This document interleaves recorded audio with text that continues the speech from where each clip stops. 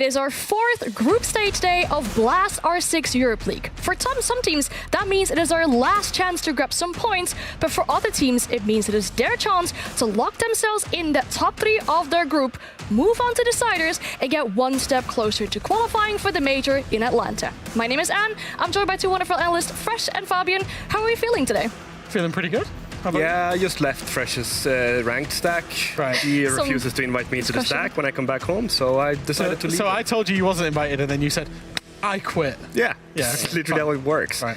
Yeah, he just lost a 3-time world champion for some random ranked players. But I gained my sanity, Anne, and that's all that's important. Very important, yes, to make sure you're mentally okay and everything. There was a bit of discussion going on here right before we started, but we're all okay and we're ready to head into our 4th play day, as we mentioned. But that does mean that our groups are starting to shape up. We have 5 play days in Europe League group stage before we head on to deciders. But let's take a look at how our groups are shaping up so far, starting with Group A, and we'll also have some information on what teams will potentially be able to slot themselves in that top 3 and what teams don't really have a chance anymore.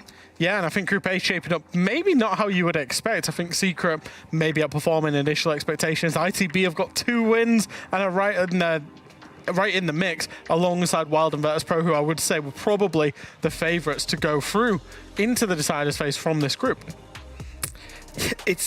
It's hard to say like who's the favorite though. I think that I think that Secret and Wild, they're gonna run away with it, and Virtus.pro is gonna take the 3rd spot. That's what my predictions are right now.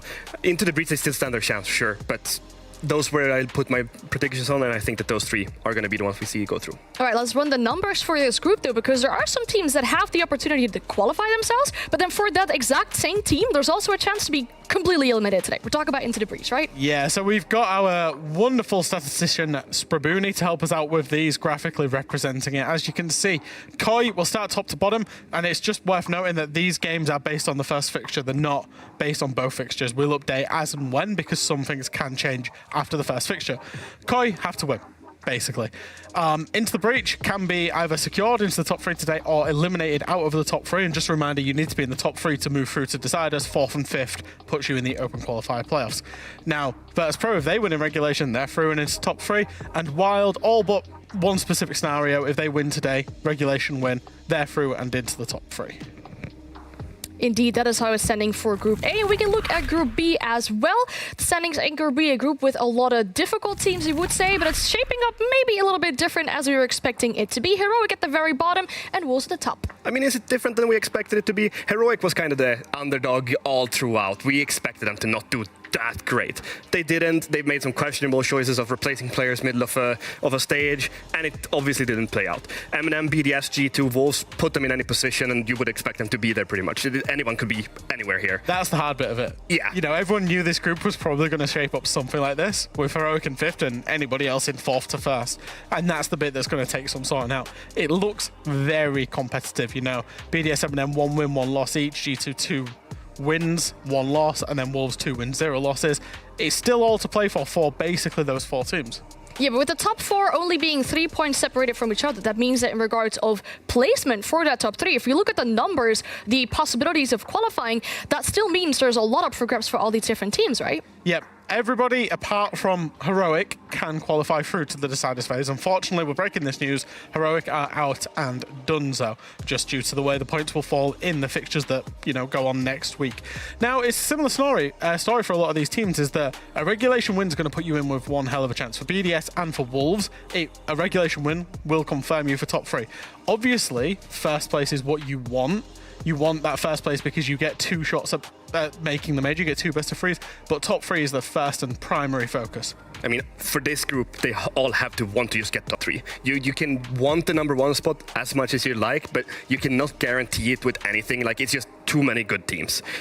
I do think that in the end, now I'm just making predictions completely wildly. I think Wolves will take it because just of how comfortably they looked in that group, taking 2 teams to some of their best maps and just honestly kind of handing it to them, like they've just taken it away.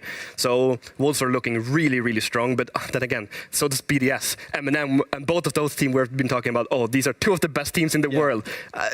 I'm just mind blown at how this group has turned out, not because of the results, because the results, I mean, they're all a surprise and none of them are a surprise.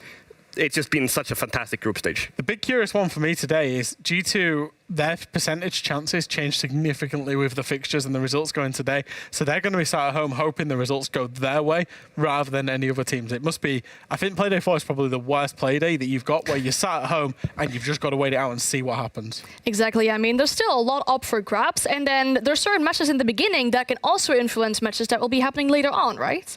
Yeah, exactly. So those probabilities that we showed are based on as is right now with the first games to play. Sprouni will be updating us live with the probabilities and the scenarios that need to happen for each team to, make it into the top 3 or be eliminated as the day goes on. All right, now before we get into the schedule of the day, we have a little bit of our game show, which we played yesterday. But in case you weren't here yesterday during the pre or post show, we'll freshen up your mind just a little bit on how that game show went. We'll be playing 2 truths, 1 lie, which means we've asked players for 3 facts about themselves, where 2 of them are right, but 1 of them is wrong. It's up to our analyst and you in chat to decide which of the 3 facts of the players is wrong. So let's run the first one. We do have a player from Secret, if I do remember correctly. It should be Savage, so we're seeing a wrong picture here, unfortunately. But Savage has 3 facts about himself. 1 is, I have a sibling, which is almost 20 years younger than me. 2, I've never broken a bone. And 3, I have never watched any of the Harry Potter movies. So this is definitely Savage. It is definitely Savage, yeah. Maybe we'll have 1 correct today, Fresh. Why? No, I just believe in you. We had 0 correct yesterday, Fabian. Yeah. Even when some of the answers were obvious, I'm still annoyed at the hell of it. This one's difficult. Let's work as well. through this. Sibling 20 years younger. How old is Savage? Can we Google how old Savage is? No, you can't use Wikipedia or like anything. I mean, he has to be. Savage can't be that old. Well, I've got no idea. Well, if say he's 19, for example, then it technically exactly, couldn't be right? possible. Yeah, so. The thing I react to, first of all, isn't this Astro? Yeah, but Yeah, but Savage, we're talking we about said it's the wrong Savage. picture. Yeah. Picture. All right. Yes, we're talking about Move on, Savage. Fabian. Okay. Production's not happy with Fabian. Yeah, I just thought he looked different. All right. I'm going to say Savage has never watched any of the Harry... No, I reckon he likes Harry Potter. He seems like the type of guy. It just seems... Oh, he just transformed. He upgraded. There we go. Now Well, you can, okay, can you so- concentrate on the game now? Yes. I'm thinking. Do you reckon he's broken a bone? I have my answer. You make your answer, and I'll make mine after, because I'm going to be correct, and you're going to be wrong. I'm going to go with number 2. I have never broken a bone. I'm going with number 1. All right, let's see which one was in fact wrong. You're right, Fresh. You've actually gained a point for this one. You didn't technically work together, but you are now 1 point ahead. So that's your first up. How does that feel? Yep. Yeah, very good, very good. I wasn't gloating at Fabian whatsoever. Completely forgot we was on camera. All right, the second one we have for our first game of the day. That is actually Kento coming in from Into the Breach. First fact is, I almost fell off an amusement park ride. Second is, my motorcycle has almost been stolen. I mean, this 3 one is times. too easy. I'll take 6 feet. I'll take 3, and you you're not taking the allowed first to. guess? Yeah, I'll take number 3, and you're not allowed to take the same. Well, I am taking the same. Well, we you both could teamed for second- Kanto. Sorry, He's about this I've big. already locked it in. You're screwed. It's just the way this game plays. You could team up. Maybe We're both taking them. maybe if you take him into the rank stack, you could team up. No. No, I don't know. We're too far gone now. We're past the point of mediation. Nothing's happening. We need to go to couples therapy. Yeah, we do. Okay, well, just both like an taking old 3. married couple. Yep. All right, both taking 3. All right, let's see if 3 was in fact wrong. It was. I mean, I prepared you, Fabian, saying like you've been in a team with Kento. I think this one should be Yeah, easy. he's closer to 5 foot than 6. Sorry, what? He's closer to 5 foot than 6. He's Okay, very, very small. What did you think I was saying? No, I thought you said he was 2 foot something. I was like, Oh yeah, excuse me, I what? mean, he's probably closer to that than 6 as well. All right, well, that prepared you for our first game, maybe in a bit of a different way than, we usually do. But let's look at our schedule, because we did mention ITB are playing that very first game of the day. Our first game will, in fact, be Koi versus Into the Breach, which is the last chance for Into the Breach to secure some points. For our second game, Heroic versus Wolves, we already mentioned Heroic does not have that possibility of making it into the top 3, but Wolves can, in fact, confirm themselves top 3 if they get 1 point today. Our third game is Virtus.pro taking on Wild. Virtus.pro will need a regulation win to confirm themselves top 3. And the last game of the day, Eminem versus BDS. And if we think about that in the realistic scheme of this whole group stage, it could very much be a straight shootout for a major spot, or a top 3 spot at least. I'm looking for. Sure, that one can be that. I'm actually looking forward to the first game the most. I just changed the subject completely, just because of how much I want Into the Breach to You said go it was a there. mid-off yesterday. Yeah, but it's not even about the mid-off. I just want Into the Breach to actually show that they can do it. Oh, okay. M&M versus BDS, obviously it can be a straight shootout for the major. It's two of the best teams in the world, genuinely two of the best teams in the world. And they are shooting because they're both on 3 points, 1 loss, 1 win each. Honestly, I still cannot call this group. It's just, I don't know, they're both so good. But I do think that maybe BDS have a little bit more momentum than M&M though. I like the idea of the match 3, Virtus.pro against Wild. It's like, stylistically, two very different teams. It's like Yeah. chalk and cheese. It's like Beauty and the Beast. It's like me and you, Fabian. Completely different who? ends of the spectrum. With who? I'm Batman. No, doesn't matter. You're Batman now. Wild play such, free-flowing Siege, unique Siege, exotic Siege, whereas Virtus.pro is very, I would say, traditional Siege. Neither are kind of inside of today's meta, which is somewhere in the middle. And I think that's really good that we're going to see one very, very, end of the spectrum playstyle in terms of Wild with their plants, with their energy, against Virtus.pro, who, tend to be very slow and made mistakes yesterday and will want to put them right. It's kind of crazy. We have 3 games and we kind of want to highlight, 4 games, and we kind of want to highlight 3 of them and say, like, this game is really important. Oh, heroic play as well. Yeah, well, Well, they're out. Yeah. I mean, it's 3 points to the other team. That's just literally how it works. It's just 3 games that are so important. All of them have different sort of ways and basically stories that you go through those 3 games that we want to be pointing down to. Very good day today, I think. Siege is going to have fun. Siege viewers are going to have fun. For sure. I mean, there's still 9 teams in contention of that top 3 spot in their own respective groups. And I feel like last round on Play Day 4 maybe wasn't that close. So it being that close should provide us some very, very good Siege for that first day. So we will be heading into a short break. But when we do come back, we do have our first game, Koi versus Into the Breach, ready for you. Have you ever wondered how our professional players go pro? Or what happens between our regionals and majors? During the Tier 1 off-season, our Tier 2 scene kicks off with 5 separate regions hosting their own T2 competitions that have the opportunity for anyone and everyone to enter. Now let's get started and welcome you to the Tier 2 ecosystem of Rainbow Six Siege. There are several regional events around the world, which are the Japan Invitational, Liga Start for Latin America, the North Regional Rumble, and R6 Central Combine from Europe, and Element 1 for North America. Let's start with the Central Combine. 2 Tier 1 qualifying teams are sent straight to the playoffs, whilst there are 4 national spots composed of teams from the Legacy National competitions and 2 EU squads made from teams that are at least 3/5 from Central Europe. These 6 teams go straight to Phase 2. There are then 18 more spaces to be filled by open qualifiers, which means this is your chance to get involved. During Phase 2, our 4 national teams, 2 Central European teams, and 18 qualifying teams will be divided into divisions to play against each other based on a point system, with the lowest 2 teams of each division being eliminated. Our remaining 12 teams will be grouped into 3 conferences, competing for their spot in the playoffs. Each team will play every team in the other 2 conferences for points, with the highest scoring 6 teams moving forward to Phase 4. Phase 4 is our playoff bracket, where our top 6 teams from qualifiers and our 2 Tier 1 teams face off in a best-of-3 bracket. At this stage, everyone gets a share of the €40,000 prize pool, where the winning team will take home up to €15,000. These events aren't just about the money though. Our Tier 2 events give you the platform to showcase your talent to the world. The matches are live streamed on our official channels with the best upcoming analysts and casters that BR6 has to offer.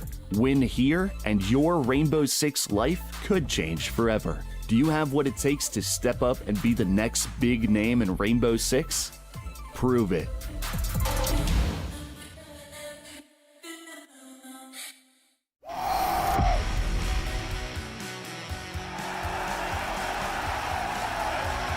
I want M80 to be one of the most successful and dominant esports organizations in the world.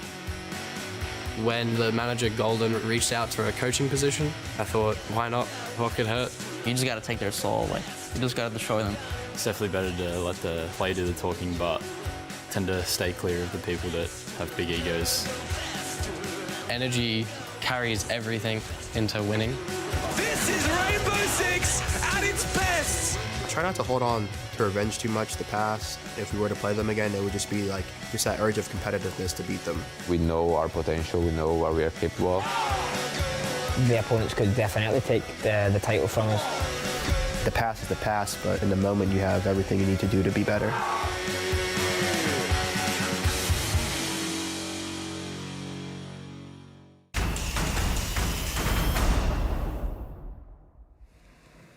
It's time for Koi versus Into the Breach, and with how things have been going for Into the Breach, it feels like they start dreaming about a major, whilst Koi feel like they might be stuck in a nightmare. Starting with the positives though for Into the Breach first, they actually look like way more of a team than that they did on the very first play day. Yeah, I mean, it's an uncomparable team to the two different stages, right? Like today they actually look like a team.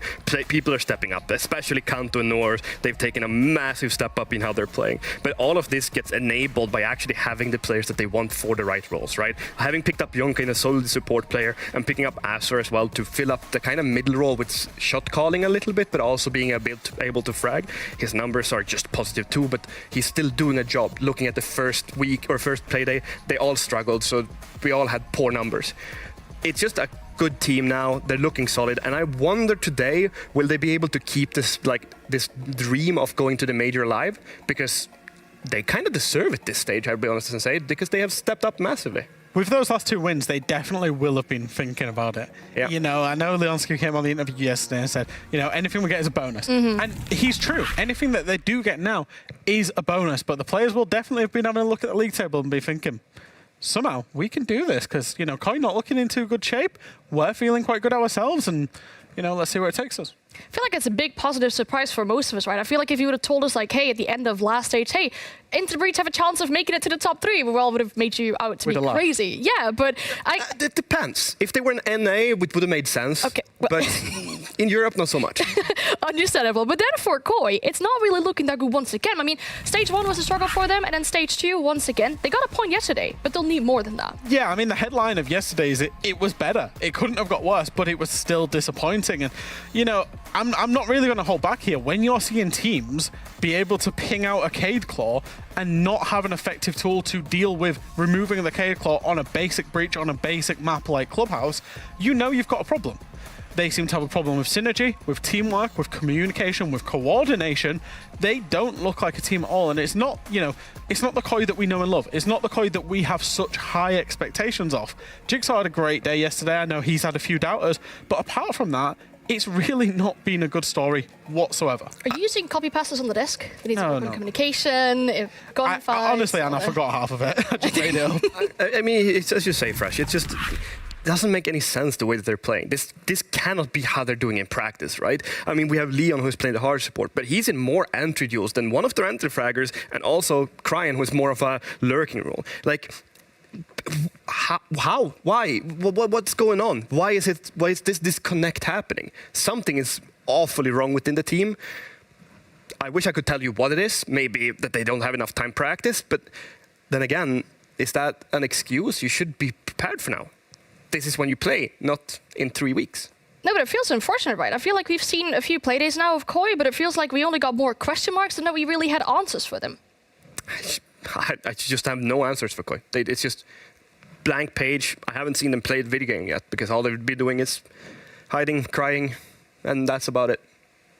Well, Cryan, one of the players on the side of Koi, and then Noah, a player on the other side, though. He's really been performing, but is there something that puts these two in relation to each other? So we've put them in a little head-to-head, and I'll be honest, it's a little bit cheeky for me, because I've given these two players titles. I'm giving them awards, mid-stage awards. Wow. Noah, the most improved player in EUL by a country mile, based on stage 1 and his Playday 1 performance. Cryan, absolutely the opposite. He's regressed so far from what we're used to seeing. Currently the lowest rated player in the entirety of Europe, and that includes an R-Kick and Leader, who, you know, was kicked from Heroic, and an R-Kick subbing in yesterday. Not taking any engagements from Cryan side, and I think this is what we wanted to kind of show, is especially from Cryan side, 8 kills in, you know, however many rounds it is a bit criminal from him, to be honest.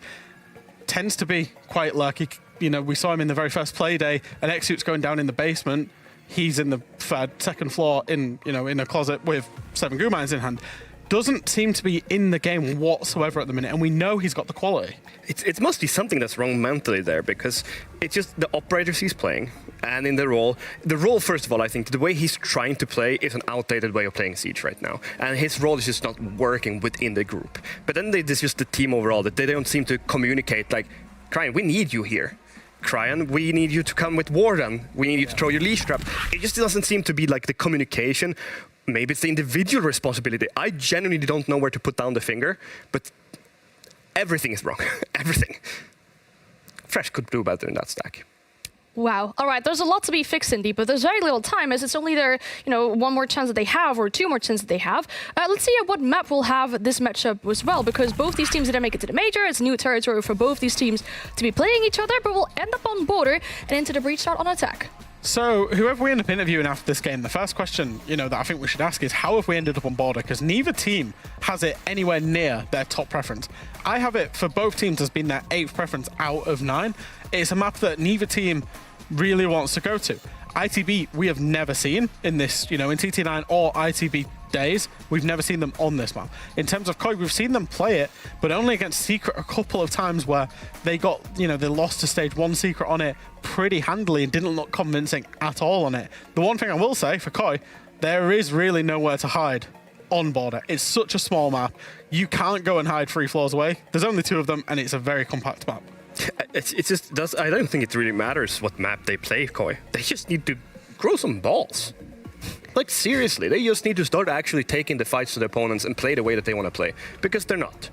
And border, I guess, in a way... It should force you to do that, though. Yeah, I guess it should force you, but if you still don't have those set balls, then it doesn't matter. Because you can be as confident as you want on the map. The map can be played in a very specific way, but if you're not playing that way, doesn't matter what you do. So it's up to each and every single player in that team to step up, because there's a disconnect. And you bring on 2 new players. Is this the way you want to go on and show them? Because the 2 players that are underperforming right now are 2 of the core members. It's Leon and it's Cryan. They need to step up. They're core members, old school players that have won a major. The level they're playing at now is disrespectful to their new teammates, because they don't deserve to come into a team like that. Some very stern words, but indeed also true. And then talk about the new addition, Jigsaw. He's been doing decent.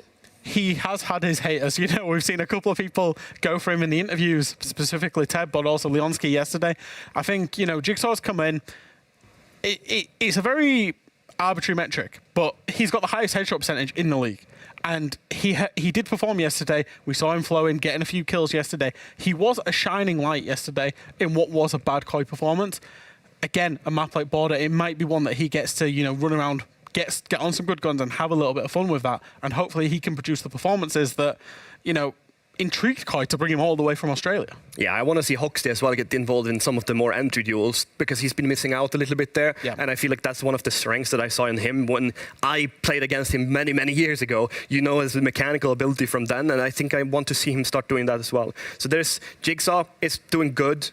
Decent, I'd say, not great, because none of them are doing great. And then if we can see the players activating and then Hoxty taking a few more entry duels, I think we're looking at something. Leon just need to calm down on that part. You're hard to support. One thing I will say for Koi is that they do have an opportunity if they get a clean regulation win today, and I know that I've become kind of the Koi sympathizer of the desk because Fabian loves going in on them. If they get a clean regulation win today, they back it up again on Monday, they could end up on 7 points. Getting into the top 3 and getting through to the title is still not out of the question for them, despite how bad they've been. So, I've got some weird hopium going on here. They have to, at least, because it's Koi. If they need a win today to keep themselves into the opportunity to get into the top 3 for their group, ITB's last chance to be making it to grab some points at least, because it is their final play day as well. We'll be heading into border with Fluke and Hap. Thank you very much, Anne. And the team. They didn't get the rest. It's me, Fluke, and I'm here with Hap. No, we don't need those names. I like how the music kicked in when you came in there. That was cool. That was almost I'm bringing the boss music. That's what I'm bringing. Is this true? Is this real? Is this real and true? It's a very dead even split. So, stakes at this game, as Anne just mentioned, ITB's last play day of this stage, potentially, because they haven't qualified themselves yet for the playoffs. Yep. If they win here with 3 points, They will be on 7, and then Wild and Virtus.pro, who will be facing each other later, are 3 points behind them, depending on, of course, who's eventually going to win that. And both those teams will play later on today as well. So basically, long story short, Into the Breach, they need 3 points if they want to have a good opportunity, because otherwise they're going to leave it into the hands of all the other teams in the group to see if they might be able to make it through. It's the very sort of spicy thing about this group is because nobody's made a clean break. Secret, they've obviously technically got 2 wins out of 3, but one of them being an overtime win means that nothing has really been as full fat as Wolves, just sort of coming in 6 clean points. They can still sort of push for 12. It means it's really up in the air. I mean, you look down the list, 3 teams on 4 points, the leader's on 5, and Koi's on 1, but they could get themselves up to 7. The grand scheme of total points left, and obviously, you know, that changes if one person wins and one person doesn't, but you can have, I think, Koi can get themselves up to 7 points, ITB could get themselves up to 7 points if they win here of the trade. The highest any of the teams can get is up to 10 points. So even the bottom and the top, the race is still kind of up in the air. It is definitely up in the air. Every single team still has an opportunity to make it, although Koi's opportunity, of course, is the smallest out of any of these teams. So they have it within their own hands to try and recover that. After what was probably, you can basically say they had an ITB start to the stage with the 7-0. You That's could stage, say that. The TT9 back then. It's a, I mean, it's a factual thing to say. I'm not saying it's not factual. Not speaking any lies here. But I mean, if you're saying it's an ITB start, or the TT9 start, let's put it like that. Yeah, because this ITB team, I mean, really the good. way they've grown, as Fresh sort of pointed out, they've sort of had such a good progression. You're looking at obviously Noah's for that specific role. He's been MVP of the past 2 games. Oh, there it is. That they've been able to play. Oh, that's a cool camera. Looks like it's part of the lighting. It does look like it's part of the lighting. Sneaky. He's been MVP of the past 2 games that they've played. And then the first one, he was the 2nd worst player in the whole lobby. So it really is this sort of night and day showing from the roster. And let's see, I guess, if ITB can take a victory without it going to overtime, if they can just push it over the edge, or if Koi can take a victory of their own. Alrighty, as we're getting underway, has already finding himself in detention, holding down the rotation on the main stairs. Just, you know, never know if you're going to be able to find something there. And Kenta slipping in the Twitch drone here. He's going to be able to get a free shot at the mirror window. Oh, no, body blocked by Leon gets. He just turned back in time. Stepped right in front of it. Now, Azza wants to see if he can try and get this grenade up to that corner position, the rotate round onto long, just double checking where the player is. I actually saw the barrel of the gun, but I don't think they truly saw the barrel of the gun. The C4 won't get the catch. The pings will come through. It's soft underneath, and, you know, the longer that they sit there, the more likely they might get picked and pegged by that grenade.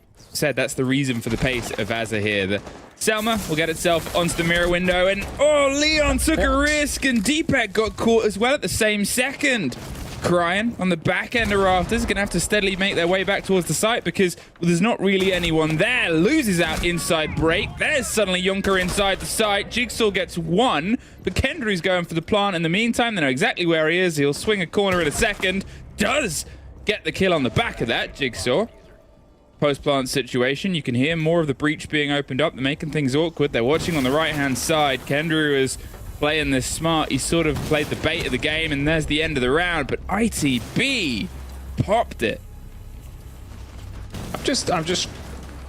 Why run out on the mirror window with the Selm on it? Yeah, you're gonna lose it, but it's like there's more than one person on the balcony there. Losing 2 players like that quick, like in succession.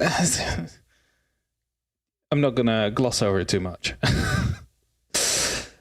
Great round from ITB. They brought the pace. They did what they needed to do. They grabbed the advantage and they instantly went with it there. They really went into 2nd gear or 3rd gear even to get themselves on the side, get that plant going, and basically force the remaining defenders to go for a retake, which was only 1 or 2 at that point.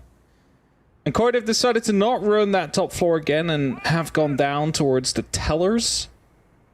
Verticality does come in here. In terms of the hatch mostly, that will be leading into the bathroom. There'll be some slight, openings to be made as well in some of the flooring, but nothing too impactful. But usually that hatch is a big congestion. Not the best start. I think it's sort of fair to highlight that there. Obviously, Koi, if you're looking at their previous game, they lost the opening round and ended up going all the way pretty much to the end of the game. Dragged out in the sort of back and forth battling here. You need them to get their teeth into this game. You need them to sort of start finding some success sooner rather than later, because at the time I said, oh, they got the second round, but then there was Secret getting another 3 in a row. They just need to hold on to the game, get themselves involved a little bit sooner on, especially on Border, a map that, first time we're seeing it in a UL this split, it is a very aggressive map. It can really let itself in for those quick pops and pockets and explosions. Add the watch there onto the drone and the grenade, as the watch onto the castle. Just getting rid of some of that utility, spotting out some other pieces as well, just to give everybody a bit of a read on what exactly they're dealing with here. Whereas ITB being on the attack, they need to solve that puzzle. Oh, that's unfortunate, losing a Twitch drone like that. It's going to be Krein's property now. It's going to be driving around with it. Knows what kind of things he can do with that later on. I don't think there's any gadgets that he can really take out with it. Maybe the Gemini, but Azur gets taken out by him anyway, so it doesn't really matter in the end as Kenta drops as well by Jigsaw. A better start for Koi in this round. Obviously, they talked about Jigsaw a little bit on the desk. Him being able to get his teeth into the previous game and sort of step in is one of those signs of a good time. And a better time here, as I said, on a map that is very aggressive, that lends itself well to gunners just doing that thing that they love to do. Cryin finding another kill. Brings his, I think, total tally for the season up to 9 over the rounds that he's played. So he is another name that needs to get that confidence going, get himself involved into the fights. 2K and a 3K, and suddenly he's, up 30% of his season's average in terms of total kills. It's weird, right? How you have like these big players that have performed so well as Jigsaw takes down Yunka. Just struggling right now throughout this stage so far. Ugh.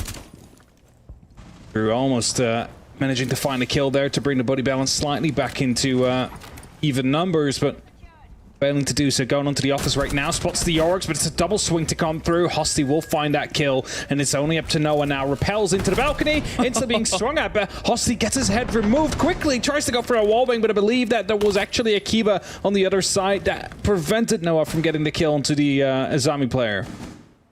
Yeah, they were happy to have that protection. Stop them being swung through, and with 30 seconds, no diffuser, barely any more health than it, and eyes inside a sight. They're just going to see what pressures they can put on. None. Deepak is still in a presence. Can Koi do what they haven't done this season and get another round in a row in this first half? Will they go back up to Armory?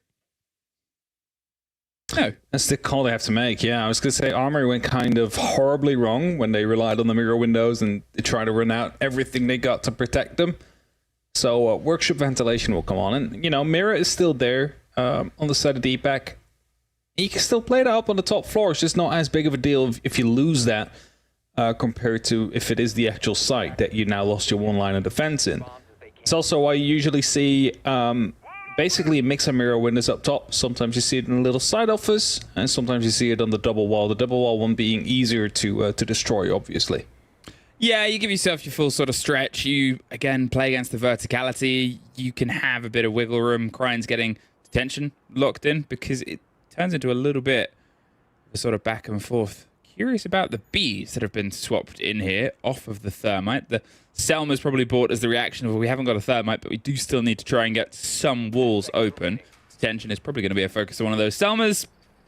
Will it be another quick sort of punch and drive towards the site with a sort of 3-2-1 go energy we had from the first take? Because that time they took Armory. They took it pretty well. Deepak, though, is on that mirror roll this time around. Just trying to see. We see the bees coming out from Grim. Definitely seeing a lot more play at this stage compared to the last, ever since the buffs that came through. I had like a Mandela effect moment where I was like, there's been loads, like Grim's like, top like 50% of operators, I swear. Fresh with his great statistics was like, didn't play like 4 times, Emmy. And I'm like, Still way more than stage 1. It's still way more than stage 1. But because he was played such a small amount in stage 1, being played 4 times, I'm like, he's up there now. He's definitely up there. Because you're just used to seeing the logo. Upper echelons now. Upper echelons. He's meta now. Don't argue with me, but a quick break there. Obviously, Jigsaw took some damage. That is more than just a run through a wall. Caught out. There's going to be the C4 in response. There's a lot to Kenderu. Oh. So weird as he was on the rappel out there. It's like, did it go over and just exploded out there? Is that, I don't know, it does a lot of damage there. Anyway, that was no good sound. Hope that isn't meaning actually anything, as the C4 pops from Hosty. Still gonna be able to find anybody. There you go, that was a bad sound. Noah finds Jigsaw though, so we're back in a 4v4.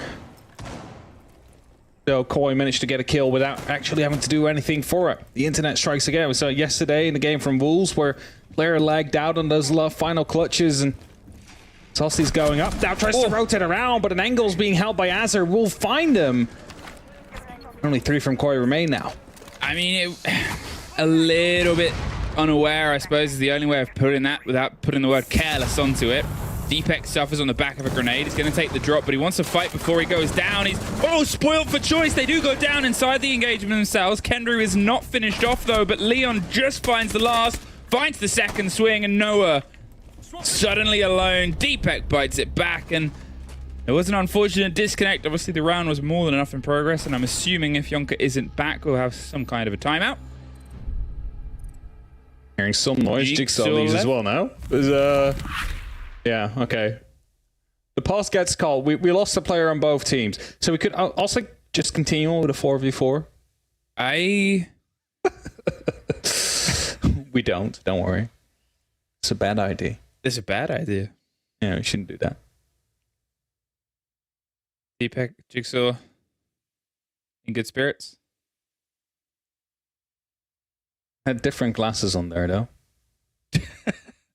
So if Hosty are already wearing glasses. If you're wondering of whether the players are just doing this for you, the audience, there is part of that, but also you can see all of your team's cameras the way it's done. So the team can see each other. Which is why Leon is... That's why Crying is laughing. So he's like, oh, these idiots.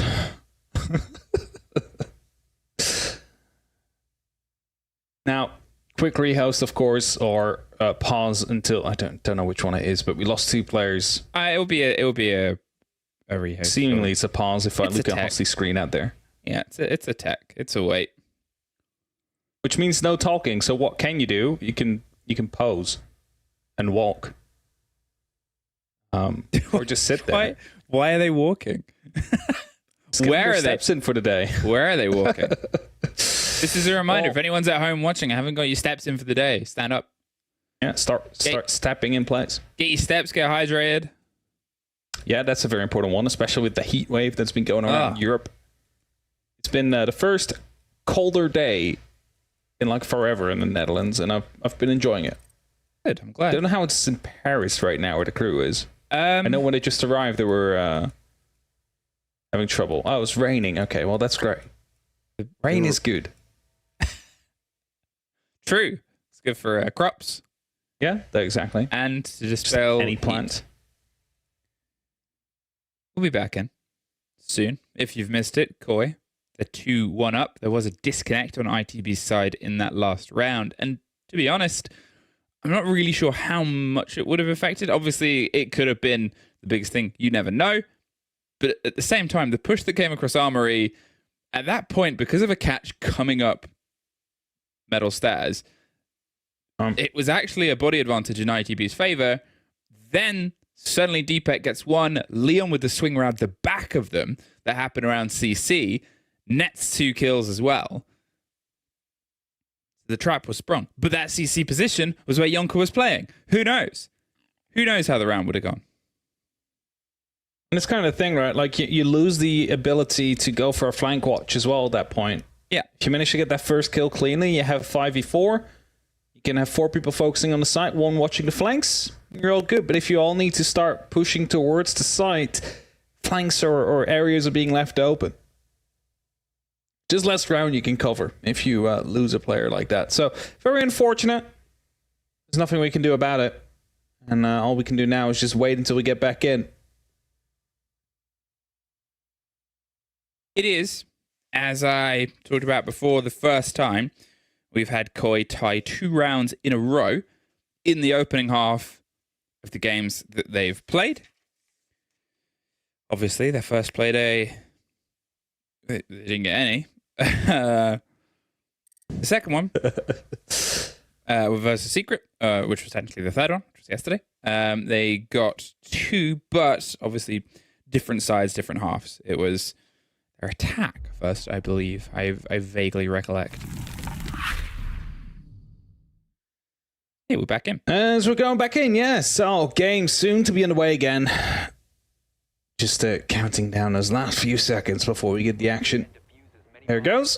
Prep phase first, of course, though, allowing Koi to, The crazy. prep phase is I know, first? I know. Since when? We've had such a long downtime, and the prep phase still is here. So,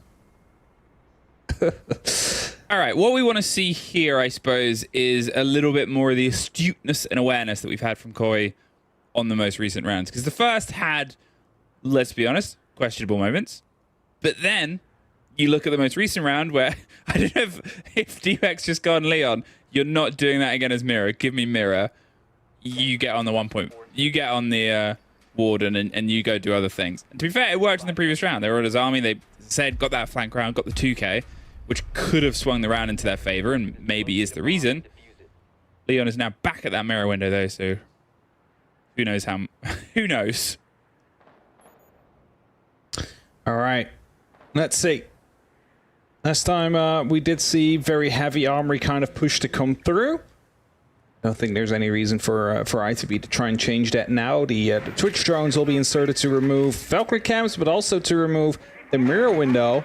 Oh, mid-air, missed. Second one hits. Now get out with that drone. Lost it, unfortunately, there, but at least one of the mirror windows has been taken down, and that's a very good mirror window to take down as well, because suddenly Office becomes a lot less playable with that one gone. Yeah, especially when you've obviously, got that angle open on the bottom rung of Office wall. It means that if they get control of these stairs, they can sort of get that shot across. They can try and be a little bit cheeky and bounce things around as well. You become a lot less safe in that position. Cryan on a route and a run around.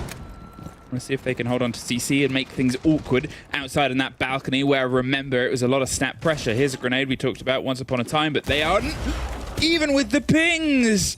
I was about to say aware, so shouldn't get caught, but that's just rotten timing. There's at least the end of one fight with Deepek getting the second, supporting Jigsaw. Swung around from underneath, and this is the reactivity that Koi needed. What ICB thought was a bit of a clean sweep underneath turns out to be a surprise strike. Well, it was until the drop and the push down the staircase came at the exact same time. Jigsaw finds another kill to Noah. I believe there was a drop coming down towards the ground floor as well from the player inside of Office, and that leaves Koi now up in a 4-2 advantage. They're definitely starting off strong on the attack here on the defense, on border. Looking to see if they can continue that and push themselves up to 3 rounds. As that mirror window already opened up, Kendrew doesn't have to open that one. He used that Selma elsewhere. Once it's super open. Great take. Great shot. To the back on the shield. He's pushing his way down the corridor itself. Seeing if he can try and get some eyes and ideas on long. They still have those cams, still have the impression on the routes of the players. But with the angle towards this Office take, there is the player underneath. And that's Deepek with a C4. Assume, and that's going to turn into a dangerous situation because it just takes one C4 here, one bit of knowledge on where the plant's going down, and we've seen the Valcam games done before. They are right there. There's the cover from Jigsaw around the back, not even needed. Yonka caught inside with a Fenrir gadget, and with 15 seconds, going for a long route around to get that kit. Jigsaw puts a couple of bullets into him. Swings for the next fight, recollects the diffuser, just has to sort of hold it at this point or his life is forfeit. The spray through the soft gets it, and Koi get the round. Bit of a warning shot coming out from Jigsaw there as he pre-fired. Didn't quite get the kill, but knew he had the luxury to just stay and wait because the plant had to happen, knowing that Deepek, of course, is playing down below. 3-1 now. Great start to this half from Koi. Now they need to see if they can continue that one for these next 2 rounds. As I head back towards Teller's bathroom, castles again to be on the board. We saw ITB struggle with those in the previous round they played here. Not only is this the first time Koi have been ahead, but it's obviously now, because of that, the first time they've had a round safety buffer as well. They have a bit of performance here.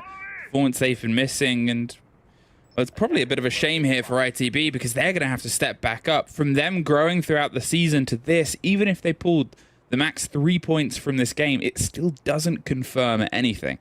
There's some great graphics that Sprabuni did, shown earlier on in the stream, at the very beginning, that sort of gave the breakdowns, I believe, of who needs what, where, and when to get themselves at least confirmed for top 3. And with how tight the run of this group has been, and with how both their wins have been in OT, ITB are still nowhere near secured. Definitely not losing here right now today. That probably means the end as well. If they don't make it to overtime, by the way that the current tiebreaker seems to be working, they're in 4th place. If they lose today, or get a decent enough round advantage, they might be bumped down into 5th. So that's not a great prospect for ITB. They really need to be getting everything together here to make sure that they find themselves with a victory. Even though Koi just won 3 rounds, we've seen ITB do lots of things this stage already that we definitely haven't seen from them during stage 1. So improvement is there. Now they need to show that they're resilient as well. They can come back from these positions where they are behind against a team that loves the aggression. Kanto, yeah, is just waiting, hoping for someone else to take down the pest before he continues on with that drone. There's a player underneath. They have the vertical angle. Kendrew slips his way around, and they've just tucked themselves into sight. But look at this. Look at Noah on the far side as well. They're going for a very quick break here onto it. The calls are coming around the corner. Deepek's doing his best just to catch a player, but there's so many around the waiting area waiting for exactly that swing. Kendrew, he's in and going for the plant. Noah's watching the rotate round. They should assume someone's on the window. Kanto gets a double, but they are at least able to get a little bit of control back just before the control starts to come against them. Now it is just a 1 versus nobody. And a very quick strike. Once again, nets ITB around. Very well read by ITB there. Realized that there was an opportunity to go for it and took it with everything they had. Just rushed down the staircase on the east stairs, pushed themselves into the side, especially once they had that first kill. You can just try and go for the plant. Having a player in the window is going to be making sure that there's no, rotations coming through that you have to worry about. So opportunity spotted and taken by both hands. So great call from ITB in that round. Need to do it once more, though, to equalize the scoreline here and get themselves a good fighting opportunity for what is to come in the second half. Again, we're going to see the mirror window from Deepek, or mirror play from Deepek onto this first floor site. Now, I cannot really recall how effective they were the last time we were here. I know Corey won the round, but not sure if that was mirror window that was challenging.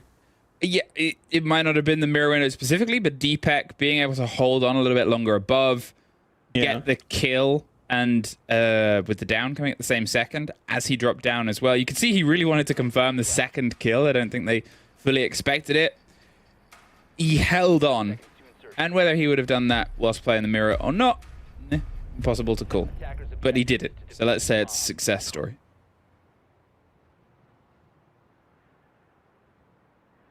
Okay, as he's getting himself up to the top to put those windows down. Last one, rather. Didn't seem to play at this wall for the majority of the game. Sometimes successful, sometimes not so much. You remember when it used to be soft underneath that wall? Yes. For the rework. Just had a flashback to how impossible it was to play a mirror on that location. That's why he didn't play it. Wall gets a bit of attention quick and... well, doesn't stop the mirror window popping open, but does at least stop it becoming a rotate for now. They either have to dedicate a little bit more resource to it or go for a take. Jigsaw tickles the side of Kanto's body with some bullets. He's not quite sure where and when that pressure is going to come from next, so he's pulled away. Kendrew, in the meantime, he's slowly creeping on the rappel. It will make a lot of sound, but it's also still a big chance of where you've got to aim, whereas if you pop your head up from that window, they know it's quite limited. You can see ITB sort of surrounding the take here onto Armory. There's a lot of pressure onto CC first. Kryan's going to do his best to hold on because, as we said before, the rotate round the back here after Yonka disconnected was where, for my money, Koi were able to steal the round back. And it seems like ITB just want to ensure that that does not happen again. Some calls are coming through, so they're aware of some positions. Kento sneaking himself in here. The prox alarm is going to give away his position, but no one is near to actually reply.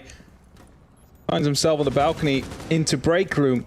He's hoping to be basically cutting everything in half. And he can do that by opening up some of these walls to really stop any rotations outwards from the side of Koi, which means that they're no longer able to get themselves into CCTV or break at that point without taking a gunfight. A minute left here, and obviously as soon as you got the vertical, you can get the drop pretty instantly down towards the site, but without any bodies claimed, they've got to try and make that snap now, and here it comes. Flashes over the top. Kryan wants to step into the fight, but he gets knocked back by Kendra, who's going to quickly try and move the momentum around into the site itself. Jigsaw still holding on towards Fountain. The C4 gets Azza as Deepak drops back round, and Kanto waits for a response and a rotate to come round. Hoxty isn't too far away either. They still have 2 bodies on the vertical, and Kendrew, with the kit, is still looking down through it, trying to find a pocket of space to go for the clear. The longer this goes on, the more likely those rotates are going to be sort of defining once again for this round, but they're still just waiting. Hoxty is the first to make a move. Heads around long, heads around onto the swing, onto short here, around the back of the play. He's got the free catch on it. They can just flood in and retake the vertical. Kendrew's going to go for the plant. There's Deepak with one. There's Kendrew caught out by Jigsaw. Noah can't see anything because he's stuck in a Fenrir mine. So Leon just cleans up the round. It went from FNAT to FNAT. There was no seeing for him anymore in that round. And Koi managed to win that half, put it up 4-2 into their own pockets. Now, onto the attack though. It's where everything needs to connect. It's where everything needs to work. We've seen them struggle. Now it's up to them to show all the viewers at home that they are still that core that's won a major. I know in previous play days, Fabian said it doesn't matter if you won a major with a core. It's all about the mentality. And that's something they need to get back. They need to get back the positive mental attitude to get themselves the motivation to win. And the way that this first half went, that should be something that lifts their moods up and gives them the opportunity to secure this into a victory. 4-2 ITB. It's not quite done yet. You've pulled yourself back from rocky places, but as we said, you're sort of desperate and thirsty for the full 3 points here because things have taken a knock on your previous wins, mean that, well, the wins aren't the full fat. And you're still fighting, battling against teams that have otherwise only pulled 1. Koi, they had a good performance in the last game that they played. They were just missing a couple of those edges. And what was it cited on the desk as being a bit slow, a little bit sitting on their laurels. They haven't been on their defenses. They've been very mobile. They've been very active. If they can keep some of that energy, you might see this being pushed over the edge sooner rather than later. The Glaz Ossa take here. They're going to set themselves up onto AC window. They're going to try and just get a plant on the inside of the door and hope there isn't a C4 underneath. Kanto is the person to look at stopping this, but also anyone with a C4. As soon as that door opens up, it should be rotating some members from ITB around. That should be a warning sign, like, hey, something's coming. Especially once, you know, you have that player in the back of the armory that can look all the way through. It's going to be up to the players down below to see if they can maybe find 1 or 2 with their grenades, neutralize the biggest threats. So many of them. That shield. So many of them step back in there into archives as soon as the sound of the Talon destroying the door came against them. As I said, as soon as that door opens up, they instantly need to go. Oh, there's Kanto, able to take care of Jigsaw. Leon suffers a bit, and the Glaz is gone. At that point, when the Glaz has lost the fight, well, you sort of lose the control of any of the smoke plant play. You've got to see if you can try and isolate a kill out of it. The calls are coming through, and Kryan, tucked underneath, has 2 grenades, wants to see if he can get away with something here. Kendrew's watching towards it as the deploy comes out. There's another C4, and that one, a perfect sort of catch there. The second thrown in, and as I said, they have 1 more. They were prepped in the best way against this take, which is just long arm C4s and huck them over. Grenades being tossed in by Kryan now, hoping to find something to, well, help his cause, but Two tossed in, nothing found. Deepak alive on the top, just spraying with the DMR, hoping to find something through the wall as well. It's just basically going for a bit of a Hail Mary approach now from both of these players, seeing if they can force something from ITB, that there's, you know, something they can use within it. Deepak's going to do a lot of damage to Kanto. It's not quite the kill he's looking for, and that bot wire on the main stairs is definitely going to be alerting the player on the top of it that someone is trying to sneak up. It's very tricky. Obviously, at this point in time, you're in a 2 versus 5. It's never going to be anything other than very tricky, but you went for a utility take. You went for a very defined take with those operators. There's one. Deepak fires some heavy hits towards the Hope at a second onto Beepers. But you're just very much in a rock and a hard place here. Pulls the kid out. Gonna see if you can try and bait some motion. There's almost a little bit of shake-up, but I think from the point that you obviously lose, if you're doing that take and you lose the Glaz and the Ossa, you don't really have anything left. No, that's the thing, especially when you lose that glass first on, you kind of rely within planting in smokes. Losing the glass is going to be basically making sure that you lose the opportunity to look through those smokes. The Ossa definitely doesn't help either, as you know, those talent shields are a huge asset to use to get that plan down. And thus, we find ITB winning that first round. They're also, by the way, very heavily set up around the fountain area. There wasn't like a big amount of roamers. I feel like 4 people were playing on the side or just in the room adjacent to it. And that means that as soon as you open up that door and there's a glass that's shooting from a window, you kind of know what kind of play is coming. So, good response coming from ITB there. 4-3. We'll see how much further we go. You know, there's something that I've seen. What have you seen? About the game. So, there's a... You know how Rainbow Six likes to hide things on their maps? And there's a content creator by the name of Titanium Morello that found all of the clovers. Yes. And they got one of the rarest charms in the game. Oh, really? Rarest charm in the game from doing that. Only like 4 people have it. People have started to find skulls hidden on maps now. Oh. Apparently. So, free cam operators, good luck. Oh, that's definitely going to be helping you indeed to try and find the Easter eggs. You love Easter eggs, apparently. So the rumors are. Anyway, that's a side note. I just wanted to mention it whilst I remembered. Whilst we had a little bit of time, whilst the game about to pick up in intensity again. The fight over the side of the doors. They've hopped into detention. Az is doing his best to dance away from this, but does he know just how close they are to that soft? Not anymore. Opening the door from the safety of outside Jigsaw to have a safe way to rotate out if there was someone on the other side of that door. Ping's coming through from Koi on the utility that is being utilized by ITB. Whereas Valkyrie cameras are going to be used if Valkyrie is left open. It's not often, like, she gets banned quite often, and on a map like Border, she's especially useful. Leaving her open here. Oh, that's Crying in a gunfight there. Missed the first opportunity. And Azir is the one that confirms the kill eventually. The C4 blows up. Doesn't actually get any damage done, but it opens up an angle that he can now use vertically. Oxty's getting this long stretch. Border allows you to get these pretty filthy angles that cut a map in half. You can find a big overwatch towards the back end, and Noah's going to do what the architect or the operator can do and get themselves some safety. But as Kanto gets one more, suddenly they might be able to lean back in to this approach and aggression. 2 kills without a response as of yet. We need to try and pounce on one of these before they find themselves leveled up once again. Bouncing the grenade towards the metal stairs. No one's quite home. There's the player on the far end that Hoxty's gone to put the pressure onto. Takes a lot of damage. Kanto. Oh, but it's the catch. The cap can in the middle of the road. The cap can finishes it off. They at least get Noah, but now it is only Hoxty left. Let's see him start checking for these Capcan traps as he runs through. Doesn't matter though. Kendrew finds him through the ankle holes that have been created. He realized he was on the opposite side of things. Just takes him down as he runs by. So great round again from ITB. They equalize the score 4-4. Still isn't anyone's game, and Koi requesting a timeout, needing 45 to chat. Because something isn't connecting anymore. They found us 4 rounds. when they were on the defense, but I just said it, as they swapped over to the attack, it's a different beast. It's a different kind of game. You need everything to work out for you.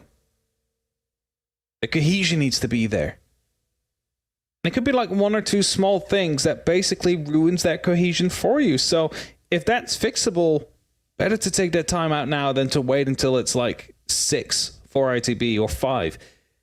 Because Koi also know that they basically need all 6 points in these next play days to put themselves in a good opportunity. That's entirely it. The fact that obviously they started in the worst way possible, then they come back into an OT loss. If they get the win here, before we have the other game in hand today, that means that 4 teams are on 4 points and 1 team is on 5 points. And that's the whole face of the group. Yes, there will still be a game in hand. That won't stay that way for the rest of the day. But it really shows just how quick your chances and your fortunes can change around in this shorter playday system.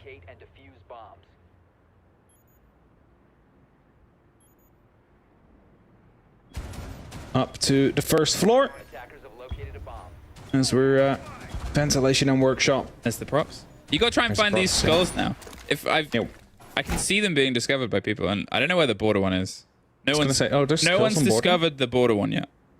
Right. You have 20 seconds to search. Just know where it is. Apparently it makes a flaming sound. It would be very funny if you just straight up hovers to it and finds it. But... If you just found it, it'd be impressive. They're going for it. If we get onto a map where I've seen people post about it, I'll direct you. Speed mode now, trying to find it. Following the players. It is very cool. It's a great usage of this free cam gadget. I just want to be involved. I want a fancy rare charm, you know. What's your rarest charm? It's hard to tell. I don't know actually what my rarest charm is. It might be like from playing... I don't know if we got a charm for playing like... Ooh, that's a spot. There's a player on the east stairs as well. Should be killed. There you go. Jigsaw. Instantly inserts himself into the building and finds Kento. Great take. And now a player with a C4 as well is always going to be very helpful. That's a great usage of a pre-placed drone right there. That's how you want to start off a round. I mean, it's what they needed, right? After the timeout, after how a couple of rounds had gone away from them, they have to keep that edge. As I said at the start of this, is the first time they have been ahead in any of the games that they've played in this second split. And with how thin the opportunity is to get SI points, to get yourself closer and closer towards the big tournament, they've got to try and make the most of it. Jigsaw keeps that drive going, takes care of Yonka. Curious about being caught by Cam or that. Watching and waiting for anything else to maybe follow suit as the grenade is about to start pinging towards the calls that just keep them guessing. They've got to drop to get out of there. No, they're going to sit around. There's a grenade used there to get rid of a player almost close to taking the head off there of Leon Gids. Still taking a little bit of damage, still rotating out. That was actually coming in from the 90 area up top. Kendry will find Hossie though, so that's going to be one threat at least alleviated for now. Boy, still in a man advantage, but they only have that top floor slightly under control. As they're still out here, behind the shield's going to be very difficult to deal with. Barely has a way out either, so he's literally going to be fighting till his death here. That was a thread the needle moment, and Jigsaw being the one that moved into that fight.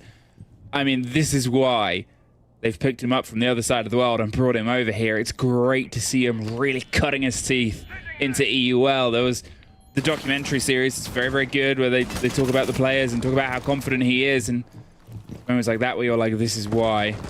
Kendrew slips away just before the grenade hits him. Can he maybe get a catch? Because, you know, the pressure of time is always going to be present there. It's a 4 versus 1, but... Oh, the timing. Yeah, timing. Lost his teammate, quickly checked over, and instantly afterwards, Jigsaw is there to pick him up. And Koi, after losing 2 in a row, they go for a timeout and now find themselves back in the lead. It's just by a round. It's the lead nonetheless. And if they find another, they get a second point. But they're not playing here for a single or 2 points today. They need the full 3. So, with that said, they need more rounds like the previous one. That pre-placed drone into the immediate entry onto Kanto. Great play. That's how they need to start off these rounds. course, it's easier said than done when you're playing at this level. But it's sort of what we expect from teams at that moment, especially if you want to go aggressive, especially if you want to go quick. And it's a map like Border that's so paper thin. Because that's the thing as well, right? Like there's almost no place you can hide here. Oh, not at all. Like, you can be shot from above or below or like through the walls that are right next to you. There's very limited spaces where you're actually safe. It's the strange sort of evolution of this side of the map pool in the pro scene. It's been populated once upon a time by, you'd sort of have Border, you'd have Consulate or Old Consulate, and you'd have Coastline, as these little tight, aggressive, get in, get aggy maps where things can sort of become punchy very quick.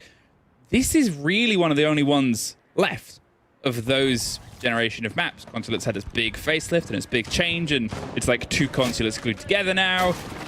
You have Border sitting in this strange place where it's not many maps that play as short and sharp as it does. I mean, look there, you sort of walk 4 paces in and you're already cutting the entire second floor in half. Or you're being cut in half by them. Had a great round the last time around, and now Noah just steps up, takes him down, goes for a second kill. We'll find that Junker follows up. Grind and Leon gets. We're 40 seconds into the round, and there are the only 2 left. And it wasn't even a rush for that. No. It's just all being outside the building and the fight's being taken to them. I mean, that's it, right? You make a reference of how thin this map can be and how quick it can turn deadly, and Kanto just got a kill from one corner of the map out the door to the outside of the opposite side of the map. This is what we mean. There aren't really any other maps that play like this, and if you lean into that gameplay the same way that ITB do lean into some more sort of out there games that get them the pushes, it can lead to things like this. There's, 2 minutes left and 1 player, and they didn't even go for the rush. They just tried to approach it. As Leon about to be swinging, gets taken down by a Flawless.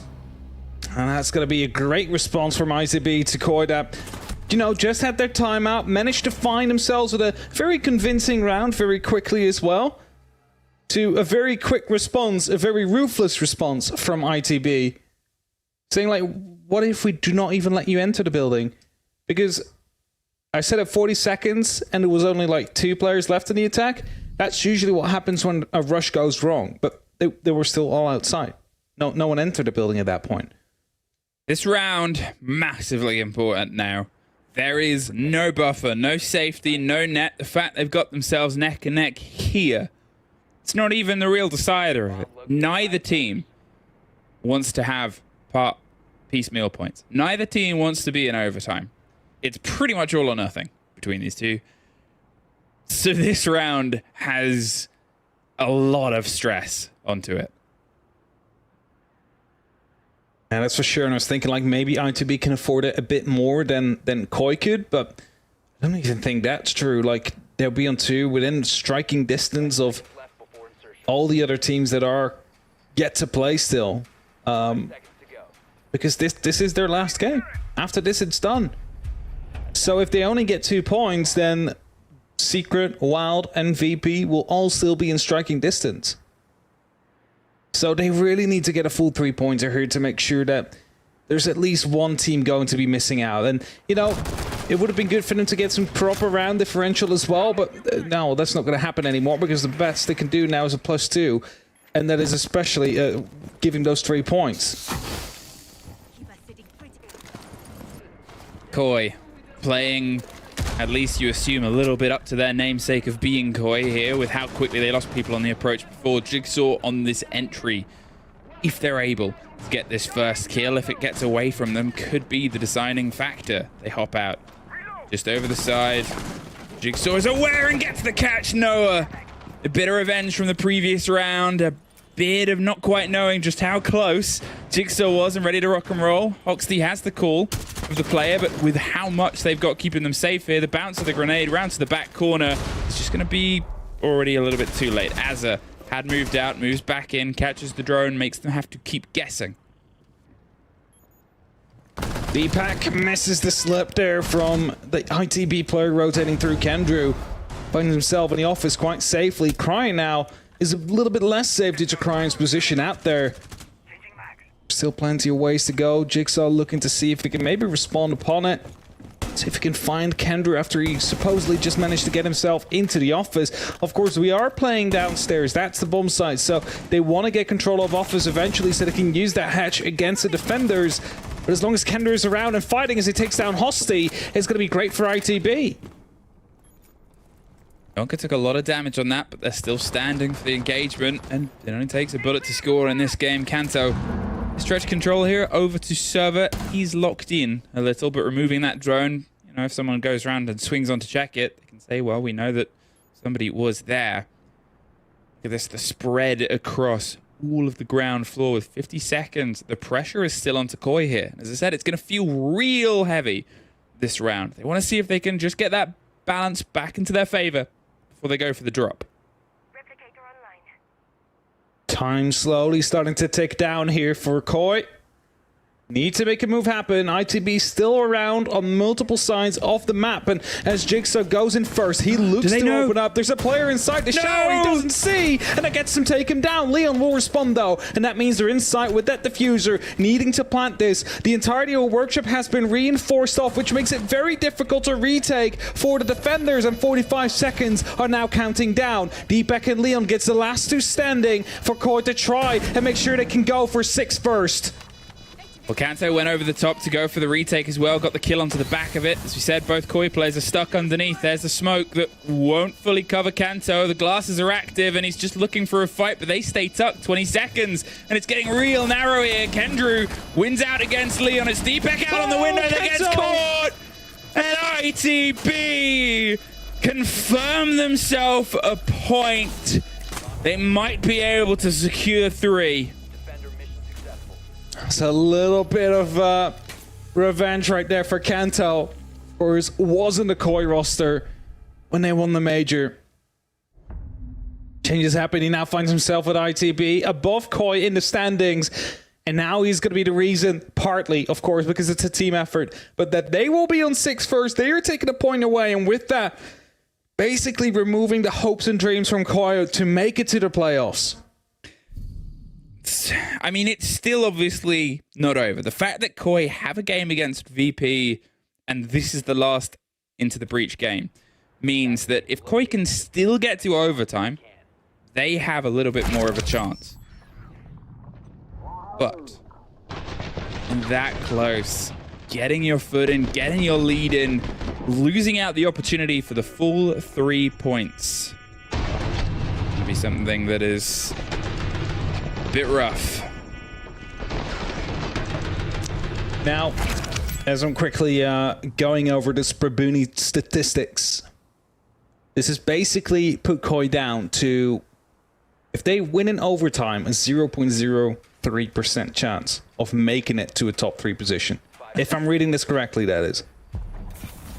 And then they need to win every round from now on. So let's just put it up like that. That's what needs to happen for a 0.03% chance. It's not looking great for them. No. It's possible. It's possible. But it's one of those situations that we highlight where it's out of your hands. And nobody in this group has made a clean break.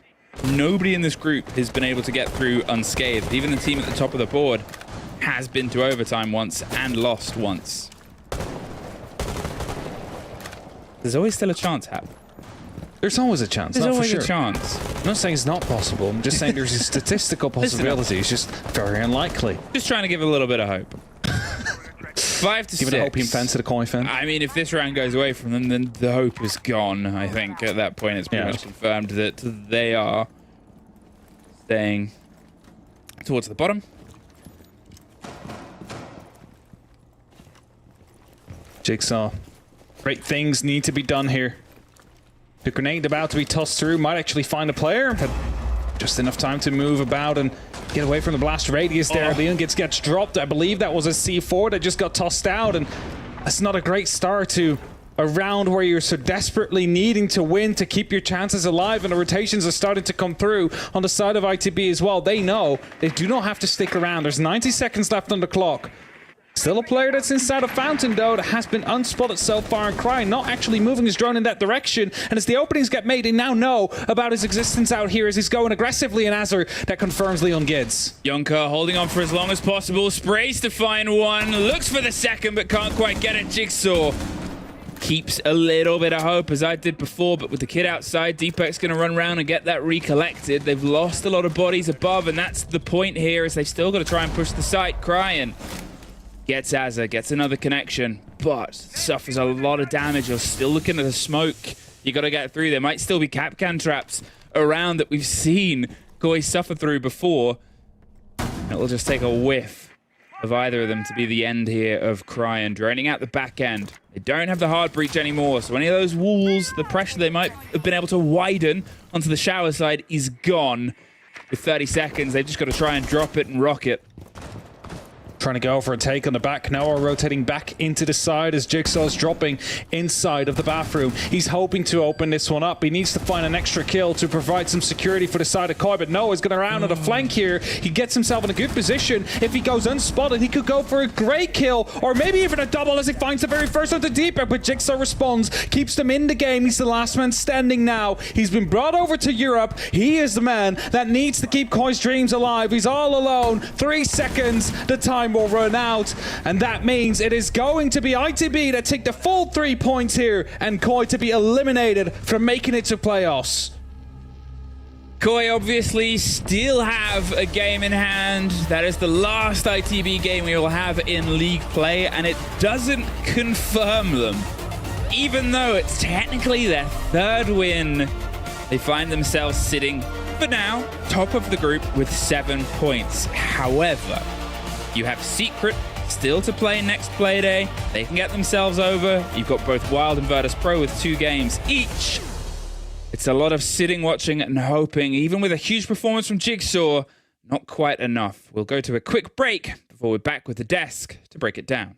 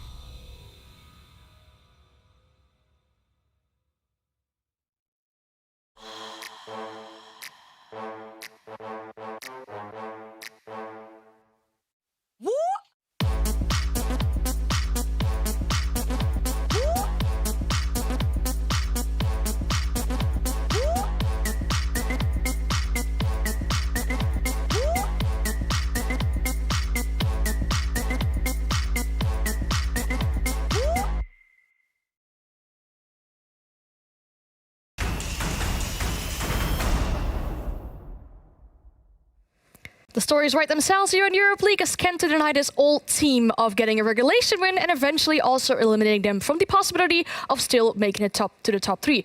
But Into the Breach themselves, they're really close to, fully qualifying into that top 3. It's a 99.7% right now. That must be great for them. I mean, yeah, that means that basically the results that need to come in the group for them to not go through as a top 3 has to be literally round specific, right? There's only one way of them not going through. So I'm 99.7% sure that they will. I'm happy for them. I mean, they really showed up as a team, and that was the biggest difference between them and Koi. Yeah. They are actually a team, and they're playing good Siege, and they're showing up, all of them. I'm enjoying watching Into the Breach play, much more so than other teams. I think we've leveled at them, right through stage 1, even play day 1 of this stage. Didn't look like a team, individual performances, what are they doing? And then they've come out and showed us back to back to back now that they are a team, that everyone can pull their weight. And I think that's absolutely excellent from them. 99.7, let's call it 100. They'll be in the deciders. They will get a shot at going to the major through playing out best of 3s, which right at the start of the stage seemed like an absolute far-fetched idea from them. So, I think regardless what happens, they've got to be very proud of themselves. Indeed. Let's ask them a few questions, though. We do have our winners on the line, and I believe that we are joined by Kengu Kenu. Welcome. You must be feeling amazing right now. Who would have thought? 3 wins from 4 for this roster. Who would have thought?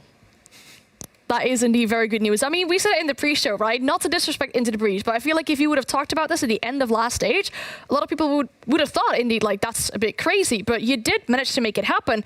The first question, though, Fresh wanted to know, why Border? Because it's kind of a low preference for both of you two teams? Not low preference for us, but, first 3 games, we didn't want to take Wild to Border, understandably. Didn't want to take Secret to Border. It's their best map.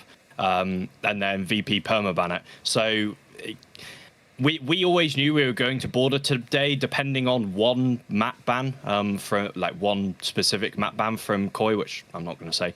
But yeah, we always knew we were a very high likelihood of Border today, and it's been one of our best maps and scrims. Our attacks were probably quite lacking today. I think the one round where Yonka crashed, we potentially win if he's still there, so we go 3-3.5, but we have to roll with what happens in this game. And sometimes you get unfortunate, but our defenses were incredible. I know that I was confident in the team. As soon as we got a 2-4 half and then we went on to defense, Koi have been utterly miserable at attacking this season. I knew that we had it. All right, but by your own attacks, you said you were lacking a bit. What was specifically lacking from those attacks? I think attacks were just hard because we didn't ban one of the 4 power operators. So Azami, Valk, and Fenrir were all open, as well as Mirror. So you just had too many issues to try and deal with on your attacks. Like you either bringing Twitch or Brava for the Fenrirs, or you're bringing an IQ or Dokubi for the Valk, but then you need your Hard Breacher to get the mirror windows. Then you've got to worry about bringing Soft Breach for the Azamis. You just had a lot of issues that you couldn't deal with them all, so you always had something that you just ran into a brick wall with. So attacks were always going to be difficult given our Legion ban. Okay, well, makes sense.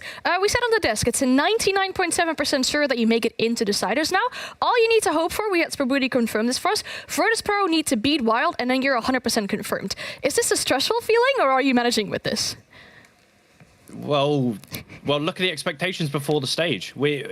We knew that just improving was our goal, right? And we've shown that we have improved, and we've shown even in the results that we've improved. I think personally, I don't know if that echoes across the team, but if we lost all 4 group games, but we still showed that the team had developed and started building as a functional unit inside of Siege with fundamentals and basics, I would have been happy. But this is just the icing on the cake. Like, we've shown, as Fresh said, not once that it wasn't a fluke. We did it twice. Oh, maybe they just had 2 lucky games. We've done it 3 times now. 3 out of 4 games where we won. I'm over the moon, and so are the players. Our hard work's paid off.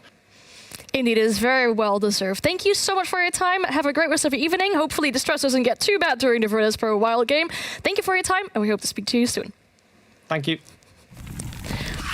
I'm so glad he's in Tier 1, finally. I know, we've been nice about Into the Bridge, but to see, a friend as well, that's had a team at top of tier 2 for like 2.5 years finally make it up, and then that team have improvements and do well. It's, you know, it's a nice moment. But it's not only that, he's brought some players with him, or rather they brought him with them because of they realized the value of each other and the development that he's had on this team as much as the players that he's had with him before. And it's not just the two that came with him now in Astra and Jonka. He's just developed tons of players. So it's a really impressive thing. And now being able to actually put a team on, well, top 3 of their group in tier 1, it's a step that they've taken as a group. Yep. And overall, they just look fantastic as a group. They are actually all doing well. None of them is struggling behind. But this game as well, it's just to open up more questions for me with Koi though. Like, what are we expecting of them? Because we're looking here at 5 kills in combination on Cryan, Hoxley and Leon since they swapped over to attack. So 6 rounds, 5 kills combined on 3 players. These things don't work out. I mean, Jigsaw can't go 16-7 and still lose the games and just have this sort of troubles. All due to ITB, they played good. But what is Koi up to? That is painful indeed to look at that. But then, indeed, as you mentioned, the side of Into the Breach, Kenta on the top of the scoreboard is not something that we do see too often, but it means they're not playing top heavy. I actually, when I did my prep notes, I do a little bit on every single player just about where they're at individually. And one of the things I said about Kendra is like, he's not playing the traditional hard support roles for Into the Breach. He's doing a lot of flex operators. And he was sat with a 0.5 KPR before this game. So he was getting 1 kill every 2 rounds. Not really performing to a level that we know he's capable of. He's come out today being the top frag, and that just puts, like you say, the icing on the cake of an all-round team performance as well, that's the cake. So I think for, you know, Into the Breach, there's so many good signs going for them. Indeed. Well, you said on the side of defense for ITB, was their defense that good, or was it just the attacks of Koi maybe lacking a little? I think it's kind of both, but it also resonates with what Kangaroo said. Yeah. Kangaroo Kenny said in the bans. You know, when you've got a Legion ban and you're leaving so many powerful operators over, even though Border, you would say, is attacker-sided, is definitely going to sway it that way. And I think, you know, Koi looked pretty miserable in attack, but also there's so many powerful operators they had to play against. Yeah, I mean, they missed shots. They didn't know how to pick anything apart. And when, as you say, Kenny said it, there's just too many things to pick apart. How are you going to deal with all the utility the defenders has on the map? So it's, it's very difficult for Koi, but I look at their defense and I saw so many confusing movements from them as well as an individual unit. Like, what are some of the moments where we just expose ourselves to a default angle that's normally held? Was held this time too. Of course you're gonna die. It's just bad movement, bad individual decision. Confidence seems to be at an all-time low. Yeah, there's a lot of questions. I just don't have any answers for anything. Lots of things to work on, indeed, for that one for sure. A sad thing for Koi, but a really good thing for Into the Breach, as they're pretty much confirmed right now. However, for our second game, it's kind of a similar story. We got Heroic coming up versus Wolves. Heroic can't make it into the top 3 anymore, but lots still up for grabs for Wolves. So we'll be right back with you after a short break.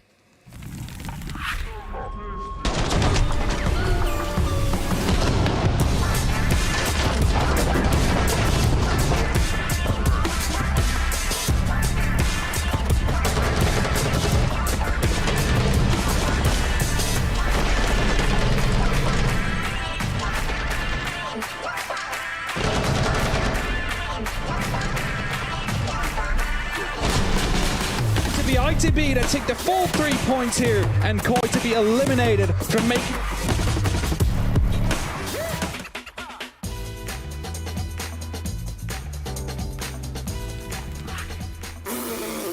It should be easy. Have you put yourself in there? No, of course, bloody not. Oh, guys, you're actually on point. Yeah, I think Doki has most first engagements. Yeah, might not win them all, but... I just found pick on defense, so I was just rushing it with no chance of attack. Classic Savage. Yeah, of course he goes himself. That's right. In defense, I think 80% of the round done making an open frag.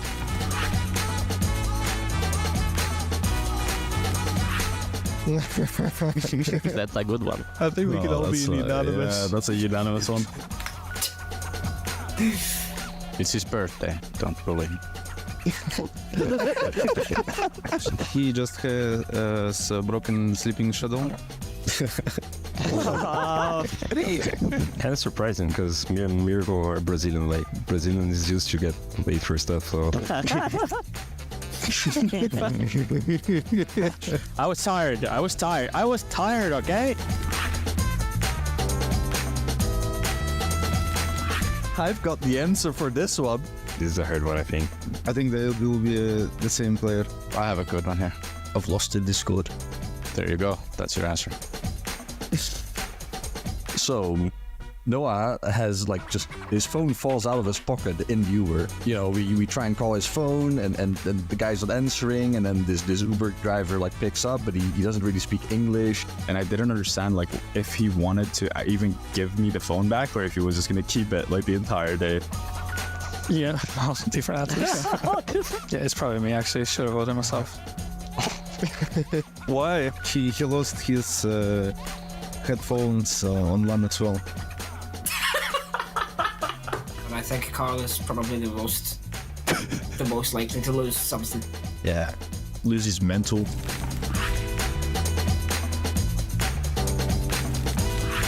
Oh wow. I think we can do this in a few seconds, guys. Stop. I think they're right. I can't argue with that. So he's just very eager to not learn the calls or just change to what he knows. No, why me, guys? Yeah. Why me? I mean, I think he's trying his best. I don't know.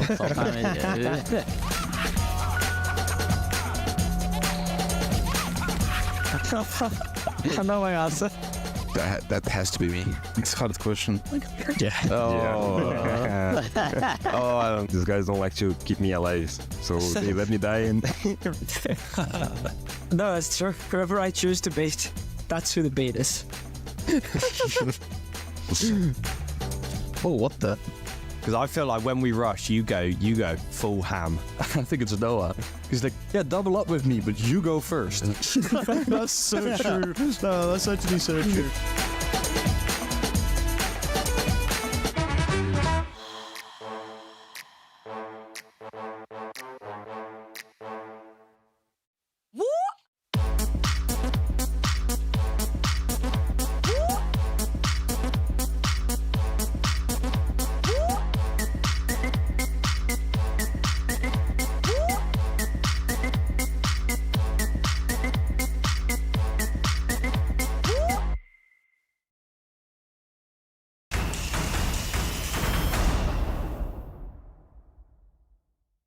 It is time for our second game of the day, Heroic versus Wolves. Heroic can't make it into top 3 anymore, but they can play gatekeepers for Wolves, who only need 1 point to put themselves into that top 3. But for Heroic, I mean, they can't make it into the top 3 anymore, but the changes they made recently have been affecting them as well. They have been affecting them, and you've got to say it how it is. These changes are probably the most criticized changes I've seen in a long time. For Heroic to take out their IGL after 2 play days, against M&M, who were, top 8 at the major, maybe even should have been top 4, having beaten Wu 7M, or should have, and the current world champions. They took leader out, put an Arctic in, up against BDS, and I feel like that was always destined to fail. And Heroic have paid the price. They're not going to be in the deciders. They're going to be going through the open qualifier playoffs, and they've got to play what is effectively to them now a dead rubber game. You know, Fresh, I disagree. I think this all of it makes a lot of logical sense. It all is logical and very senseful, and all makes sense. Why? They're so much better, and they're playing great Siege. Their attacks on 9th Haven were basically flawless. However, they did get played against the best team in the world, and they just got shut down. So it's basically none of it is their fault. They prepared for this stage magnificently, and I think that I've never seen Heroic play better. We remember that when they were winning this one stage, I can't remember, is it a year ago, a little bit more, and they looked really strong, and now they look even stronger. I'm so excited to watch them play today, and there are a few things in my life that I'm happier about than watching Heroic play Rainbow Six Siege. Can't see it, but the hand behind the PC has had his fingers crossed. I was going to say, my brain's not computing this. I mean, the thing is, sometimes when people get a new player on their team, they say they just need a little bit of time. That's not an excuse we can make for Heroic, and they also don't have any time. They don't need the time. It wouldn't have mattered because the decisions making that they have in the group is just awful. I don't know. It's no sense at all. I pretended there was, but I have no answer for these guys either. It's just like with Koi. what are you doing? What are you thinking? What's your thought process? Because the plan isn't that, oh yeah, our in-game leader needs to step up, because that's not how you play Siege these days. You need to have your frontline being able to call and make decisions on their own. But that seems completely impossible with Heroic. And instead of blaming themselves and taking the absolute responsibility that the frontline is responsible for, they push it on the other guy, get rid of him, and then blame it on him. That's bullshit. I think we should get on to positives now, for Wolves at least. They are looking way better than they did last stage. They finally found the working recipe, maybe? Yeah, now you make me actually happy, because Wolves are actually such a fun team to watch. They are so strong. I mean, they're pushing through and going against both BDS and they're going up against G2, and they put them on their best maps, and then they beat them on it. I don't know. To me, that just screams that they have confidence. So it's just kind of crazy to me how they're going. Sorry, it wasn't BDS, it was M&M. They've just completely pushed them over. They bullied teams. They just play however they want to. They have aggression, they have coordination, they time things correctly. Everything is just perfect for them, and they're playing it really good as a team. We expected them to maybe be a bit top heavy, but we haven't actually seen that. If you take it back kind of 6 months ago as well, you will see us saying on this desk when they kicked Rise, we don't necessarily like them having kicked Rise, but we did speculate that it might have been 1 step backwards for 2 step forwards. And I think we've finally seen those 2 step forwards coming out of Wolves. But you said not playing top heavy. That's kind of showing in the player sets as well, yeah, isn't so we've got a player highlight of Shinka to come up as well. And the one thing that we've always known about Shinka is he's been excellent at getting those plants down. However, where he has excelled at this stage particularly has been in the KD department and the clutching department. So he's going positive on his KD. He's attempted 4 clutches. He's attempted 4 1vx clutches and won 3 of them. And he's still getting the plants down. Like, he's having, and by his standards and by Wolves standards, one of the best stages that, a sport player on that team has ever seen. And personally for him, one of the best stages he's ever had. And I think that just encapsulates how well Wolves are doing, is when the players that don't necessarily statistically always stand out are standing out, you know that the collective is good.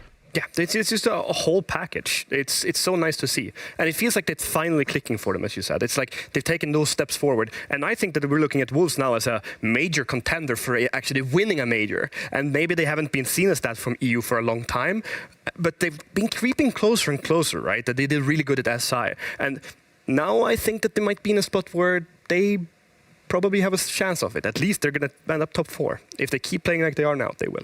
All right, promising words though indeed from you. But then for Wolves, this is a really important game, right? They need that 1 point. Yeah. I'm very curious what kind of map they'll take it to, because that probably matters a lot in that regard as well.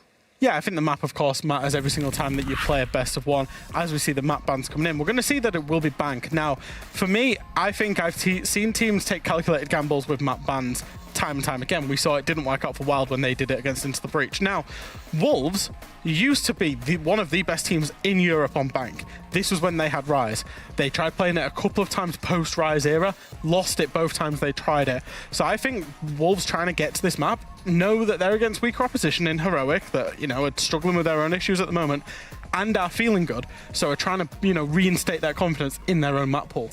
Yeah, I actually don't know if I agree on it, because I think that even if they have tried to avoid Bank a little bit, it's just Wolves. They always liked it. And even just because you're changing a player, yeah, sure, you might lose 2 games because there are a few things different. But I always think that Wolves have had such a same map pool for such a long time that they just want to play whatever map they can. And I don't think it really matters what they're going up against Heroic on. Honestly, I don't think it matters. I think they're going to completely crush them today, because just the confidence that they have running into this, they're just going to tack och godnatt. All right, that's a bit of Swedish there for us there. But I think indeed the confidence for Wolves must be at an all-time high. All they need is 1 point. Will they be able to get that from this matchup? We will see on Bank with Fluke and Hap. Thank you very much. And yes, all they need is 1 point. But in EUL, in the history of these 2 teams as well, we've had strange things happen when teams have nothing else to play for. Yes, we've seen teams that have basically been knocked out, be gatekeepers so many times. Suddenly there's no more pressure, everything and everyone is just unlocked to their fullest potential, and the team on the opposite side of it is going to be suffering as a result. So let's see how that will be playing out today, if we're going to see something similar to that extent, or if we'll see Wolves just play like they have in the previous 2 games and just continue their streak. I mean, I think even if they lose this game, 3 points, the Sprabuni graphics, they were still pretty much confirmed for top 3. They're the only team that's been able to take 2 clean wins out of both groups from their, 2 games that they've played so far. They might extend that here to 3. Time will tell. And Heroic, I guess, will be the tell as well. Now they're starting off on the defense, so I'm hoping to see some good plays coming out from Heroic. Of course, the change hasn't helped, at least not immediately, as 7-4 loss against M&M, 8-7 loss against G2, and a 2-7 loss against BDS. It's their last game. Then they get to take their extended break. Sorry, I just out loud. Yeah, I was wondering, what happens? It's just a normal ban. Medics has just put a message in our group pointing out that I just fact-checked there on Liquipedia, because sometimes Medics lies. Sorry to be the bearer of bad news. It's an Arkic's birthday today. It was also apparently Hoxtie's birthday as well, but Medics only told us that after that game had happened. So congratulate happy birthday to both of you. I guess let's see if we can get a birthday result here. Now we start underneath. There's a skull. We know where the skull is. The skull's in gold. Yes. Go to gold. I saw that. Go to gold. Go to gold. But I believe it's in a money stack, so you might not actually be able to see it until someone shoots the money stack. Right, okay. So the money stack on this little... this one.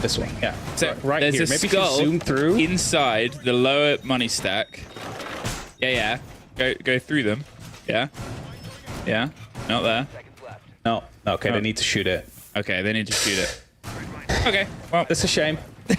We tried, stream. If you missed our conversation earlier, there's a new Easter egg set that's been found. I retweeted Titanium Rolo, who just loves finding Easter eggs, content creator. They've started to find them. They're skulls that make a little creepy sound, hidden around the maps now. Go get them, guys, and go get this Valkyrie camera. Bravo on the thieving route. Trying to do some crime, just some crime, just some slight crimes, nothing too big. Stealing some Valkyrie cameras might be helpful later on. You never know. It depends on what kind of a push eventually will happen, or the rotations are starting to come through, etc. Good actual spot coming through the player out there. It's gonna be default cam hacked. A bit more crime being done. That one is definitely going to be useful when the final execute starts coming through, because you get the good opportunity to see whoever is near the elevator, who's standing close to the door near red.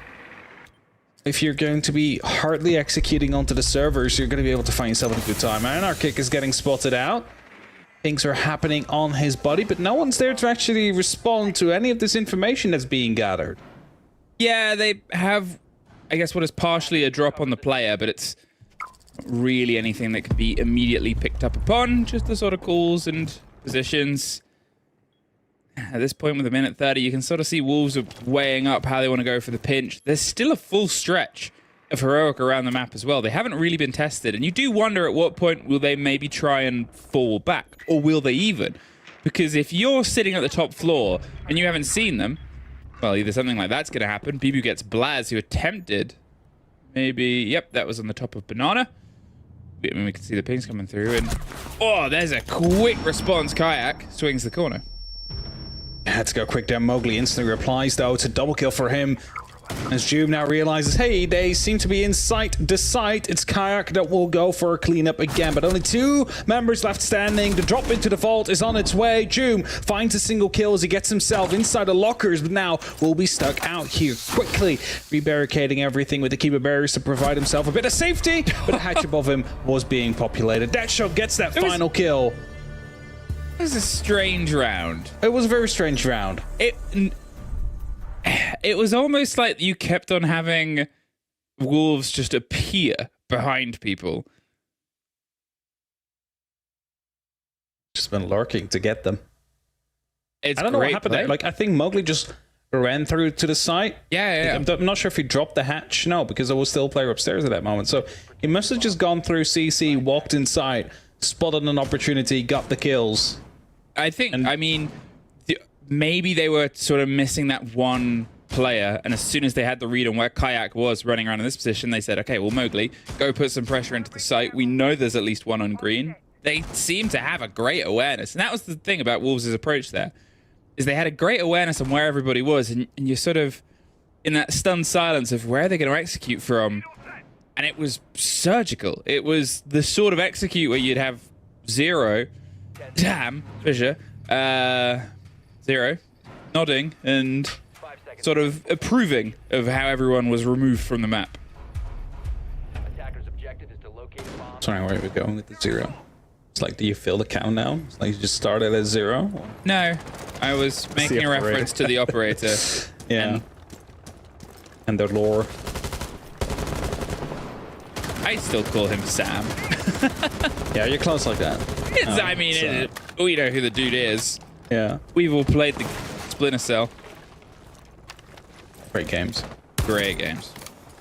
Now, as Kanto's being opened up, it's just going to be providing a bit of extra, well, trouble for Heroic, really, if they want to rotate around. And it's mostly going to be getting Joom, who's basically stuck on the other side of things. So most likely will be playing there till his death up on that top area. Mowgli already finds himself very close to the actual site as he's, you know, right on the hatch above it. And by the looks of things, there's no one actually playing in the site. So if he would be to accidentally drop and stumble down that hatch, he might be able to go for a great play again. Again, you wonder if Heroic are fully aware of the motions being made. Mowgli here tucked, swinging across the top of White. They're suddenly in a pinch position on any player that might try and rotate up, but instead, look, they're just inside the site. Takes the first fight, sprays through to the second. They've got to drop the hatch and dip their way out. They didn't go for the route down the stairs towards the site. Swung themselves over to the top instead, but it's seemingly all surprise factors here. They're just so unaware of where Wolves is entering from. It seems like they're playing way too internally here, not taking any fights towards the outside, and that really gives Wolves the opportunity to just be where they want to be and come in from where they feel like it's safe, because it is actually going to be safe at that point. So needs to change for the remainder of this round if Heroic wants to have an opportunity of winning it, because if you just let Wolves do whatever they need to do, they're going to be isolating you bit by bit.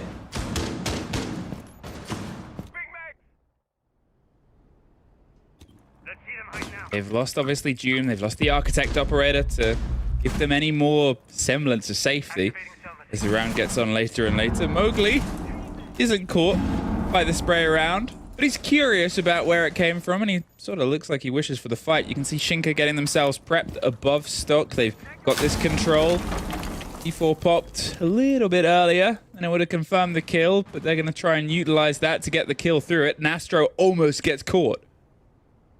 Oh, they're going down the stairs suddenly. Anarchic moved himself back in. Misses the opportunity on the second, though, so he gets sprayed down. And now there's only 2 members left on either side. Astro, of course, down on the ground. Might be picked up as the plant is going down in the meantime, and the flank needs to be happening at the same time. 45 seconds counting. Wolves in a post plant having the opportunity to go for verticality, and that is going to be huge. Throwing the drone out, so they know if someone tries to rotate round onto the long stretch by the window. Astro's obviously down, and it's a big risky maneuver to go for the pickup now, and you know there's 2 guns pointed and looking up. The swing round, Kayak is down as well. 2 people surfed up in the kitchen, the last on the rotate, and I mean, Wolves, that post-plant positioning, knowing they can't get out of that situation, you have the power play at the top of White, you can hold on to the sort of back of Shinka and keep them safe, or rotate up above the diffuser if things go wrong for Shinka inside the site. Just great play from Wolves here. Mowgli is being a big problem, though, for the side of Heroic, because it's the second time he just gets in the side and finds a kill. Like, I mean, it wasn't a direct side this time, it was like over the top of it, but the awareness just seems to be lacking. They relied on the razor bloom that went off. That's why Doom actually swung Mowgli at that place, but he was ready for it. Found that kill without too much trouble. It's kind of too late, you know, when he's already in the room next to you and you don't find out until he's swinging you. Have that little time to respond or to work together with your team to try and isolate him, which is something that Wolves is doing themselves. I don't know if you saw, but it was like players on banana already from the side of Wolves at the moment that June was taken out. So even if he would have been able to pick up that kill, the trade was most likely instantly going to be happening. 2 rounds. 2 rounds up, and if you missed the sort of context on any of this and missed every other play day, Heroic, they have no opportunity to get themselves into the decided playoffs. Wolves, even if they lose this in regulation, they're still 94% confirmed for top 3. Anything better than that, 100% they are in the deciders. They win this, full regulation win, they're pretty much confirmed top group. That's it. That's all they'll be looking for. Gives you the bye in the playoffs for the first round. One less game to play to qualify ourselves. And as Wolves is getting themselves ready again to execute over the top floor, they're just making sure that the first floor is cleared to some extent. You do not need to clear everything out, but you just want to make sure not receiving too much pressure on the top of square, because it's going to be probably one of those main entryways for you to use. Really problematic if suddenly your C4 flies up as you rappel in, or player is able to find an angle on you. Grenades coming through. Meantime, stock is also being prepared. As the smokes go off, Candelas will soon follow, and the plant of Bibu is looking to be made, but he gets taken down by June. June on the long watch there with the glasses that can see through it, and Arctic goes down to P4. Swinging around onto Janitors. They get another as well, and suddenly, even though they repel that first swing round, the kit is in the sights at the back of it, but at this point, the fights are just going to be, well, flat fights. So Doom's ability is one of just trying to shoot the players on the back end. They've been able to wrest some control here. Top square is theirs. They still have the player on the window. They still have a man advantage, but without that kit, they got to work out how they can try and just piece together a little bit more control. And Mowgli, the man we talked about before a couple of times, his habitual method of crouching and pushing through, gets the coverage of one, gets blinded on the swing. Astro almost gets the take. Inside study on the back. They get Mowgli. P4 is going for the plant itself. They don't quite have the shot and the full true idea that it's going together. What do you do now with the player on the window, with both of you with very little health and 2 others running around up top? Shinka gets Astro. Doom, 30 seconds, 3 players. It's going to be able to be taken down by Deadshot. He's just walking right into the crosshairs there. There's little he could do at that moment in time. The plant went down, time was running low. And Wolves have just been playing a very good game so far. Heroic not able to find any reply necessary. And yes, they did take down the initial plant attempt by those glasses from the Warden, of course. But you need more than that. And again, they seem so timid. They're not taking the fights outwards. They're just making sure that the side is secured. And that's it. And Wolves, they just grapple themselves around it. They realize where you are. They walk in, waltz you down, and continue on to the next one. So the timeout, good thing that it's coming in now, because there's still salvageable rounds out here. I think they just need to get a bit more aggressive, a bit more unpredictable, because I don't know if you like, if they realize, but they're just playing in the site mostly, waiting for Wolves to do what they need to do. Look at that perfect kill split on Wolves. Yeah, 3-3-3-3. So efficient, visually pleasing. Very as well. Pleasing, yes. But it just shows the strength of the roster. I know they highlighted that when the change came round, when they sort of moved away from Rise, they wanted to rebuild with Deadshot. And at first, it was a little bit shaky, a little bit rocky. They were trying to find that teamwork, that semblance of solidity. Solid. It's warm. It is solidity, I believe. So it's a word. You know what I mean. They want it to be solid, like a rock that you could throw through a window. And at the minute, they've been smashing everybody's windows in. It has just been great from the roster. They are balanced. They're covering each other's sort of gaps. They're supporting each other on these motions. They're so reactive and confident to what is ahead of them. Solid like a rock. Rock solid? Rock solid. All right, Heroic, what can you do after that timeout? It's a big question. Are they going to be more aggressive? It might be the case. See 2 players up on the top floor, opening up some angles, some long angles, that is. Mowgli already in with that Twitch drone. The Bravo drone coming in as well. It's going to be hacking out the Black Eye is soon going to be getting the default cam as well. Mowgli already entering himself into the middle floor, where seemingly there's nobody about, and soon it's going to be a rotation to the top, so we might have 3 players up to the top. No, hey, hello. Kayak just walks into the offices, thinks it's going to be clear, and gets his head taken off. I mean, it was a great read on the hold last time. Remember that there was a bit of pressure that came down from the hatches. They lost to Kayak, who swung from that exact corridor. So this time, Wolves said, well, let's get a player in this position early. Let's see just how mobile they are, because we might be able to punish on the back of it, and they have. It's a brilliant response to what, for them, went wrong last time they were here, even though they were successful. And now, Heroic have this realization of, well, we've lost this open hatch, we've lost this hold. Where do we put our attention? A trade out comes. Astro versus P4 take each other's lives. So, Steel technically works into the favor here of Wolves. And they get one more to push it. Seems like, yep, all of Heroic's remaining players have pulled back down towards the ground floor. The basement. C4 just detonated there, and that means there's nothing left for them but the grenade and the 3 smoke canisters to stop this plant from happening. Bibu, great information coming out of that Bravo drone out there, so that's going to be watched by D-Det player from P4. It's going to be giving all that information away, and soon when these drops start to come through, they're aware of 1 or 2 players, their positions, and that means Wolves already have the advantage on that gunfight out there. So all they need to do now is just time it right and make sure that everybody's in the right position, as this seems to be a very heavy take towards the server. What is Hero doing? They're going very aggressive out here. One gets taken down. The other 2 are trying to retake the top floor, but that gives an opportunity to actually take the site now. I mean, a 1 versus 3 in the blink of an eye. Blaz having to try and fight his way back in. He would level up his KD if he can pull off this round so far. Slips his way back, shot from the hatch. They know exactly where he is. They've got the smoke cover. The kit's going down with the coverage over the top. In fact, no, it isn't. They've just tucked. And they trust Mowgli will get the picked up piece on the back end of it. Wolves just keep their tear on, and it is just sit back, put your hands behind your head, and watch Siege. Fantastic play.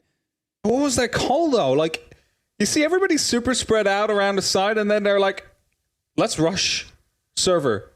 Let's just go for it. On the defense. Everybody just ran through it. I'm not quite sure what the plan was there. Because as soon as you do that and you meet a little bit of resistance, the hatches are all behind you. There's no way back into the site for you. But we continue. 4-0 for Wolves. They are continuing to play exceptional Siege. As you said, the viewers at home, especially their fans, this is a relaxing game so far. You're just watching them do incredible things. Being at the right place at the right time, reading into every single setup Heroic have made so far. But the way it's going so far, this could be a 7-0.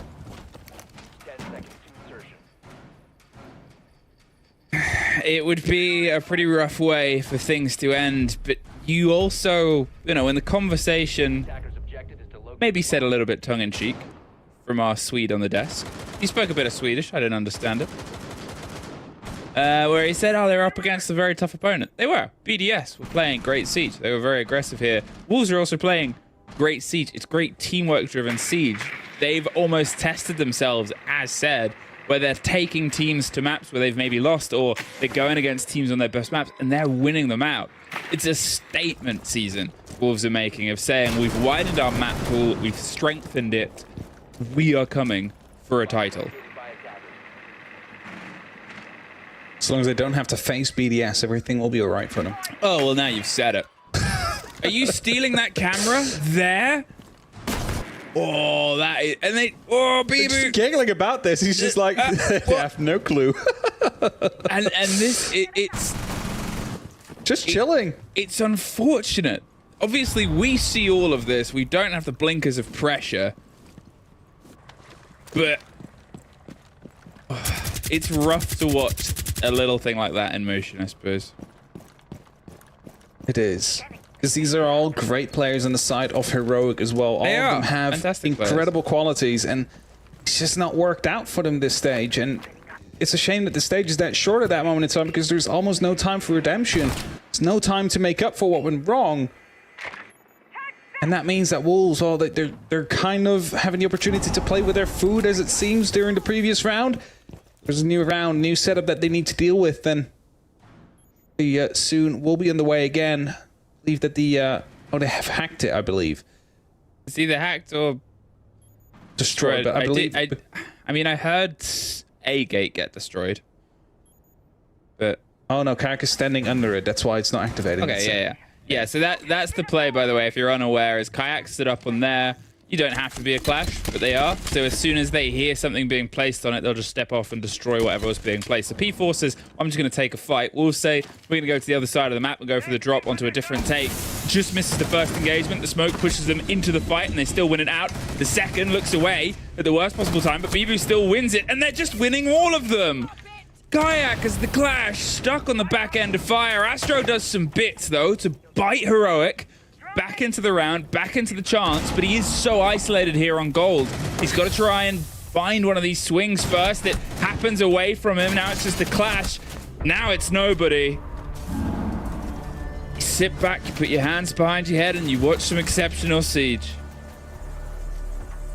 It is exceptional what we're seeing from Wolves. Again, like, okay, there's a clash. We cannot open that. Let's just drop elevator. And they just go. And they just kill everybody in their way.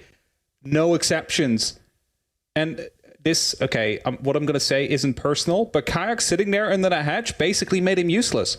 Because he's just sitting there, his entire team gets slaughtered, then you there with a shield in a 1v4. It's like, what are you going to do at that point? And that's just Wolves, they realize, oh, well, there's a shield underneath that hatch, which has a serial laser gate on it, which means we won't be able to open it. So what do? We put one person to keep that person occupied to make sure that shield doesn't return to the side, and everybody else, we just execute. We kill everybody on the side, and we win the round. Sprabuni stats. Do. It's the new Sprabuni jingle. Oh, very good. Have you recorded it so you can use it later on in soundboard?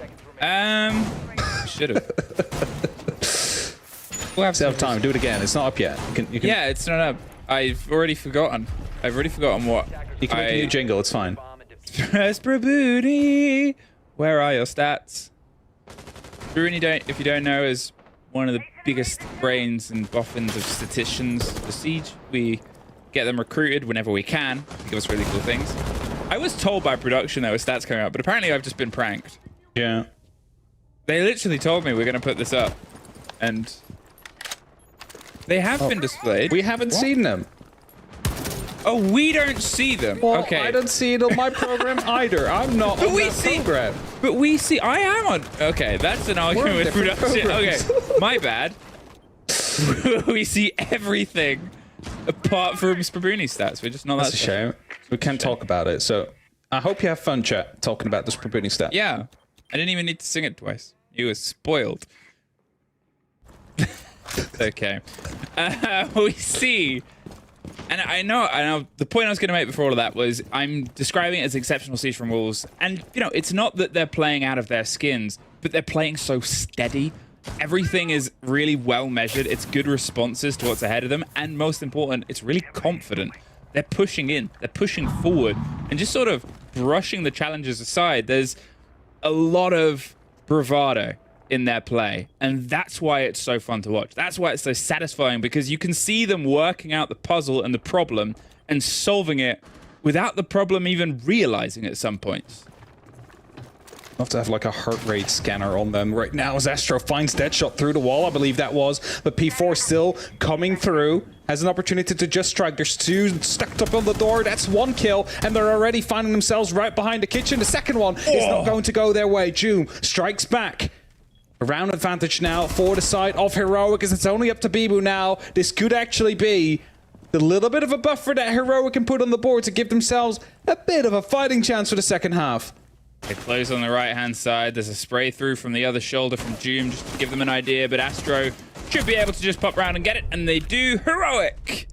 They find a round. They find it in the final dying moment, the final possibility, and you know, did it come down to that engagement where Joom won out? I can't remember what player it was. I think it might have been P4 that was sort of crouched behind the kitchenette.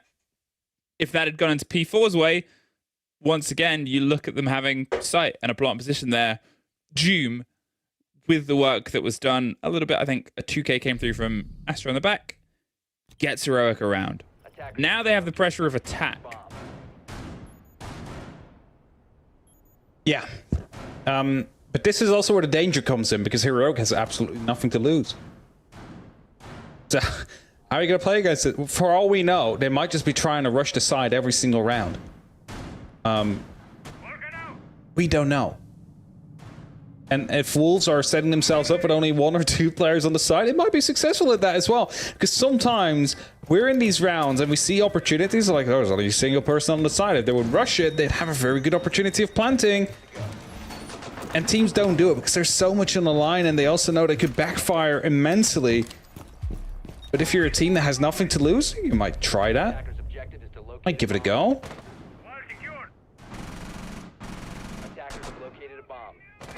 Wolves start their way down here on the basement. As the game was started against them, they've attacked it perfectly 3 times. And it looks like they're about to have a quick brace. Oh no, 2 of them head up to the top. I mean, there might still be a quick bit of pressure here. Blaz and Doom could maybe try and eke their way round towards green. Push their way down to support Astro inside garage. There's a little bit of a swing play around open. I mean, here it is. Yeah, that's exactly what I called. The breakdown onto green. They've got some control of garage. Deadshot is none the wiser, but is about to be in a very powerful position. Blaz goes down first, and, well, generally Wolves have come out a little bit better for those engagements. Kayak rotating around second. There's another one lost from Heroic side. They, as you said, nothing else to play for, threw themselves in, and Wolves picked them up and threw them right back out. That was a rush attempt I was talking about, indeed, and didn't really go well so far. Completely blind, taking that final gunfight. That shot will shut him down, and that means Wolves now are on match point. Not just 1, not just 2, but a whole 5 to go with it. So, plenty of opportunity for them to lock it off. Heroic, well, you're knocked out, but this is going to be your final opportunity to show what you got. Of course, it was announced that the organization was going to be leaving Siege afterwards. It was. Which is a very sad day, but it also means that this might just be their last opportunity to show what they got in the official leagues. Now, we saw at the very end of that FNOT, the Fenrir Mine, get activated. It wasn't actually activated on the first swing round. And that's the sort of beauty there of Fenrir, is you've got that pre-play, so just deactivate one of your other ones, swap around onto that, and suddenly you have an extra bit of support that if somebody has slipped through, as we saw a player get through, anyone else that tries to move behind them is certainly going to get caught out. It creates new problems without you even having to be anywhere close. You can activate those from anywhere. As long as you have, like, I mean, not a line of sight as in you need to see it, you just need to be able to, you know, hover over it with your mouse in a general direction and be able to activate it. But yeah, so quick adaptation from those AFNATs, and that's where taking back a code and putting it into a different device really helps out. And which is why it's so important to make sure your codes aren't wasted on an AFNAT that gets destroyed, because you cannot redeploy that one. 6-1. As you said, Wolves have plenty of opportunities to push this over the edge, but you wouldn't be surprised to know that it's probably going to happen sooner rather than later. Even with the round that was taken, it could have been a 7-0. Just as likely, for my money, on the back of one engagement. Astro pushed back away from his approach onto square. Kayak is looking for the follow-up fight, but Heroic is just missing their connections. He's been able to pull himself around. Mowgli's rotated off to the back end. He has the sort of calls of P4, ensuring that he's safe to do these maneuvers. Blaz finding an option, but do you find Mowgli? Looking to go through, but decided against it in the end. And they have found themselves the entry kill, something to work with here. Still 2 minutes left on the clock to play with. It's the first smoke, the second smoke get deployed. It's Bieber to be taken down as well. Astro to follow up onto P4, and instantly Heroic have a pretty decent round on their hands. There's only a single player left. This could be a flawless. Really demonstrating what they can do. Everything is going the right way. Now Shinka is going to be walking right into the crossfires of the last man. Joom takes him down, and a flawless round for Heroic. I believe these are the Sprabooty stats as well we were waiting for. It suddenly popped up on my screen. Not sure if they did for you.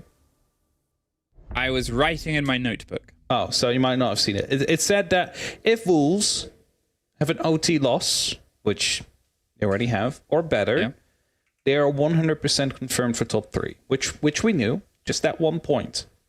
If they take a regulation win, they will be 81% confirmed for first seed, which, to let you all know, is... there we go. I see the yes, stats. we do see the stats now. So, the first place is actually quite important because you get the bye in the playoffs for that first round, which means you have to play one less series to get yourselves to the major. I started that round by saying it could have been a flawless game. It could have. There's your stats, everybody. There's your Sprabooni graphic. You Sprabooni fans out there with your Sprabooni merchandise. I don't know. Where they have confirmed themselves into the playoffs. But they could still get themselves that regulation win. It's very likely. And although I sort of said that round, yeah, they could have flawless the game. And we've just seen the best round Heroic have played all day. And it was very clean. It was almost an entirely different team from what we've seen for the rest of it. You still have a bit of favor for Wolves here. I think you still have a bit of expectation that they'll be pushing this over the edge. There's no two ways about it, right? Like, there's no way you can be in this game right now and not favor Wolves to be the ones taking this game. Even with Caster Curse. Even with the Caster Curse. We might have just done it. Might have. My bad. My bad, Heroic. Like, again, nothing left to play for, but their final game, what could be their final round as well in the European League. And as the openings are being made, the Keeper Bears are going to be destroyed, and that will allow Shinka, or needs to have Shinka, rebuilding, so they can still have an active measure to try and challenge. But I believe there was going to be Thorn Gadgets on the opposite side of things.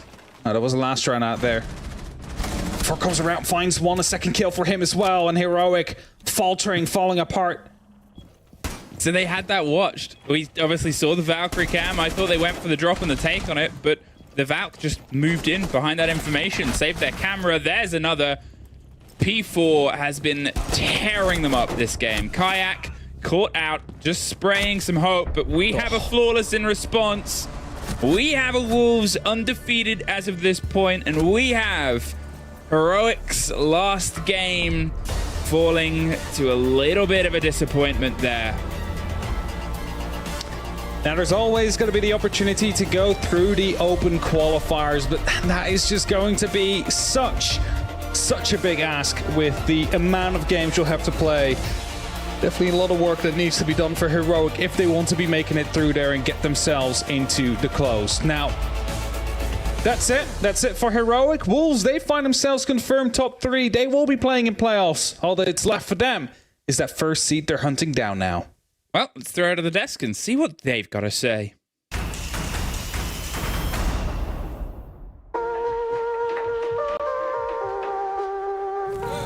I would say my favorite competitive moments in R6 have all been related to or around LAN events. The first LAN that I went to as a player is probably my favorite. I think it was the 2019 Winter UK Prime LAN. For me, I was brand new to competitive, and being able to make a LAN in our first season was a great experience for me. Whether it's been me going to LAN events as a spectator or as a player, they've definitely always been the highlight of the season or year for me.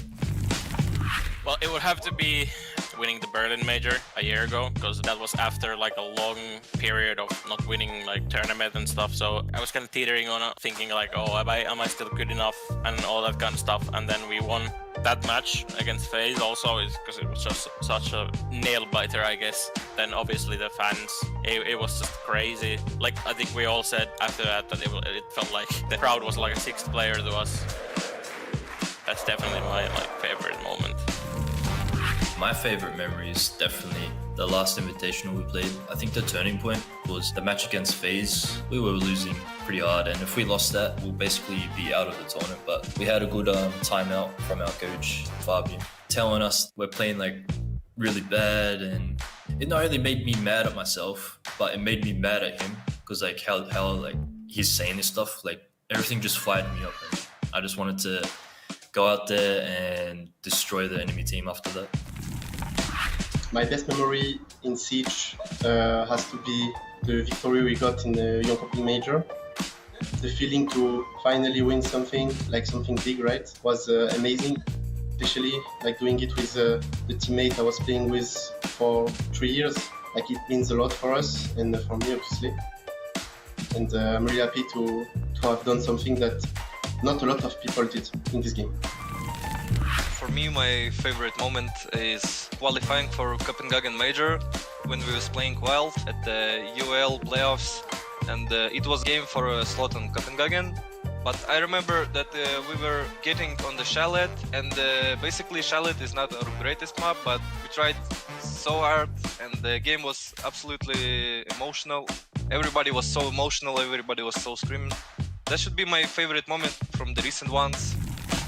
So I think one of my favorite moments in Siege actually was when I was still in tier 3, basically an on, and I randomly got a message one day from Fabian, one of the greatest players of all time, a legend, and he asked me if I would be interested in a project that he would make, and I ended up joining that project. I mean, I own him a lot. He basically taught me how to play Siege correctly, so that's the reason I'm here. So just thank you for giving me a chance.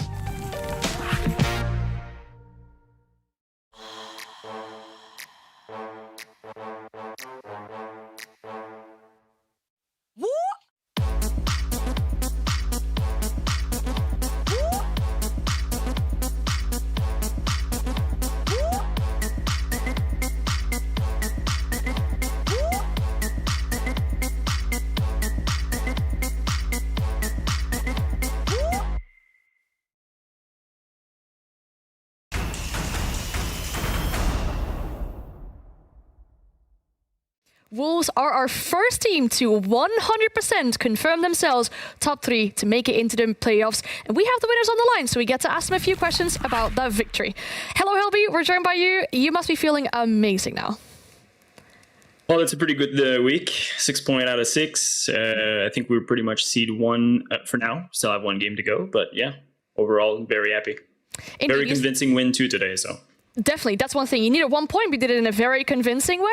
That now means that you are in top 3 and you'll be confirmed first if there's an overtime between M&M and BDS. So that's what you need basically to make sure you are first. That must be an amazing feeling. Well, if we compare to our performance in the closed league in the first stage, it is a nice change of pace, one that we feel we deserve. And, you know, we work for it, so all good.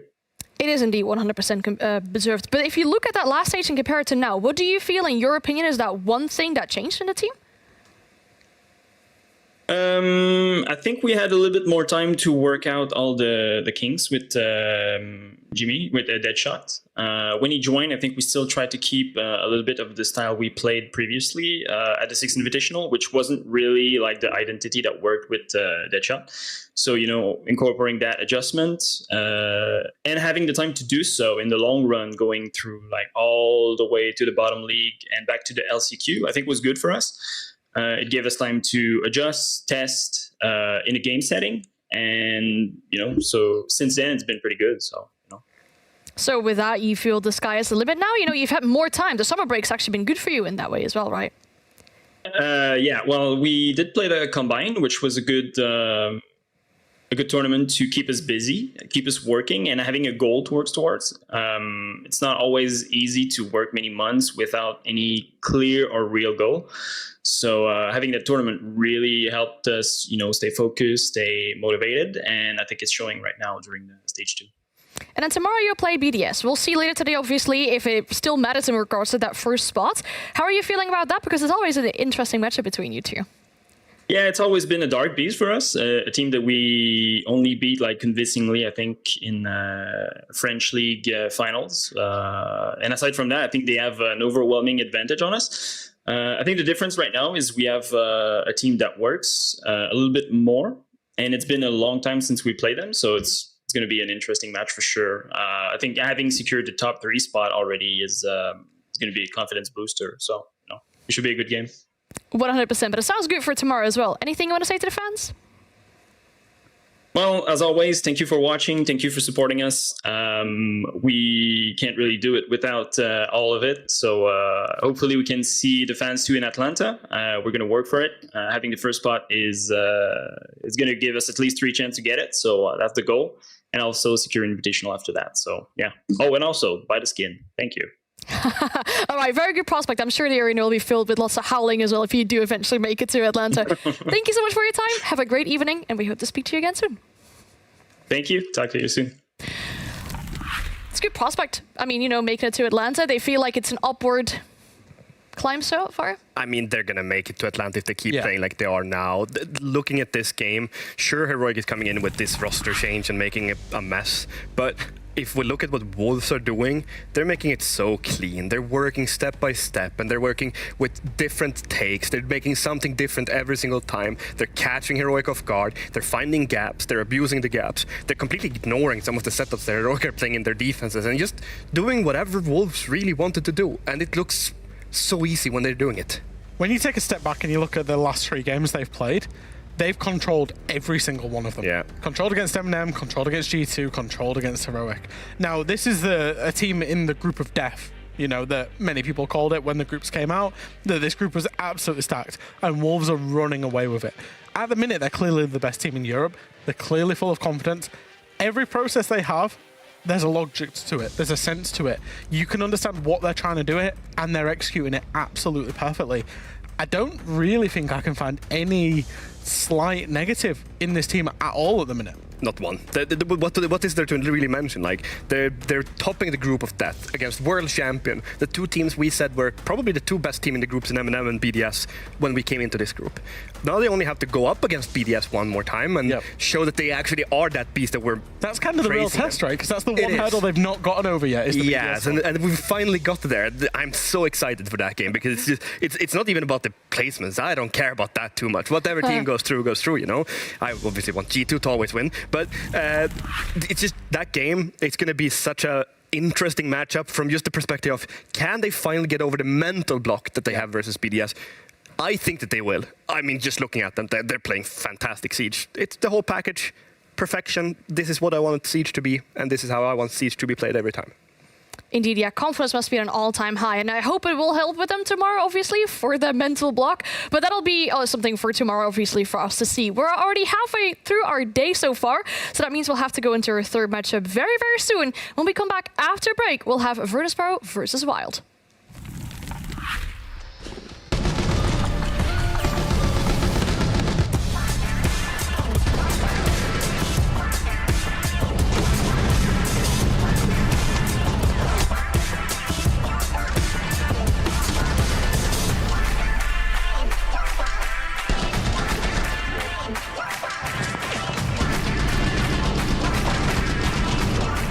Flawless in response. We have a Wolves undefeated as of this.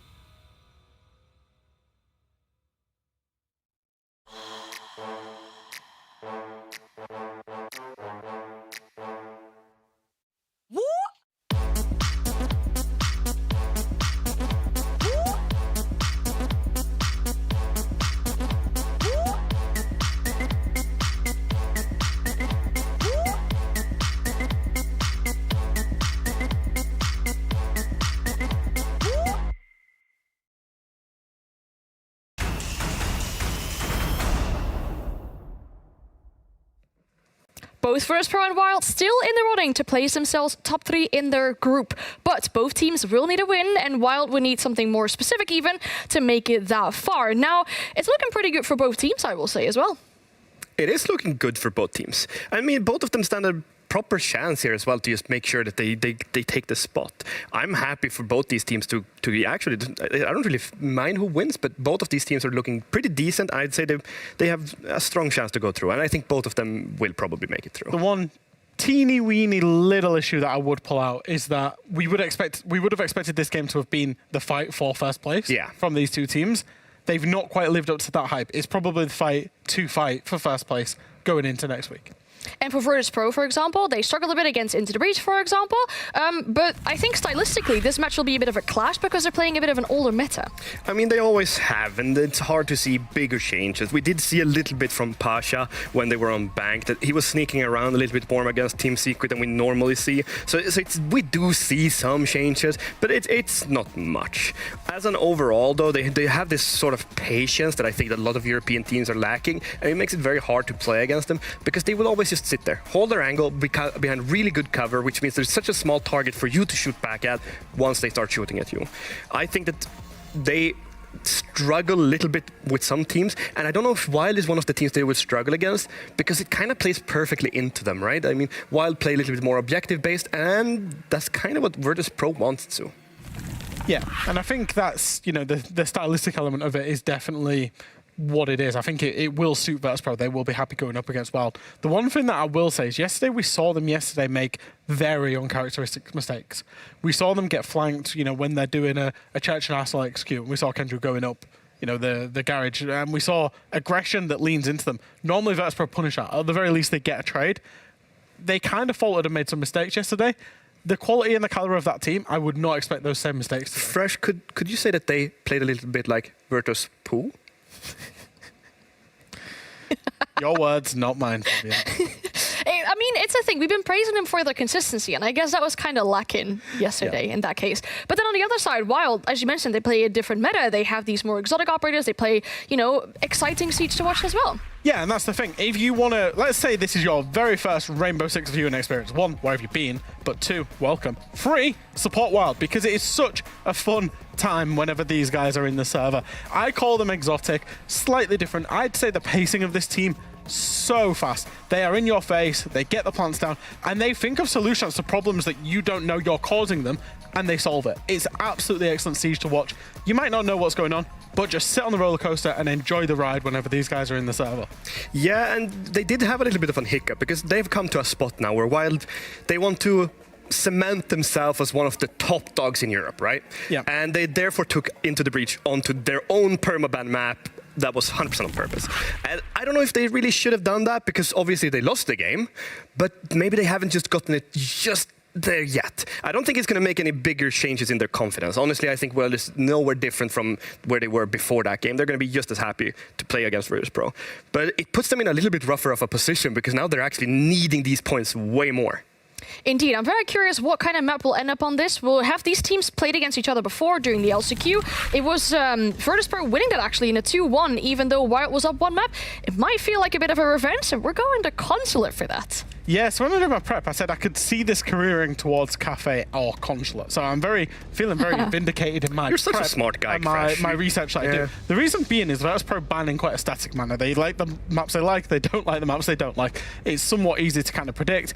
And I know that Wild have been gagging to get onto one of the new maps. So am I surprised to see Consulate? No.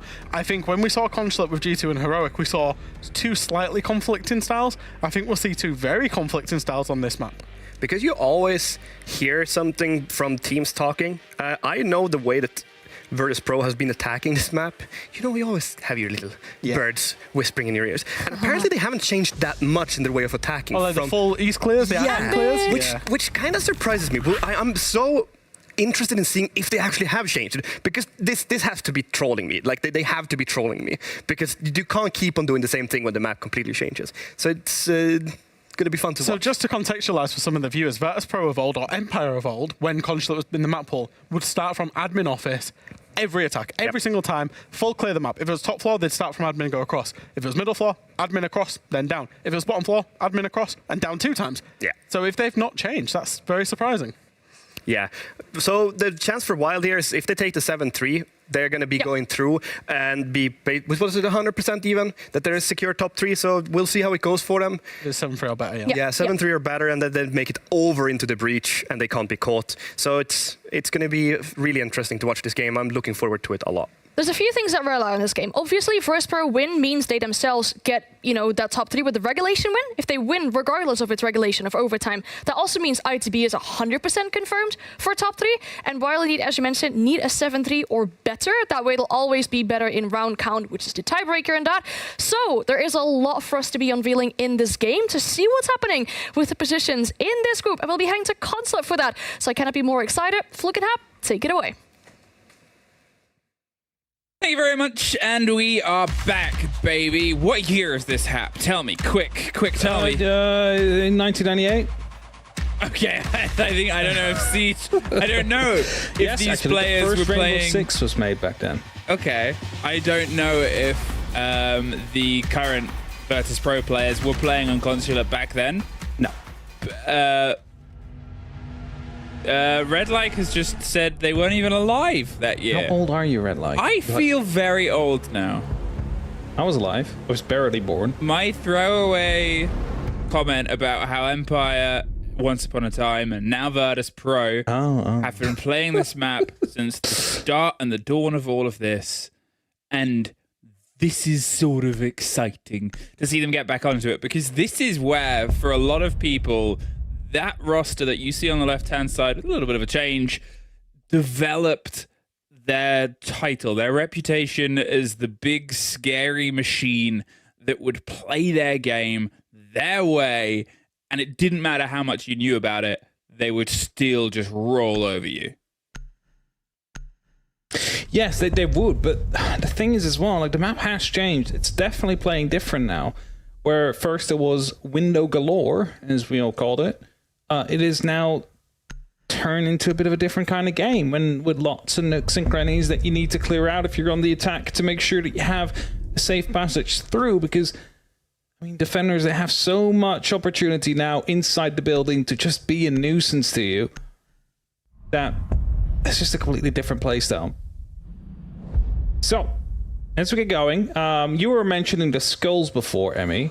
I was, yeah. Have you seen the one that is on Consulate? I think we don't need to do anything for that. I think we can actually just highlight that one. Oh, really? Yes, I think we can. Cats. Wild of the cats again. All right, cap off. I mean, you've got to direct our observer there when we're close. Just quickly gonna grab the thing we need. All right, so. Oh, it's in the fountain. Yeah, it's at the fountain. Go to the fountain, Red Light. And there's some Sprabuni stats. The fountain is outside. It's not Red inside. Light just asked where the fountain is. There it is, yeah. There, bottom left. There you go. There it is. Zoom in on There's the a top. skull. Enhance. Enhance. There's a skull. There it is. Yeah, we found what. We didn't find it. It was already been found. So these are a new Easter egg. This is what we've been talking about over the past 2 maps. There's skulls hidden on every single map now. Apparently, if you're in game, they make a really weird noise if you get close to them. There's one. Okay, finally. Okay, there's Sprabuni stats there at the bottom. We just did not talk about them because the skull excitement is too much. At least we found one now on the stream. It was we got one on the for stream, day. which means that we can stop talking about it. Exactly. We start up top. CEO and Meeting is the name of this site and this setup. You can see that there's changes, obviously. And here is that important part, that admin side, that where we talk about this roster being famous for going for an attack. That is where Wild, they're quick to put pressure underneath and here onto the balcony. Packball's just going to hop out of there. So they've got the door open now. Ace is looking to go for some quick pace with that blitz. Inside he goes.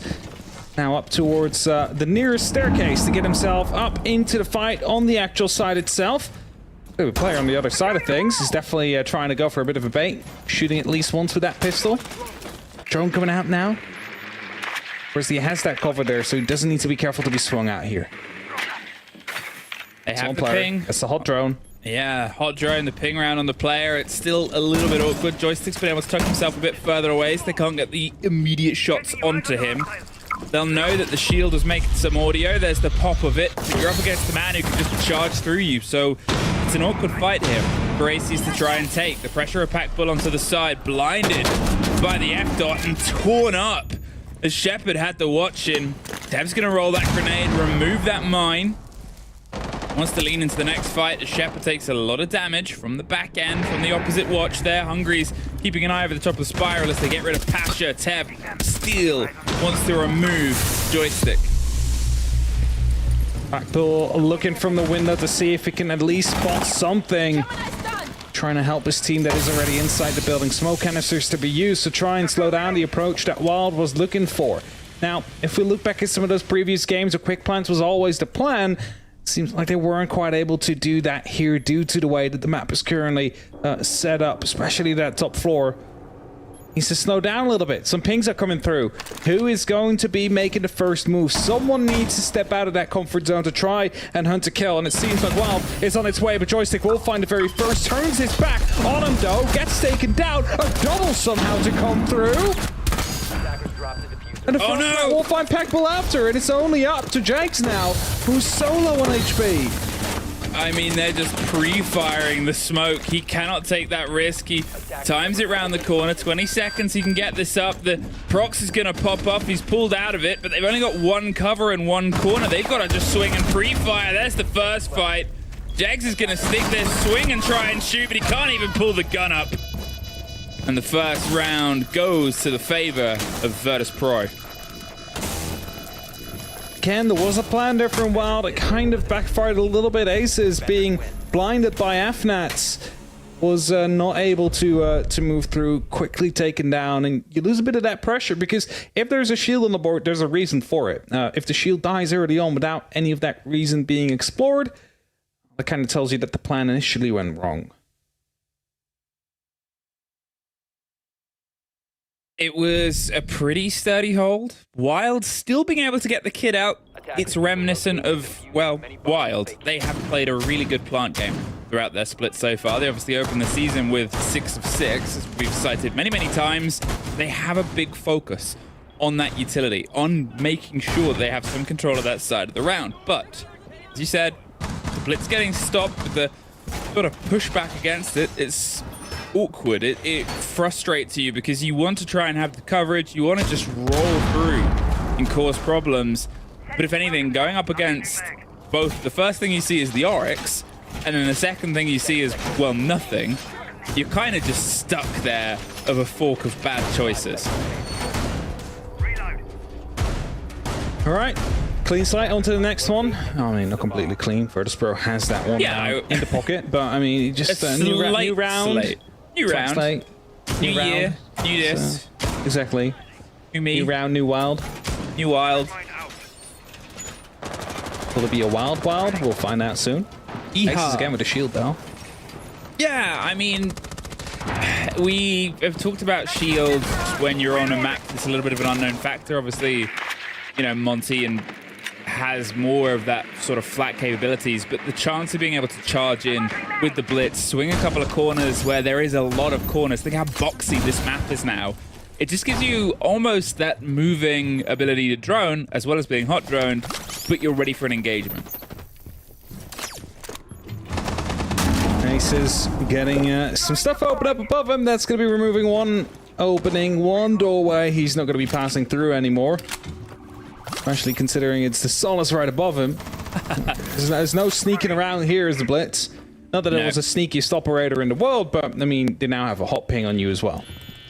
I mean, yeah, it's just that constant read, that constant filter of information. Still able to get a surprise round the back, turn around. They're blinded, the pistol comes out, they're almost taken from it. The Solace doesn't have the impacts to just sort of throw over that direction. But if they can just get a bullet onto a foot, they'll be able to take the kill pretty clean. Patches in that argument, gets one down, almost gets the second, goes to the shotgun, does a lot of damage. They get them just on the way out. Joystick with the triple. The Solace actually nets the kill of their own after getting the pieces on the back of it, and Packbull and Hungry are left now in the 2 versus 4 after what felt like a little bit of calm control is just instantly blown out the top floor. It's the thing, you can have some control out here, and then you move out of the room, and suddenly it's gone. It's the way the new console can work, because it's just, again, there's so many angles out of every room you need to be aware of, and Packbull will find Joystick always. It's going to be finding one of his own. Actually, second kill to come through from Pasha, and a cleanup from Virtus.pro to get themselves that second round through the hatch. Dirty shot. Filth. Slightly less clean slate now. Well, depends what way you're looking at it. Virtus.pro have a clean slate. That's very clean, yes. That's 2-0. Sure, they're on 2-0, yes. Again, important game between these two to decide who has the opportunity to fight for that top spot. I think that's a great way to put it. Like, both currently on 4 points. The loser will temporarily fall out of that top 4, but top 3, but still have that opportunity to fight, of course, which is going to be so important on that final day. Oh, that's the sort of thing we talked about in the game from this group earlier. Obviously, Koi now cannot get any higher than they are, regardless of the fact that they've got a game in hand against Virtus.pro. The distance is just too distant. I think even with the round difference as well, they wouldn't be able to plug the gap. So it is just that upwards fight, and into the breach, the team that have currently got themselves at the top of the group, they have played all their games. They are just sitting, watching, waiting, and multiple teams can catch up and pass the 7 points that they're on. It's sort of rocky at this moment in time. They just have to sit and hope that other people fall away, that a couple of results fall into their favor. We go down all the way to the basement. Ram is on the board. Now this, site, there's the similarities. You've got the bottom of Spiral. There's new back entrances that give you a little bit more than just the previous hot drop onto Visa and take the hatches and see if you can smash your way through. There is still a hatch or two, but you've got a little bit of wiggle room from a staircase. You've got a little bit of a route down on an evac emergency exit too. Player Did they up see there. that person? I'm not sure if they did. Definitely seems to be aware of something. Just passes now, so it's also the Oryx. It's going to be extra problematic once he suddenly just pops up behind you as that shield. Tab definitely throwing a nade there, so they're aware of the fact that Push is out there. A second phone call will come. It's going to be helping him clear him out there and make sure that that top floor is falling into wild control. So Sprox alarm gets taken down. I believe we saw the wild players starting at VP players starting to rotate back down towards that first floor, towards the side. Except for Joystick, still out here, getting the down onto Jax as he rotates out. The shield was chasing him, still is, and he's activating the FNAT just to buy himself an extra bit of time. I mean, both lucky and unlucky there. Jags just surviving on the hop through. It was a lot of missed moments. They had the opening there, but they thought both players had obviously rotated their way all the way down. Pasha, he's been able to slip his way back down towards the site. You have to remember where the site is. The Ram can start throwing and deploying those gadgets now that pretty much all of Virtus.pro has pulled themselves. Yep, they are all now down. Hungry is releasing the new operator. As you can see, what the gadget does is that, unless it does that, the impact destroys those lawnmowers. You do start with 3. They still have 1 left. Lawnmower never gets used in lawn. It's always the floorboards. Always the floorboards. Opening up. Second impact might be coming out to destroy it, or will they let it go? Seems like they're just letting that one rip. Don't really care too much about it. As Jags up top, very low on HP. A single explosion in the meantime in the smoke, but a C4 comes through. Always finds the kill as well, and that's suddenly not looking so great for Wild. What? Shepard just swings and takes the blitz and gets the kill through the front. Hungry is now left above alone, looking down towards a kit, but not for very long. I mean, great read, great hold there from Virtus.pro. They wasted so much time with the chase, with the catch game that netted nothing on the top floors, that when it came down to the attempt on the plant, they only really had 1 go of it, and a C4 got the wipeout, stopped that going from a bit of safety, regardless of the vertical damage that had been done. The blitz being removed there pretty cleanly. as well. You don't always expect the SMG to just sort of go within, what is maybe like less than 5 feet? Was that engagement? I don't count feet. All right. It was CQB. CQB was with close. a blitz usually doesn't go in your favor. And You're definitely right there. As soon as a blitz gets up close, that usually you're a lost cause, right? If you're the defender on the other side of that shield. Somehow not the case here, and VP able to win yet another round on it. They find 3. Now the tactical time, it has been used, 45 seconds utilized to discuss, to see what's going wrong, because something is obviously not connecting. Now, of course, we just saw like the great escape from the Oryx, Ramadashing past all the angles that were being held, not taking a single point of damage after he almost eliminated Jax jumping into a window. But that's not that, like, I mean, that happens. It's not the end of the world. They start executing, they have that top floor control, and suddenly all gunfights just go against them. The C4 comes through. That's also something that will just happen. You cannot really prepare for each and every C4 all the time, especially not with the time that was left. Something needs to change there for well. Maybe it's a more direct approach to the site. Be a bit more in a different, like, manner. It's hard to say. At least they're off the blitz now, so Ace is going to be carrying an actual gun to take these gunfights with. yeah, I kind of prefer it, to be honest. They'd done 3 attempts with it. It hadn't netted them really any success. There was one swing up, but even remember the kill that Aces was able to get. It was very close. It put them down to a sliver of their health. So, at the end of the day, where's the sort of success going to come? Maybe here, where they have a bit more of a drive. Packbull is making that a walkable angle. And then once again, hopping his way out over the top. Hungry is looking for the fight. Now, they did net a couple of kills in the sort of back and forth of the early of this take. It came down to a 2 versus 2 plant situation. It just really didn't leave them with many options for movement. They were both stuck in that cubby corner of CEO. Calls go off. Is it going to be followed up upon by any of the attackers? Doesn't seem to be the case for now. Some vertical angles being held here. Wild all really tied up next to one another near the yellow stairs. Not quite sure what the plan is out there as they start fanning out now. Need to find an opening somewhere, and just nothing is being gifted to them by VP. I think that's entirely VP's game strategy. They keep them at arm's length. Packbull is throwing a drone in. Jags, as he said, looking through the vertical. Basher actually walks directly over it. So just a bit of rotten timing there as Teb goes for the clarity and any utility they want to remove from that top corner. Like that procs. Perfectly demonstrated. But without being able to force the players out, you need a little bit of motion in the ocean to come from Aces, maybe up the top of yellow, or force the players onto the admin side. Ed, Hungry, wants to try and cut off onto Bathroom. He's a bit curious about the pressure there. He's not going to stick around because he'll get swung on, but Pasha swings on the top of yellow instead. Removes Aces. Joystick is there to offer some support. Pasha wants to hear the rappel in. The coverage of the smoke as Shepard gets pretty hurt from underneath. Goes for a sort of dashing rotate. As always, has the cover. Dropped down, swung around. Jegs stops Pasha though.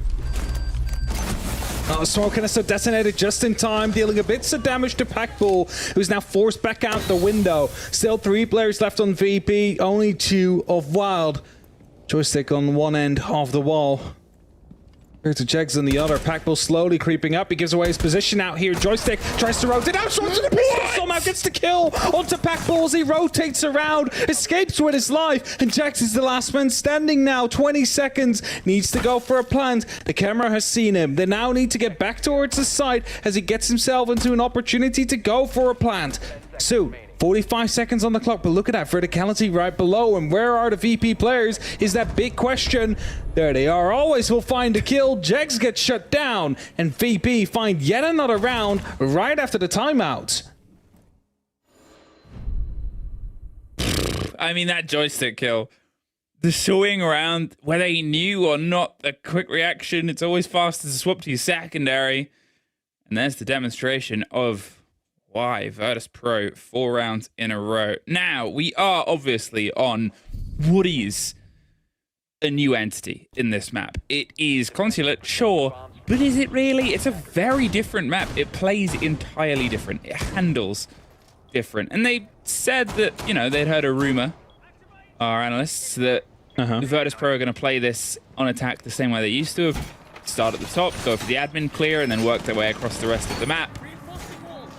I mean, but so far, their defenses, they've been mobile, they've been reactive. They haven't entirely been throwing themselves around the whole of the map, but you've had these couple of bits where there's sort of paired roamers, and they'll pull themselves back. They treat it like you might on an extension on, say, Club, where you'll try and waste some time, draw some attention, but still fall away without having the full engagement.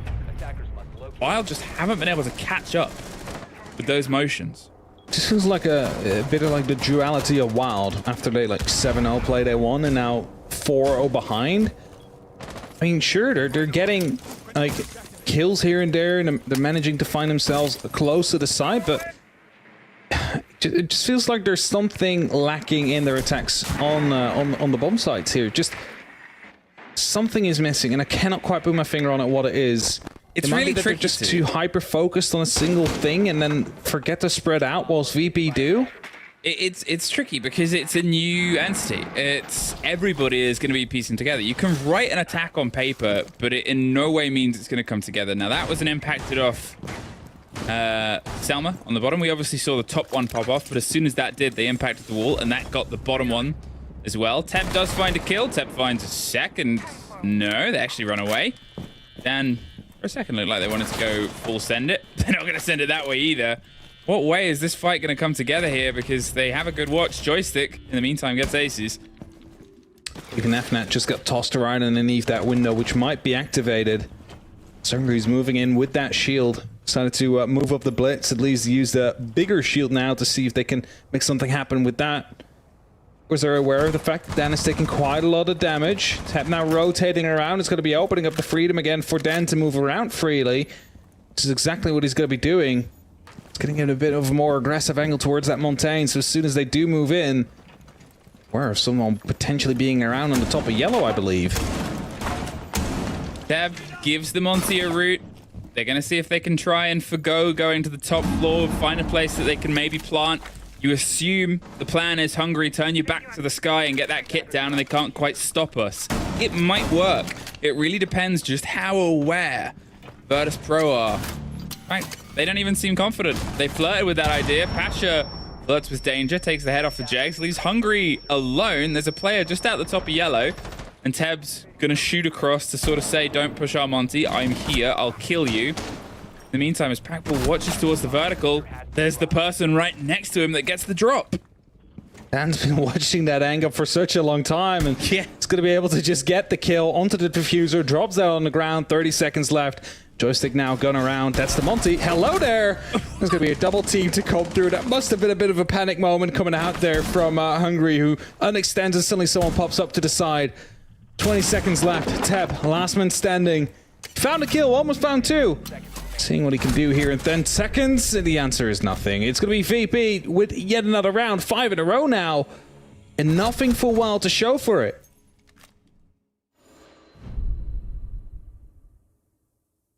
And it's starting to become a bit of a problematic game for a while because...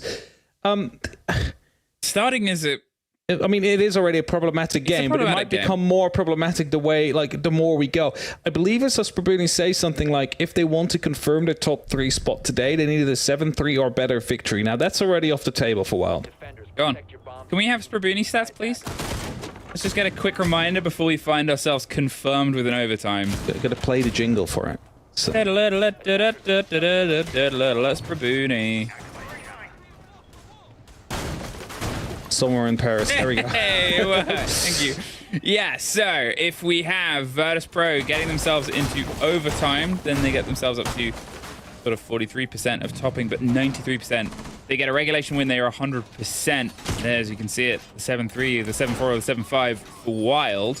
We get them in conversation. If they get a regulation loss, look how much that drops down to for the top 3, down to 50%. From a chance at 100%. Now, obviously, the top 2 options almost gone. The fact that we now have Virtus Pro with 5 rounds, you cannot get that 100% from their side. They might still get the 99%. What we might get is flawless half here. An opportunity, FNet Hecht. Not sure if there was a code in it. Don't think there was. It was open, so I think there might have been. Quite sure. Either way, it allows Teb to just move through freely, see if he can potentially find someone unsuspecting of his position, unsuspecting of the push that he's making currently. He's just holding there. That's the leg that shows, but they're also aware of his position as he sprays and finds the head of Shepard, who was looking to take the fight back to him. It was a sort of bold choice to double down, and Teb gets another! Finally gets put down, but that is the perfect read in, the perfect lead through that they needed. Gets himself 2 kills, nets them the removal of Joystick and Shepard. You know, 2 big key players, and you've still got Always and Pasha, who between them are 7-3 and 6-1. Oh, and Dan hasn't died yet. So you're still far from out of the woods here, but you could not ask for that better start here, striking not only kills, but kills across 2 stories right at the heart of the site. Especially with how things have been going, they can really use that double opening out there. And sure, you trade for it, but still a good result. Drones starting to go over towards the top floor to try and find out where these players are. And, well, that's going to be at least a ping to come through. And Pasha, he's not sure that he hasn't been spotted. Like, he doesn't know he has been spotted. As he starts rotating out, the FNet is actually going to give away the game that might have been played out here. And he's coming in the back, but Jags turns around just in time and finds the kill.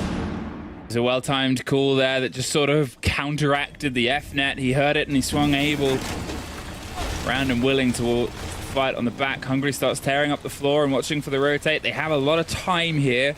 Wild. So they're going to make sure that, you know, the pressures that they suffered last time where they had to sort of stick it and hope aren't going to be removed from them the same way. Bit of a spray down from Dan. Towards the breach, towards the chance of the plant. They're watching from the vertical. They're forcing the Virtus Pro players further and further back and away from the chance at stopping this. Dan gets 1.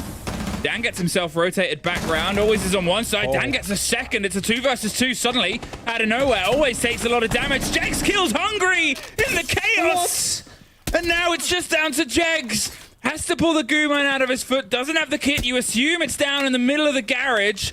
They've pulled themselves back in. 15 seconds and a slight separation here between the 2 players. One's tucked behind him. He doesn't have the swing. He does find the head and the drop on it, but with 7 seconds and a need to plant, Dan has the cards in his hand right now. He's going to start making a move here. Jegs is going to hold on to it. He should be able to get this down just in time. Dan goes around the back of Pillar, and it is only a slender separation of concrete here. Jegs crouch, barely any health, not moving. Dan gonna take the drop, cannot get the angle. The first bit of audio will be the giveaway. The first bit will be the swing. He's going in crouch. Dan hasn't died. Dan gets them the flawless half. And somewhere Koi is smiling because what was wrought to them has been returned. Virtus Pro with a half day of play so far, and wow, they had an incredible start to this round, but unable to translate it in the end. The team kill, definitely, it didn't help out there at those final stages, but the 4v2 brought back to a 2v2 was already a great feat brought there by VP. Now they're going over to the attack. 6 opportunities to lock this off, but only 1 to make it a flawless 7-0. Do they know how to attack Consular? They definitely have shown they've known how to defend it.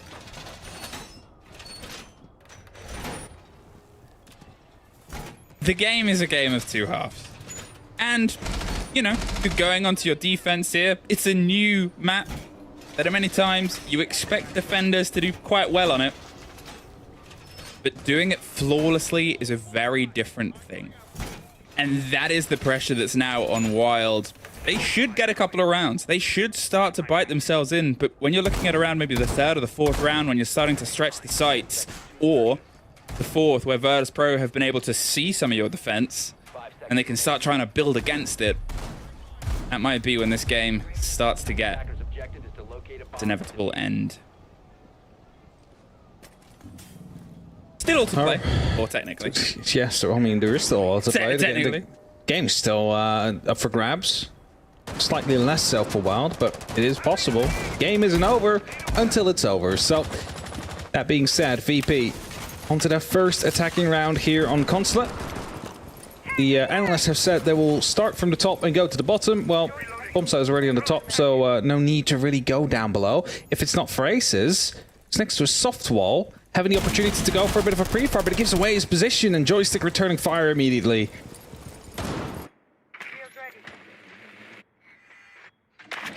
Who will get that first blood? Who will get that first take? Always gets the mirror window, and, you know, old Consulate was a Windows game, and they're playing Windows for now. They're curious about emergency exit, hoping a Wild player doesn't just swing out and start shooting down on them. Aces is that loose cannon, but he has not really been able to have a connection into the gun game of this game as of yet, and where you compare how he opened the season for the team on, really missing that energy and that gun skill right now.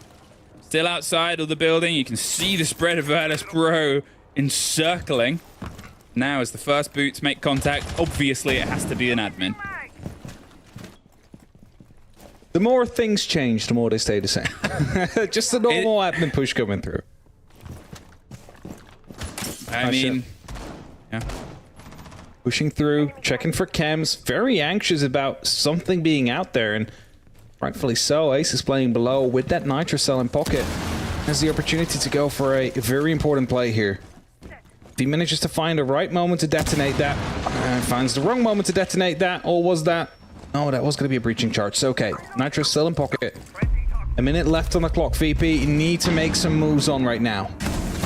They're getting rid of the tech from underneath. Dan has a bit of a read-through, but Aces is not too far away. It'll only take a spray through the soft there to maybe cause a little bit of devastation. How long will he sit, watch, and wait for any approach here? Do they just want to tuck in close and try and sneak the plant on the close corners? Is that why they're just watching underneath? There's the pre-fire.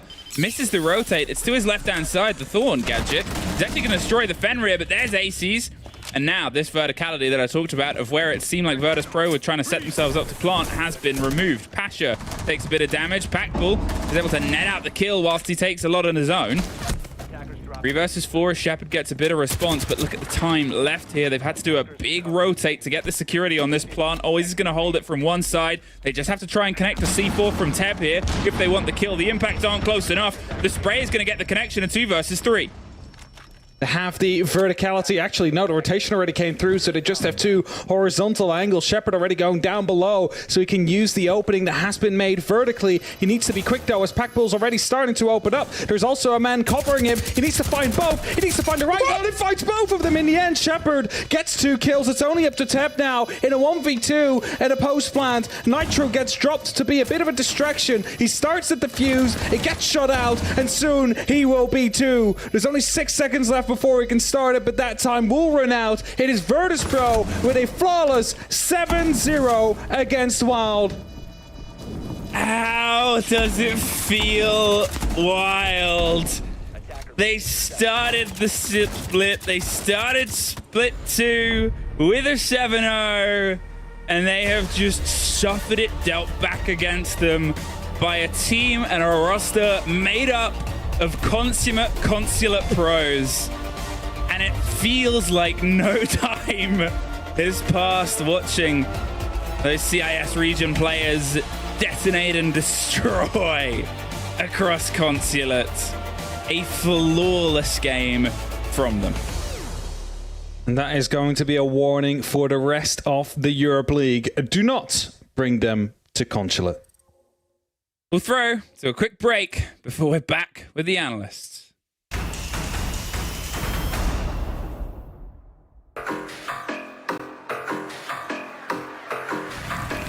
Eliminate all of the terrorists.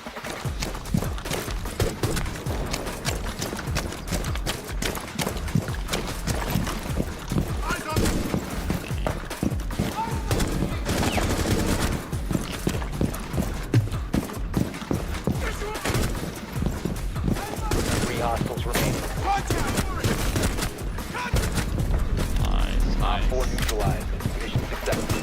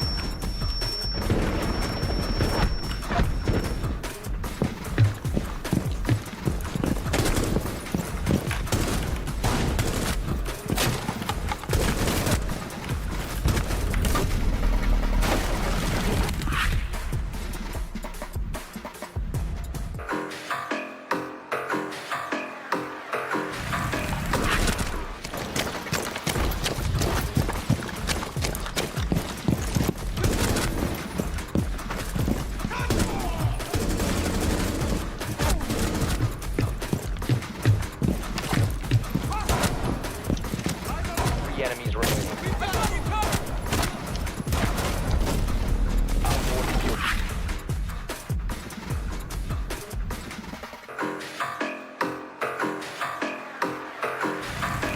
Éliminer les terroristes.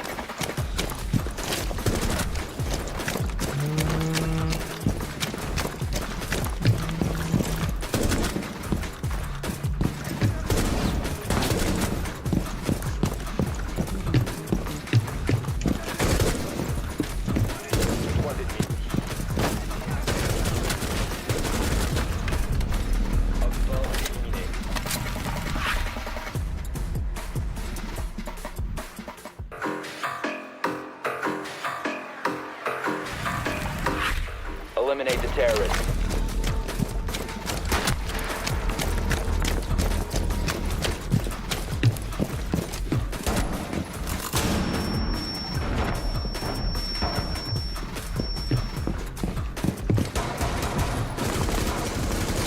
The enemies remaining.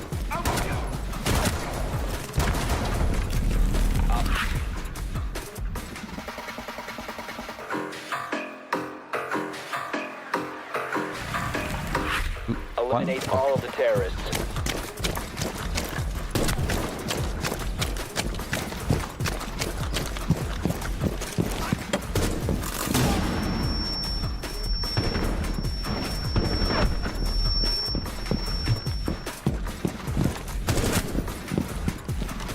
Three hostiles remaining. Okay. Op 4 eliminated.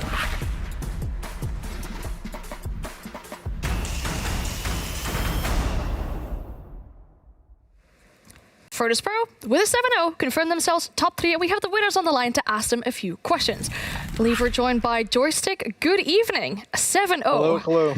Yeah. How does that feel? Amazing. It's amazing. It's always amazing feeling when you're like, everything is good, communication is good, like you're prepared for the game is good, like everything was perfect. Is it a bit of a relief as well? Kind of sounds like it's a bit of a relief. Sorry, can you repeat? I don't know actually what does mean relief. So, so you're happy, it's like, wow, okay, we did that, we're happy. Oh. But, yeah. Is that how it feels? Yes, of course we're happy because in the league, like every point is important. It's very important, especially after we lost to the ITB in the OT. So for us, these games are really important to try to make the first place and go to the semifinals straight. Yeah. It is a big advantage. Now, Consulate, it used to always be a really good map for you. Now that it's back, you must be happy with that, right? In the start of practicing this map, we are like really struggling. But after that, I don't know. This map is in our hearts. I don't know how to say, because we were playing it long time ago, and we have really the same stack. We don't change a lot of people, so everything know what to do on this map to execute the rounds, to win the rounds. So it was not so so hard for us to play this map again after the update. You're saying you play with pretty much the same people. Does that mean you changed a lot on your Consulate? I mean, it's a new map, but you still need to do the same things to win the rounds. Like, I don't know how to explain it properly, but it's how we play it right now. It's nothing changed for us. Okay, well, that makes sense. You've got Koi tomorrow. How are you feeling about that? I mean, top 3 is already confirmed. Yes, but always I think every team wants to be number 1 of their group, because it's really, you have less pressure because you have like one less game to make it to qualify the major. So of course we want to be top 1. Anything you want to say to the fans to close it off for today? Guys, thank you all for the support. Thank you for your supporting messages. Of course, don't forget to buy the skins. Don't forget to cheer other teams and ours, and everyone. And bye-bye. That was so wholesome. Thank you so much. Enjoy the rest of your evening, and we hope to speak to you again soon. Thank you. Good evening. Bye-bye. Bye. You know, supporting other teams, that's really sweet too. I've always wanted a kiss from Joystick, you know? I've given him a little bit more of hits though with on the server. But it was a really good game. I think the Virtus Pro played it properly. They literally set down all the crossfires that were expected of them. Yeah. They played the map exactly like me and you expected the game to play out, especially with what we've heard from the teams. This was actually the one where it's like, yeah, now things make a lot of sense. So they really just set up crossfires, had so much discipline, and they sat back and let Wild do really whatever they wanted to, and none of it worked. It's curious, that kind of sentimental aspect, because the teams that previously were good at Consulate have taken it straight back into their map pools. You know, we see BDS leave it open all the time. We've seen VP play it and absolutely decimate Wild on it today.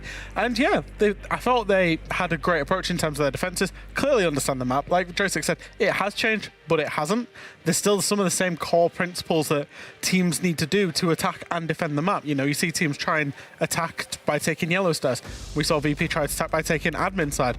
And, you know, just a quick word on the MVP, because he has been very strong in stage 1 and also very strong so far in stage 2. Another top day from Dan today. It's a shame he died in that very last round. But, you know, 8-1, you can't really argue with that. You know, I'm actually mostly excited about the next playday now, especially in this group, because it's a direct fight for who really goes through. Like, we look at both Wild playing against Secret, but that's literally, it's going to decide which of these two. Right? Yeah, it's literally which one of those two teams win the game, be it OT or default time or regulation. Whichever team wins goes through.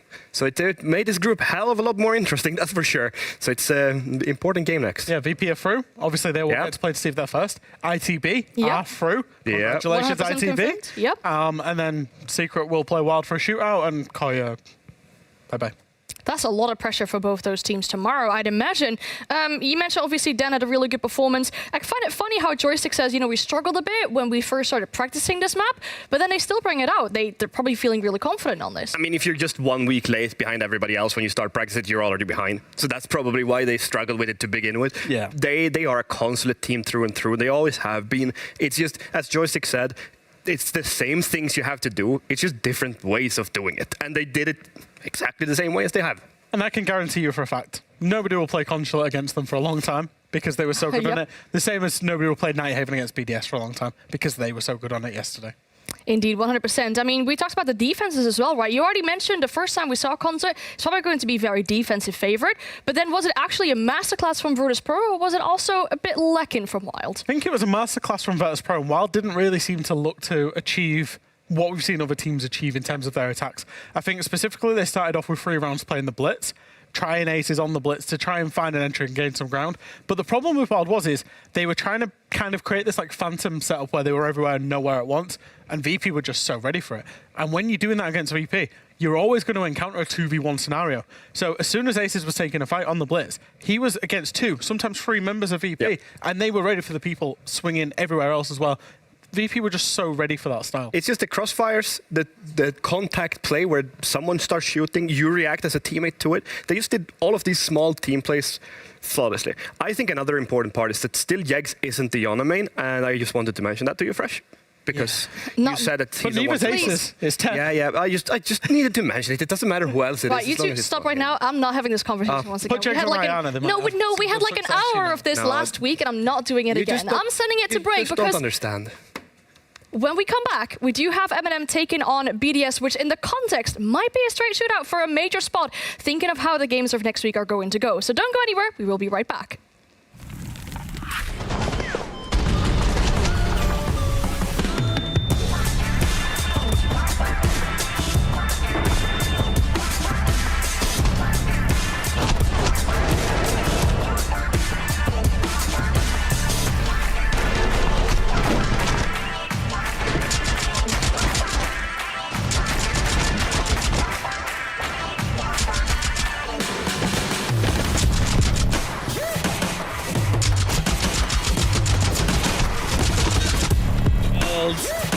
They started the SIP split. They started.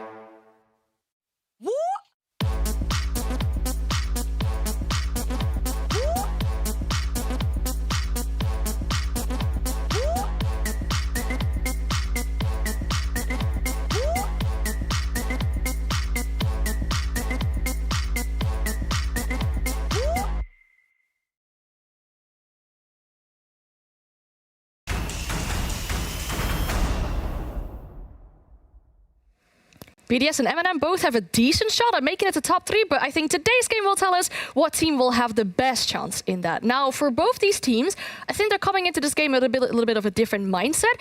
For BDS, they must be feeling optimistic. You know, last time around, Heroic 7-2, must be feeling good. I think they'll be feeling that it's completely in their own hands, and to an extent, it absolutely is. I thought their play day 1 against G2 wasn't the best, but yesterday back with a bang against Heroic. And sure, it was against Heroic that made a questionable change. I was playing with a coach and yada, yada, yada. But Shaiko and EFAC in particular would have been unstoppable yesterday against absolutely anybody. Now, I think BDS are probably one of the teams with the highest ceilings. They obviously are our reigning Gamers 8 champions. You know, they've won a major in the last year, just about or so, as well. The one thing that would concern me a little bit is Lems and Renshiro having quite slow stages. Renshiro's got the lowest KPI of anybody in the competition, 0.29 kills per round on average. You know, he times it up, that's basically 1 in 4. It's not very often. It's such a high-pressure game for both of these teams as well, because basically whoever goes winning out of this one has so much less pressure next play. Like, it's just so much on the line with this game, and BDS, I think they stand a little bit of an advantage just because of the mental that they have and how much they've come back from the first game. They messed up a little bit with the bans as well, right? Against G2, it didn't look that great. So BDS, I think, are in for a good ride. I'm happy for them. I think they're doing good. They're going to be defined today. Yeah, they're doing really good as of recent history. M&M started then decent, but did suffer a loss against Wolf last time around. So I feel for them, you know, there's some issues in the team going on right now as well, right? Yeah, I mean, we've been looking at M&M, and both me and Fresh have said that M&M is one of the best teams in the world. And we said that when we came into this stage. We said the same thing about BDS, to be fair. And we still believe it. And both of these teams are on 3 points. Obviously, they've only played 2 games each, so it's not like they've been playing that much. But it's both of these teams come in with some problems, and M&M's problems today is that they're failing with the trading. They're also doing individual mistakes that are kind of like, you don't really know why they're making them. We've been saying on the desk, you and me both, that they're keeping on like dying on their own with nobody that's just around to do anything, and they need to slow down. They have these manpower advantages that they keep losing, and last game day against Wolves, they just went into quite a stable start, and then they lost the 3-1, and it looked like they were completely out of the server after that. It just clicked that they weren't there at all. And that's the thing is, like, on the desk, obviously, we can see the symptoms, right? We see the symptoms of the disease, but we don't know what it is, because we see the symptoms of very low trade percent. So across the whole team, only 8% of their deaths are ever traded. Tyrant hasn't had a death traded yet in this, in this stage. We see them lose X versus ones, and the mentality that associates with that. We see them be very, very good on their defenses, but then poor on their attacks. Now, these are all symptoms that they see as well. They understand, we understand, everybody understands it. But getting to the root cause of the problem for M&M, when they finally get to that root cause, unlock it, and this team unlocks its full potential, we genuinely will expect to see them at, back end of the majors, top 4, top 2s, grand finals. But until they get there, they're going to continue hitting their heads against the wall. I'm questioning if they will actually find that, because their coaching staff isn't bad. No. We're keeping on telling them here on broadcast. I mean, they don't really care what we say on broadcast because they're still the teams and we're just the analysts. So they understand their problems, and they're being told them over and over and over again. And it doesn't Some point's got to snap, though. Yeah, that's what we would like to think. But how long have these problems existed for M&M as a team? And I think it's not just this stage, and it's not just last stage. It's been for quite a long time. Maybe they'll snap today. I don't think so, but we're building that tree. Yeah. Stay tuned. You never know. It just has to happen at some point. I hope. Yep. But I'm sharing the hopium with you for that one, indeed. And the numbers you mentioned are quite shocking as well. It's not really what we expect from M&M. The team that we mentioned has the potential of being one of the best teams in Europe, if not in the entire world. But then for this matchup, which is a tough one against BDS, I'm very curious what kind of map we'll get on. Any predictions for that? So I think for the maps, there's kind of 3 that I had in mind, and that's 5% of the map pool. But I have kind of Cafe Sky Club, because it's a very high preference map for these two teams. We've seen, I think M&M played BDS a couple of times on Club in recent history. They've played on Cafe a bunch before then. So they're probably the two that I would say I would expect most if we were going to come into it. Just because of just high preference for both teams. Yeah, I don't really have a preference for either one of them. I don't sit there and look at the maps too much, but I don't think you banned really badly when he was on G2. That's why I brought in Titan so he could do it for me. First place when you picked Oregon instead of banned Oregon. No, I misheard that one. That was actually my bad for listening. My hearing has gotten really bad. I'm getting old. No. Well, you know what? Let's get into the maps so we can see what map it actually is going to be for this game. It does end up on being a Cafe, which you predicted, but then Eminem on attack on the Cafe. Is that a bit worrying? Yeah, so I'm just going to pull a stat here.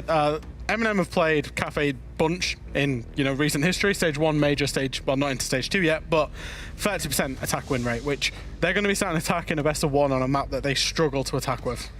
Fresh, if I had gotten to finish my point before you so rudely interrupted me, I was going to say that this matchup doesn't matter what map it comes to. It's just about mental game still. It needs to be Eminem to be on top, and they cannot allow themselves to slip. And it's just, honestly, map does not matter one bit, because if you go into your bad mentals and you allow that to take over, doesn't matter what you play. But maybe for Eminem, it's on a personal matter for this game as well, right? If you think back SI this year around, BDS knocked them out the tournament. So for Eminem, winning this, I'm obviously not going to get revenge for SI because it already happened, but it also will matter on a personal level, I think, for them. I think it's best we go and watch in the game what will actually happen. BDS versus Eminem on Cafe with Fluke and Hap.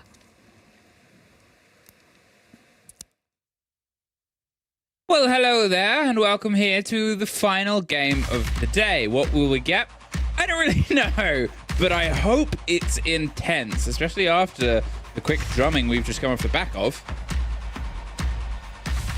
Yes, we had 2 very quick games in a row. We have. So let's see if we're going to get a bit of a closer game on our hands, maybe? It would be nice, because these are 2 great teams. These are 2 teams that you want to see popping off, and it's not that we've not had great teams before earlier on in the day and the ones that have sort of struggled, but it's just they haven't quite hit the mark. All right. Bands first. Let's start with that. Now, there's multiple options, of course, when you get to Cafe, but yes, there's like 60-ish operators that can be banned. But Adobe to be removed first, of course, very annoying, all those phone calls. Yana as well. Might be a bit of a targeted ban.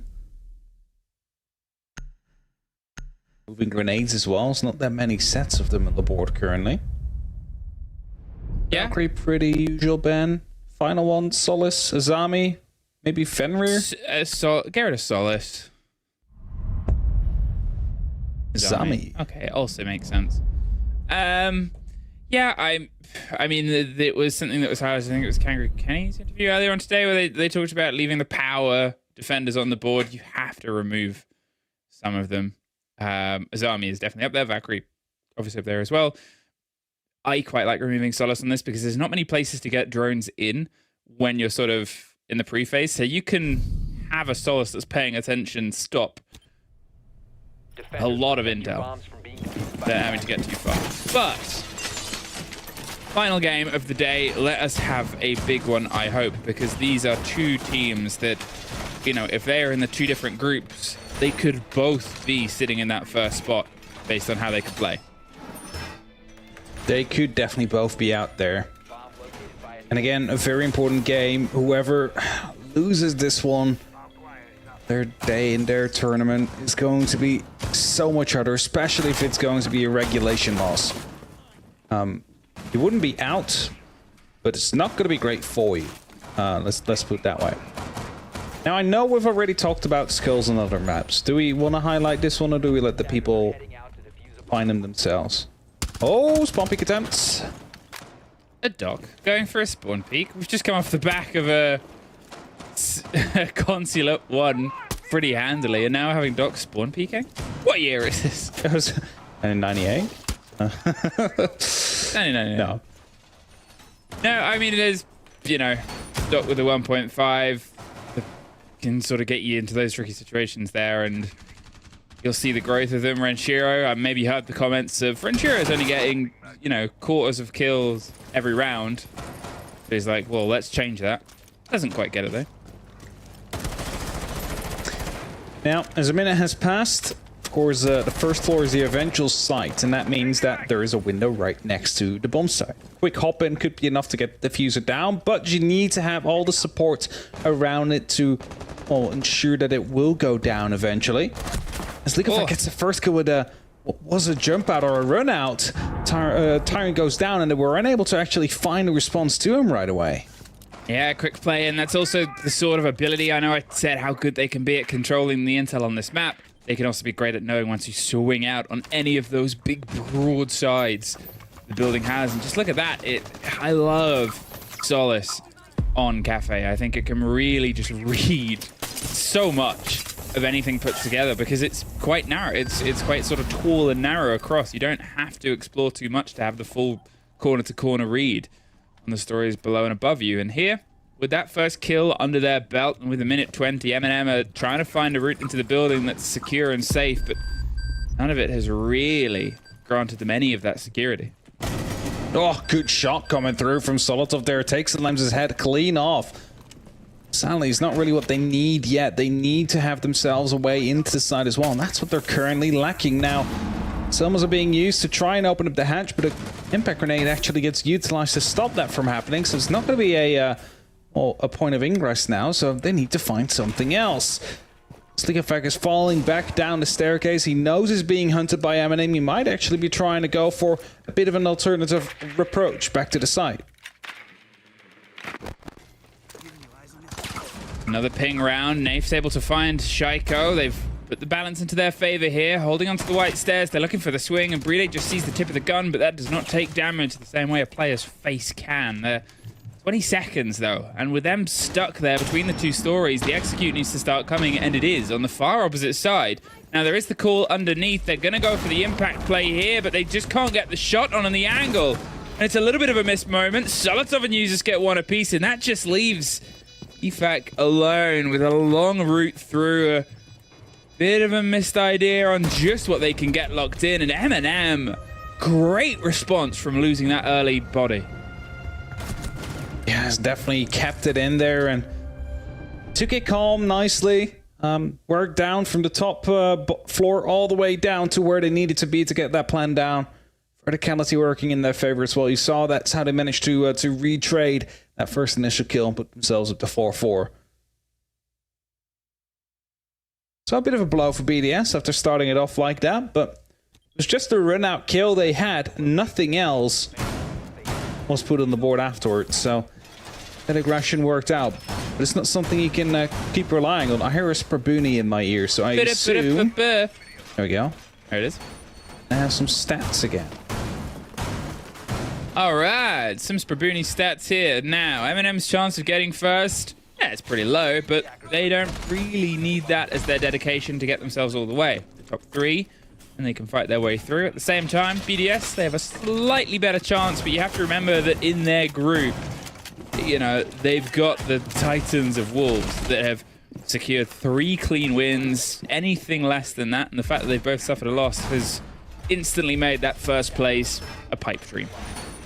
Now, if this game goes to 14 rounds or 15 rounds, Wolves will be automatically confirmed first seed as well. That wasn't in the stats, but that is the case. You can trust me on that. So as soon as this goes to overtime, Wolves are confirmed first seed of the group.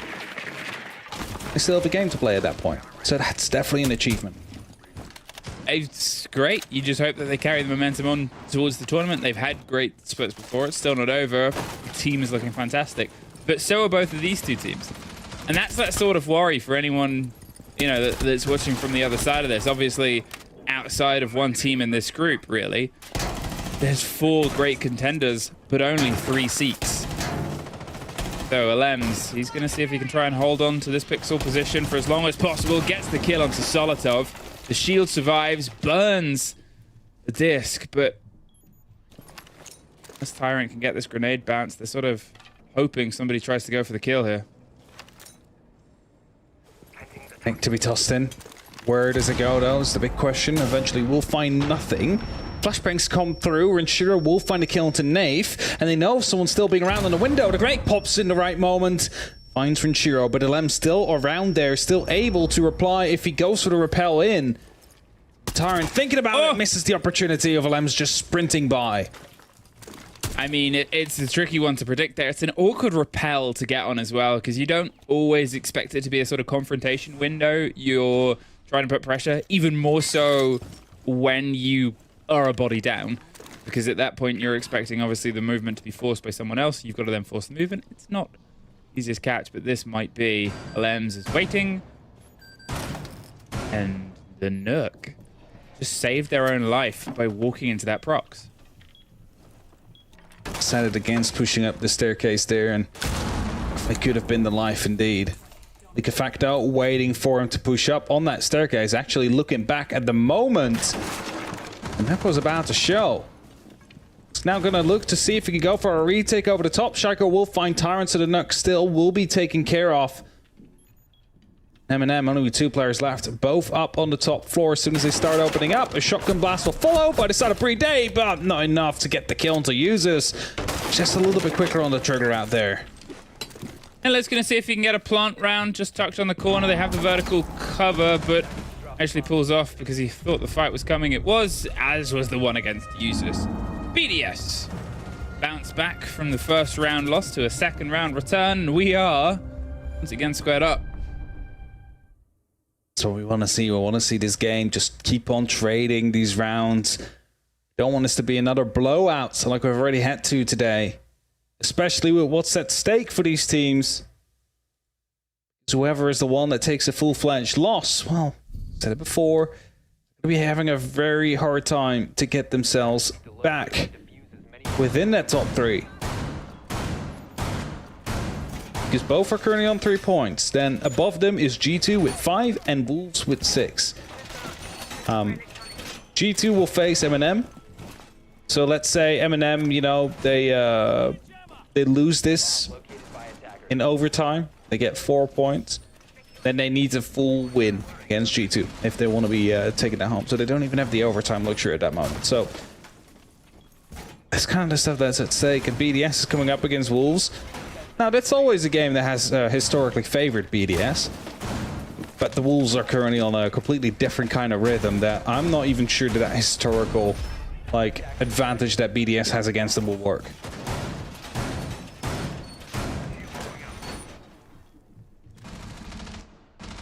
Okay.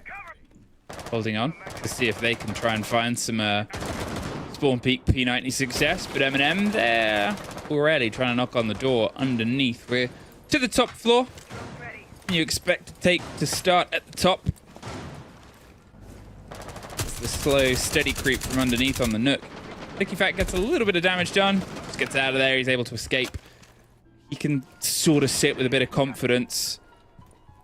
Solosov, though, he's a bit of noise. Shaiko's watching up on the hatch. Nothing being given as of yet. Some good drones out here from M&M are giving away some information, but Shaiko on the Solace is seeing them shoot on and off, knowing that they're being spotted. Solotov will find Likafacto. Not quite sure if that was through the floor. I mean, Likafacto was last seen running around on the far end of White, so I think it might have been on White side, maybe around Zulu. Could be the case. Likely. Oh, that's going to be Shaiko with an impact. And, well, that's what happens when you drone. You're going to be spotted. They're going to see where the phone is, and they get a reply on the back of it. Solotov now going up for the hunter, hoping to find Shaiko before he does more damage. As he falls back at Shaiko, actually looking to go for a bit of a swing. M&M, they also know they cannot really afford to give Shaiko these 1v1s. He's an incredible player that will be taking them very happily. As he sees these drones come through, he also knows that there's no one close to him. So these drones are just trying to get the information for the execute eventually. A minute on, 4 versus 4. They've lost their grenades. The sledge, it's not as impactful in terms of smashing across the softs at the top here, but they wait and the call comes together. You can see Solotov gets the down. The catch comes through on one of the bolts, but they're able to finish off the breakdancing player even though they were hopped up, doing everything right. Now, M&M have that 1-man advantage they need to leverage out here. Shaiko, you get so close to finding a kill. If only you pulled the trigger. Grenade's coming over, but I believe it might have been caught. Shaiko will find Nafe, so brings it back to a 3-on-3. BDS still in a very good position out here as Brede will find Nello. LMs is in a bit of a gunfight himself as well near the Planks area, but they are pushing through to the back of his side, and Brede holding tight from the freezer. Knows there's someone on the opposite side of things, but only 9 seconds. There's no reason to swing for BDS, and as they do it, it's only left to Shaiko and LMs. Solidar falls, and BDS will find themselves a second round. I mean, you could see the 2 bulletproofs there. There's the one that was on the back wall. There was the one on the other side of White Corridor. They had all of the motions of those 2 remaining M&M players just watched. They knew exactly which way they were going. They knew exactly when they needed to put the pressure on, when they could pull back. And they knew that there was only 15 seconds left. They did not have to put themselves in a do-or-die situation.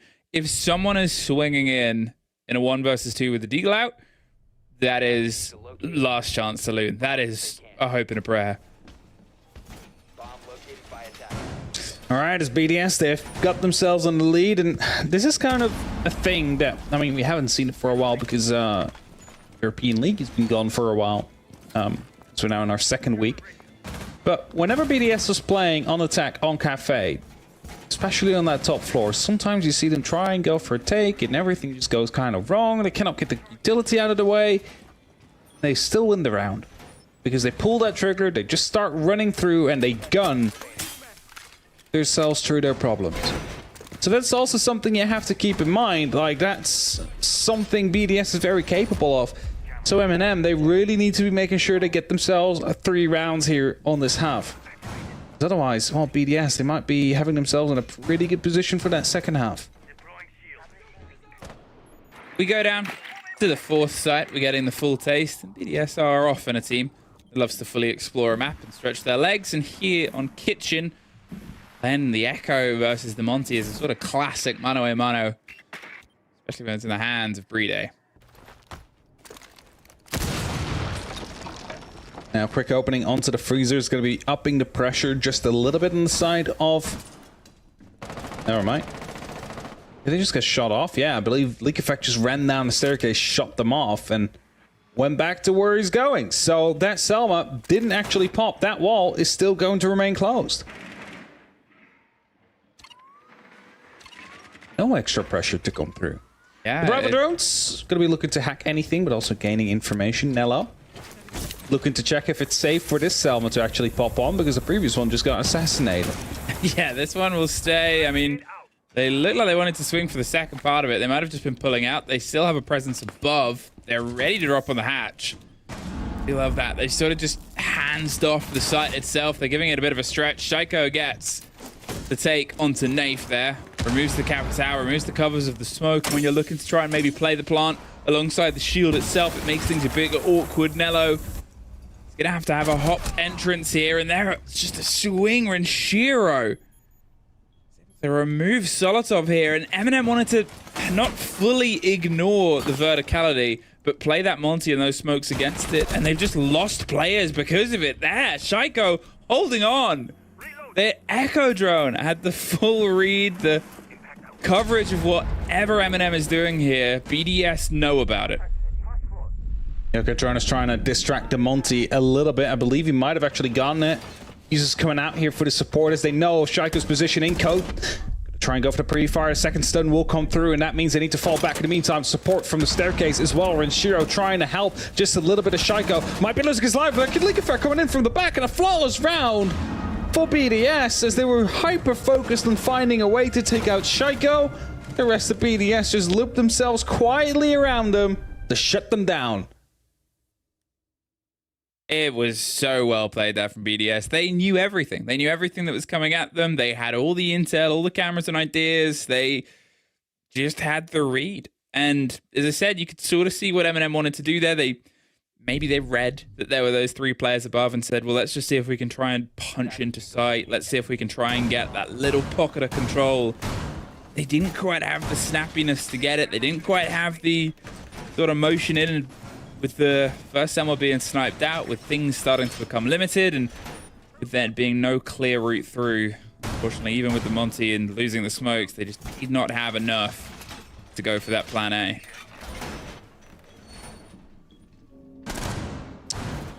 Okay, on we go. BDS. First round, they stumbled. Second, third, and fourth, they have been looking quite confident in their plays around the map. And that's when they get dangerous. When they've been given the freedom to roam around, to be where they want to be, to just strike you down as you try and execute on a plan. Each and every single one of these players are absolute gunners. There's no two ways about it. Like, all of them will be able to, you know, completely decimate your team on a good day. There's League Effect, Shaiko in particular, two main gunners of that team. You really cannot afford them any freedom. I mean, Shaiko's 9-1. Yeah, I mean, that's what kind of tells you, right? It's like we haven't mentioned it yet because it's as weird as it is to say been a subtle 9-1, but he has just been a constant terror on this map. Let's be real. Over 4 rounds, that many kills. Dolotov, in the meantime, he's trying to do his own reign at Ever. 7-3. Able to take care of Alems. Removes cover of the 1.5. The ability to see through smokes that aren't actually there, but at least the flashes might be able to get some damage done. EFAC wants the fight here. With the pressure on the window behind him, you assume a grenade might be following soon. There's the pull of the pin. Sees the player as well, and he probably wished he went with the gun. They get Renshiro. And I'm assuming that was on Pixel? I'm not entirely sure, but Shaiko finds Solotov as the swing back round, gets dropped down to some safety. That's over the top of EFAC. They're dancing, and the Tyrant gets the kill. Of course, the side is actually still a floor down. I mean, they do have a man advantage, and Shaiko is very low on HP. Everyday still being around as the Clutch King he is be proving quite a trouble. Drones looking to see if anybody's around in pillars. Doesn't seem to be the case, so that might influence the eventual ID and attack and approach that Eminem is going to go for. It's just going to be a default plant right behind the cabinet, especially with the spot they now have on Shaiko. They know where he is. Drone gets taken down, but he rotates instantly afterwards. Might be actually going to the brown stairs to make sure they have a bit of cover for the pillars. Tyrant and themselves the angle, hoping to force the player to get some motion on the back of it, but nobody falls for the bait. It's a 3 versus 2, but Becker's still on the board. Who knows what's going to happen? And you've got Bride, who is famed for clutches in 40 seconds. They're angling themselves up to try and get the plant in on the door. They've got the vertical control. There's the impact. But here's the impact. Shaiko. Has he seen the man above? Do they know Shaiko's below? Oh, he doesn't quite get the angle. Saved on one. It's down to Bride. Wins the first fight. Goes to the shotgun. Doesn't make the connection. Nello hooks it in. They find their second round.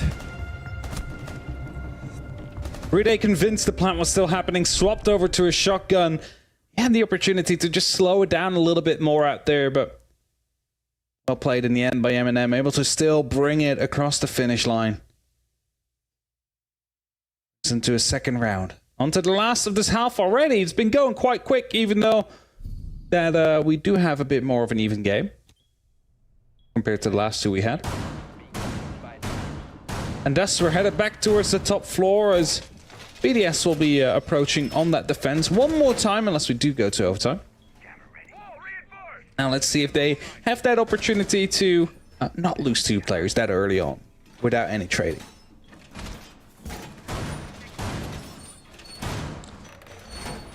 Will we get that 3-3 half? Will we get this tooth and nail, this fight for every round game that we kind of want out of this? Still good reactivity. You can see Eminem, they're piecing things together, but bit of a back and forth here. 5 seconds to insertion. And there's still those little moments where it looks like BDS is slipping into some safety. BDS are finding routes out. How is Eminem going to be approaching this one? Shaiko down below. Could be very problematic. 10 kills. Just waiting in wedding. Has the opportunity, of course, to quickly check on his gadget. See if anybody's droning, if there's any utility being placed down, just to gain information. But for now, staying put. Now that Claymore going to be giving away something. At least tell a story. Like, oh, they've been out on the balcony. Might be out on a repel now. It's going to be confirmed by LMs like that. And windows being opened up. They're definitely repelling. And Shaiko is looking to go for a potential jump. Oh, the hatch gets opened up. Run! Don't try and stay around there. Solis in full regard of everything coming towards them. LMs pulls back. Going for a slightly different bout of pressure here. Burning out the route and swinging into... Not quite get caught out, but Tyrant knows that it's only really a matter of time before a BDS gun finds them. There's also the watch on the hatch as well. Quite sure which BDS player it is. EFAC is ready and hoping the drop comes round. We've seen Shaiko remove a lot of drones from the arsenal, so they're having to just keep sending out more and more and more. That one will catch him. Force him off on a bit of a roam, but trying to chase the Ash. Oh! Oh! Oh! Oh! A quick peek there. There's nothing he could do out there. It's just removed from the map. That's just a player that has an idea on where you are and acts upon it. So the best start for Eminem in his final round on the attack. They have 2 rounds. They would prefer to have a bit more. Solazov finds himself a cigar. Oh, gets taken down as well. It's actually a trait kill between the two as he finds a Lems in the meantime. Opens up the opportunity, though, to try and take something more aggressively into Piano, unless it got retaken quickly by a BDS player, which it did.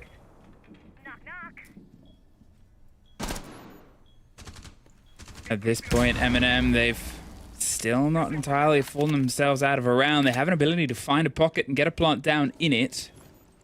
The longer the time ticks, the more dangerous it's going to get. Precious and burn down the grenade with the hope that someone is close by, but Shaiko is far away, watching and waiting for a drop that actually comes towards the far end. The X-Kairos starts to make that wall a bit awkward. Suddenly the reveal of a player there means they can't quite react with maybe the impact that they wanted, but Shaiko is sort of desperate for the fight itself. The 2 on one far end, it's slightly open, so they don't have a safe plant here. They need to know where Shaiko is, and they find it. Users gets that take, but with the crossfire coming across, they're not able to get anything solid. The kit's on the far end. Nafe is all that's left in the 2 versus 1. Cannot swing in. BDS get the 4-2 half. Decent half coming out there from BDS. Just a couple of moments of weakness, but overall they've looked really secure in the driver's seat out there. Now, of course, the site swap's coming on. That means that the sides will be changing. BDS will now be attacking. And that means they now need to show their capability they have shown in the past is also applicable now.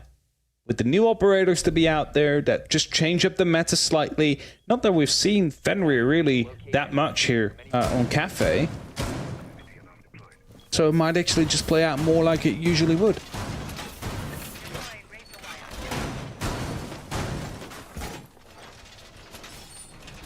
Eminem, they have some growth here. They have good map to play with. It's a map that can work well for defenders. There's a good selection for them to run and try and get some pieces of control. It's fun to see that Bar is often not the first pick now, and it hasn't been for a little bit of time, but people love to play that stretch on the top floor. They love to sort of lengthen the game out and say, look, we're not just going to give you one floor to fight on.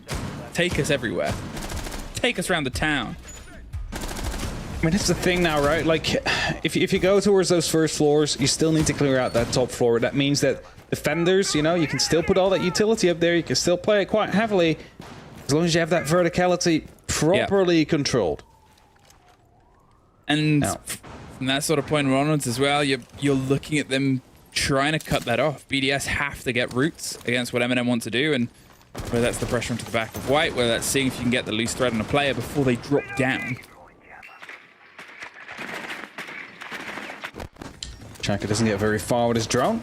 Hatches are being opened up though, so we might actually see him drop very soon to see if he can elevate the pressure a little bit up top. Claymores are there in plenty for him for BDS, so they don't really have to worry about burnouts too much. You might lose one, but instantly after the explosion should follow. Candelas are coming, grenades are in as well, as Ranchiro gets his head removed, but he trades him out with the grenade, and all these repels are kind of going wrong on the side of BDS. I mean, they weren't quite able to react on the back of it. They're doing just enough to keep the balance in, but at the same time, you think of what they threw there and how clean it could have been, and Eminem, they just sort of dug themselves in, took a couple of the fights. Usus sit back into their favor. Shaiko wants to get some revenge here, but how he found that, I don't know. He's looking for one more inside the side, and he gets it, Shaiko! 13-3, waiting for the last player to drop. Brede covers up the cover, and there's Shaiko! 14-4. Just an average Shaiko round, if you ask me. He just walks in, like, quickly flicks out to the top. I'm not sure if that was a drone call out or if you saw like 1 or 2 pixels change color, which instantly triggered that response in him. And that was a route for BDS that kind of went the wrong way. I mean, 2 repels got punished for it. The grenade managed to get a trade. And the remaining team, they just went horizontal, managed to find that success in the back of Shaiko. But otherwise, that would have been an M&M route. Let's see. Oh, he set a gun out there. Instantly responds. So that's the difference between hyper-focusing on your reticle or also, you know, having your surrounding view still being processed properly. Again, he's one of those like generational players that you see. He's like one of the legends of the scene. Yeah, it's those rounds are a reason for it. It's just fun to watch, and I mean, it's also terrifying to play against. Oh, it's one of those very frustrating. Yeah, because it's not that M&M have been so far out of the water, but it's when you have any player popping off to a level where they're what 14-3. Let's say you can win the round strategically, but then Shaiko, basically. Shaiko, basically. Yeah. The Shaiko story. There's nothing more to say about it. 5-2, BDS. They are wanting to chase their French compatriots towards the top of the table here and make sure that this Group B stands for best. Best, what? But in French. Yeah. Oh, I mean, that means good. Don't know if that means le best. The best, yes. Very accurate. Thank you. Thank you. Pointers.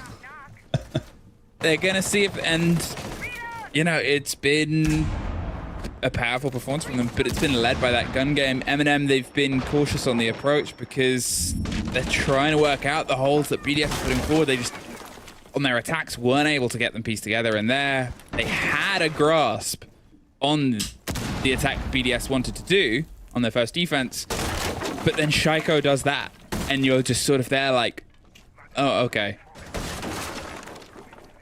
Oh, that's it. There's nothing more you can do at that point. Like, sometimes you just die, and it's not even your fault, right? It's like the person that was on the opposite side of you just had an amazing shot and an ID for it.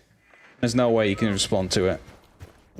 And if you put yourself in positions where that won't happen, then you'll still be demolished because you are in positions where you cannot challenge. Now, that's a good spot coming through, and that's an instant reply, I believe, coming out as well as Tyrant finds Shaiko with that shotgun. That's one less player to worry about, a big player to no longer have to worry about. As they know Navy's all the way on the top. What's BDS going to do about it? Well, it seems like just holding the hatch for now. They've got the pings on the player tucked around, and Alems finds their entire support structure and removes them. So Tyrant then gets picked up right after.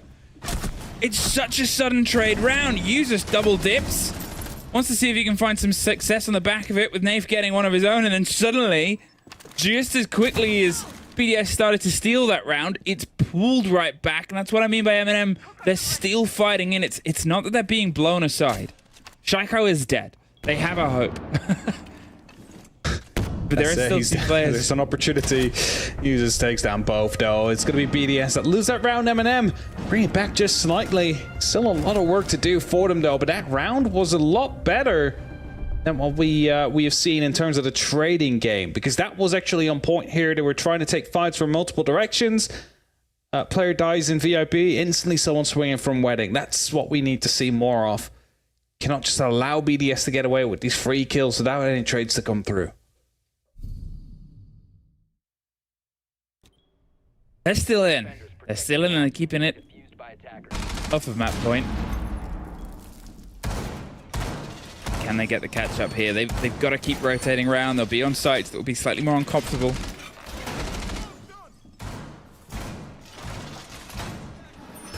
Right.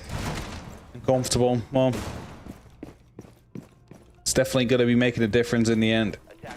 Being all the way up top. It's just less ground that needs to be taken by BDS. That's always that big worry. It's of course less ground you need to focus on as a team as well. But this mirror window, I believe they might be opening up the entire wall out there to provide one long line of sight to make Piano very difficult to play in. Oh, I love this one. I love it as well. And it just opens up these very long angles that it's just difficult to deal with. We'll most likely see, though, as someone having to go up on a rappel on the opposite side of that window just to make sure that the mirror stays in place. Can BDS make a clean entrance? Even though they've been able to claim one of these rounds, one of them wasn't as clean, really, on the sort of get-go. One of them they bit back and then it was knocked back. They can't seem to just get a kill and then sit comfortably on it. There's always a threat. Missed throwing grenade there, and he's lucky that wasn't cooked a little bit more, because that could have been a bit of a tragedy. Relay goes with the blinds. So he's lucky there was no teammate standing underneath there either, because that would have been even more unfortunate. Having to bounce back and then the grenade hitting your teammate. There's 2 minutes still left on the clock. BDS now have a bit of an idea of how this hole is going to be shaping up. Those mirror windows are located there, and this Leakafak is getting himself in below. He's going to be looking through the hatch, hoping to hear something, but there's no one there. Not as of yet, at least. I like how Shaiko was just like, is that ours? Is that no? Yep. No, it's Solotov's. Gotta remove it. Solotov themselves, not too far away. There's the Ash that isn't going to go their way for now. Again, they're looking for maybe a bit of cleanliness towards their take, their first fight here. Nath wants to loose that C4 out the window. They're almost waiting for this. The pull on the grenade pin. It's pressured. To Candela even, not the grenade. The Ying has taken up the mantle of this position instead. The C4 is just going to go there and flies out to the opposite side. Grenade has started to roll its way in from Skylight instead. Smoke grenade to be used as well to get over the Candelas right now. They're hoping to take the controller. Shaiko will find one on Nath as well, but Nello finds a response. Leakafak now in a key position as he tries to rotate back up. There's 2 players out there. Will he strike one on the back? Yes, he does. Does he know about the second, though? Being present near the 90 area. Users still in a good position to play in from below. Not sure if he has a pre-placed C4. He's waiting to detonate, or he's looking to play it vertically from down below, but either way, he's a threat they need to deal with. A rotation coming up, double from the white stairs. Definitely seems like BDS is not ready to capitalize on that. Wrong side of the solid for Nello. He's able to keep himself standing and the drone rolls through, and now he's going to move elsewhere, but there's no more grenades to try and hit them from underneath. BDS, what remains of them, is going to have to start trying to make that push turn to shove here. Efact's going to get his way up towards New Balk window and is caught out by Nello, who's paying keen attention. Cannot get the drop into the Skylight. The fight goes over to the back. It's Bride, though, that suddenly gets the take. Users puts them into the 1 versus 1. 10 seconds. Bride knows where the player is, though, and BDS, they push themselves to guaranteed points. Can they take all 3? As I said, Emmy, during the start of this game, if they are attacking the top floor, it doesn't matter if they're losing it strategically. They can just pull the trigger and still win it somehow. I mean, they didn't really deal with Piano at all. They just went for a Skylight and a push up the staircase and a repellent. That's all they had. Barely any control. Just vibes pushing in there. Worked out for them. Now they're on match point. M&M for the timeout now. 30 seconds left of the 45. Getting a speech of what needs to improve if they want to be bringing this back towards overtime and take a point away from this. Again, if they fail, it's going to be looking really bad for them because we stuck with 3 points. Next up will be G2 on 5, who is going to be their actual opponents on the last play day of the group stages. So I mean, need to get a full-fledged victory. It stays in their hand that way, but it does, and it makes that game very spicy. It does, because at that point it's BDS and Wolves fighting for that sort of position near the top of the board. That I don't know if it depends on the result here where they can get it based on the round differential. But it would leave G2 and M&M brawling directly out for that third place, that extra spot. Which of course is always going to be an amazing game if something like that happens. Just 2 teams fighting for that final spot on the final play day. Those are very intense games. Games where nothing can go wrong, but often everything does go wrong at the same time. So Eminem, you just hit your timeout. You know that you're gonna be defending that first floor, or second floor rather, because hey, that's how Cafe works. Doesn't have a basement, but 3 floors. I want to see what EFAC's going to do, because I have a theory. Because there's that hatch, isn't there? When you have that kit, and you can see the pings coming out towards the bottom of white. So that hatch that leads into the A site. Now, it's not as easy as it used to be, because often teams would reinforce that side and not the other and keep the control of the stairs. They have the route through, so you have to force them off that location. But that is where EFAC is going.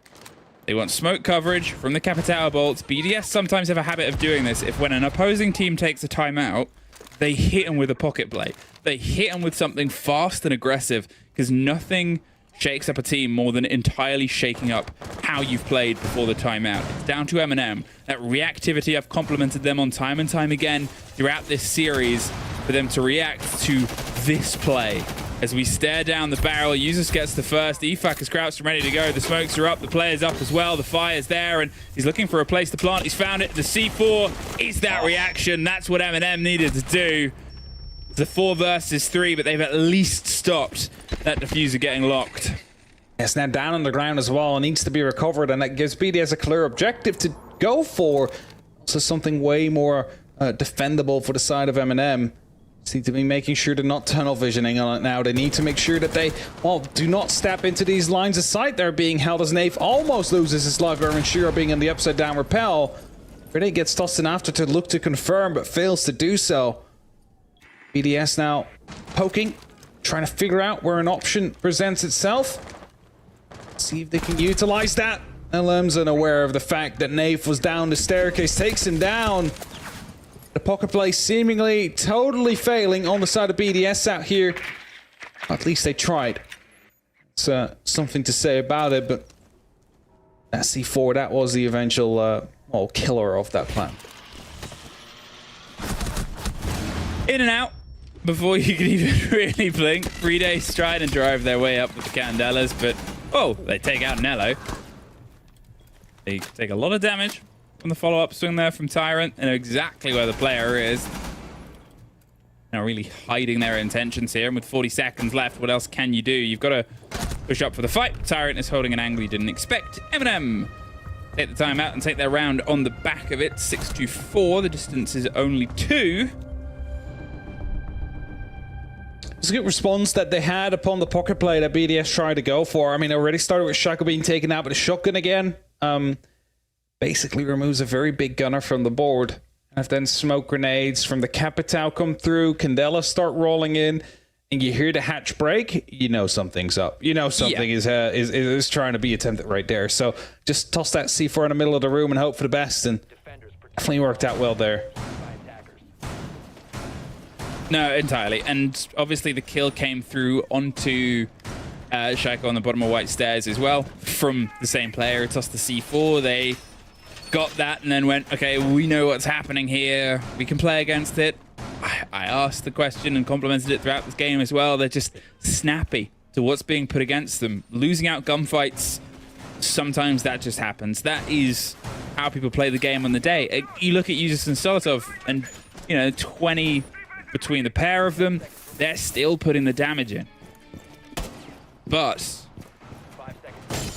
it's just one of those balances that if it starts tipped out of your favor, this is where you get to. You get to that sort of cling on, take a round at a time. And that's it. You cannot really think ahead too much now as Eminem. You just need to take every round you can. Bring them home one by one. BDS, they can just keep hammering down upon that side to see if they can find success, can find weakness in the armor of Eminem. They're getting themselves ready. All they would need, BDS, is just that simple opening kill. Now, they've been lacking that for the last 2-3 rounds. Solos have now taken a lot of damage, but he's not willing to give up the fight just yet. Was hoping to lean back into Leakefak out there. Pops over the top, backed by the E1D. Bride is ready to react with a Gon 6. Not quite needed, as Zafir can get rid of the shield and Tyrant hoped that there was a head on the peer round. Remember, the pressure came from the back of them last time, and Shiro's just going to hold the upside down rappel. The drone rolls through, and the smoke will maybe buy them some extra safety, but at this point, it's just time. And Shiro is still holding steady. There's no route out here for Tyrant without it being a fight. Another E1D. He wants them to come in close. The pings are constant. He knows that they're coming. The pressure's there, but it's look how many BDS players are being pulled into this. 4 of them on this single engagement. Yes, but the one player behind the bar is making sure that Tyrant is safe. Solotov being out here means they cannot jump into that window. The grenade, though, deals a lot of damage to Tyrant. Solotov will fight Renshiro, so the opening kill again goes to the way of Eminem. Link Effect now finds himself in close, but Tyrant, just prone, knows how low he is on his HP, doesn't want to be taking any straight-on fight right here, so they need to come towards them. BDS need to go for a pre-fire. He's prone. Will they get him? No, the shotgun will find one, not the second. However, Bride gets that kill eventually. Solotov just arrives in this position a little late, but he's able to at least get the revenge. 4 versus 2, but you really have to give credit to Tyrant for how he's held the round, and suddenly it's 2 versus 2. And whilst I'm complimenting it, the work has been undone. Nello is all that's left. The Clash holding on. As I said, how do you stop a player on their day? Shaiko screaming into sight to get 2 kills. I mean, at that point, it is so difficult. BDS pushed themselves over the line at the end. Eminem were close and they put in a huge performance in a fight, but it was a hell of a game and a team they're up against. I have to say, in that last round, Shaiko was very close to be zapped to death by the Clash as well. That's why he was running. That's why he was hiding with 17 kills to lock up that game, and an amazing performance from him and the rest of BDS. On Eminem, they gave it their best, but just not good enough now, and that means that their game against G2 is going to be a straight shootout for who will be making it to playoffs. And that is, for me as a neutral viewer, a very exciting prospect. But before any of that, let's throw it to a break and come back to our desk to have a last conversation. Have you ever wondered how our professional players go pro? Or what happens between our regionals and majors? During the Tier 1 off-season, our Tier 2 scene kicks off with 5 separate regions hosting their own T2 competitions that have the opportunity for anyone and everyone to enter. Now let's get started and welcome you to the Tier 2 ecosystem of Rainbow Six Siege. There are several regional events around the world, which are the Japan Invitational, Liga Start for Latin America, the North Regional Rumble, and R6 Central Combine from Europe, and Element 1 for North America. Let's start with the Central Combine. 2 Tier 1 qualifying teams are sent straight to the playoffs, whilst there are 4 national spots composed of teams from the Legacy national competitions, and 2 EU squads made from teams that are at least 3/5 from Central Europe. These 6 teams go straight to Phase 2. There are then 18 more spaces to be filled by open qualifiers, which means this is your chance to get involved. During Phase 2, our 4 national teams, 2 Central European teams, and 18 qualifying teams will be divided into divisions to play against each other based on a point system, with the lowest 2 teams of each division being eliminated. Our remaining 12 teams will be grouped into 3 conferences, competing for their spot in the playoffs. Each team will play every team in the other 2 conferences for points, with the highest scoring 6 teams moving forward to Phase 4. Phase 4 is our playoff bracket, where our top 6 teams from qualifiers and our 2 Tier 1 teams face off in a best-of-3 bracket. At this stage, everyone gets a share of the €40,000 prize pool, where the winning team will take home up to €15,000. These events aren't just about the money though. Our Tier 2 events give you the platform to showcase your talent to the world. The matches are live streamed on our official channels with the best upcoming analysts and casters that BR6 has to offer. Win here and your Rainbow Six life could change forever. Do you have what it takes to step up and be the next big name in Rainbow Six? Prove it.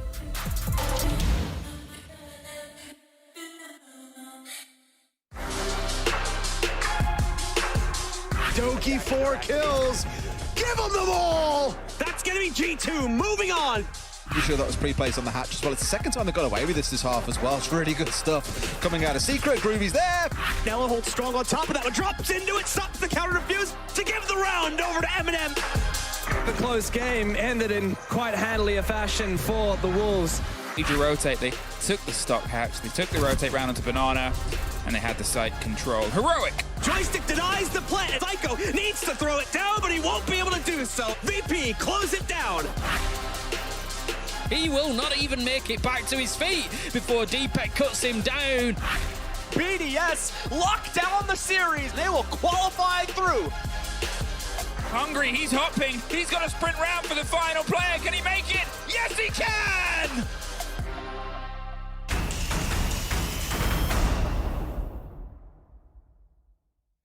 BDS confirms himself in the top 3 and still have a chance of making it to the major through the Siders by a 7-4 victory over Eminem. And I think in general, it's just been really good teamwork from BDS. I mean, they played as a team. That's literally the difference between the two teams we just saw playing.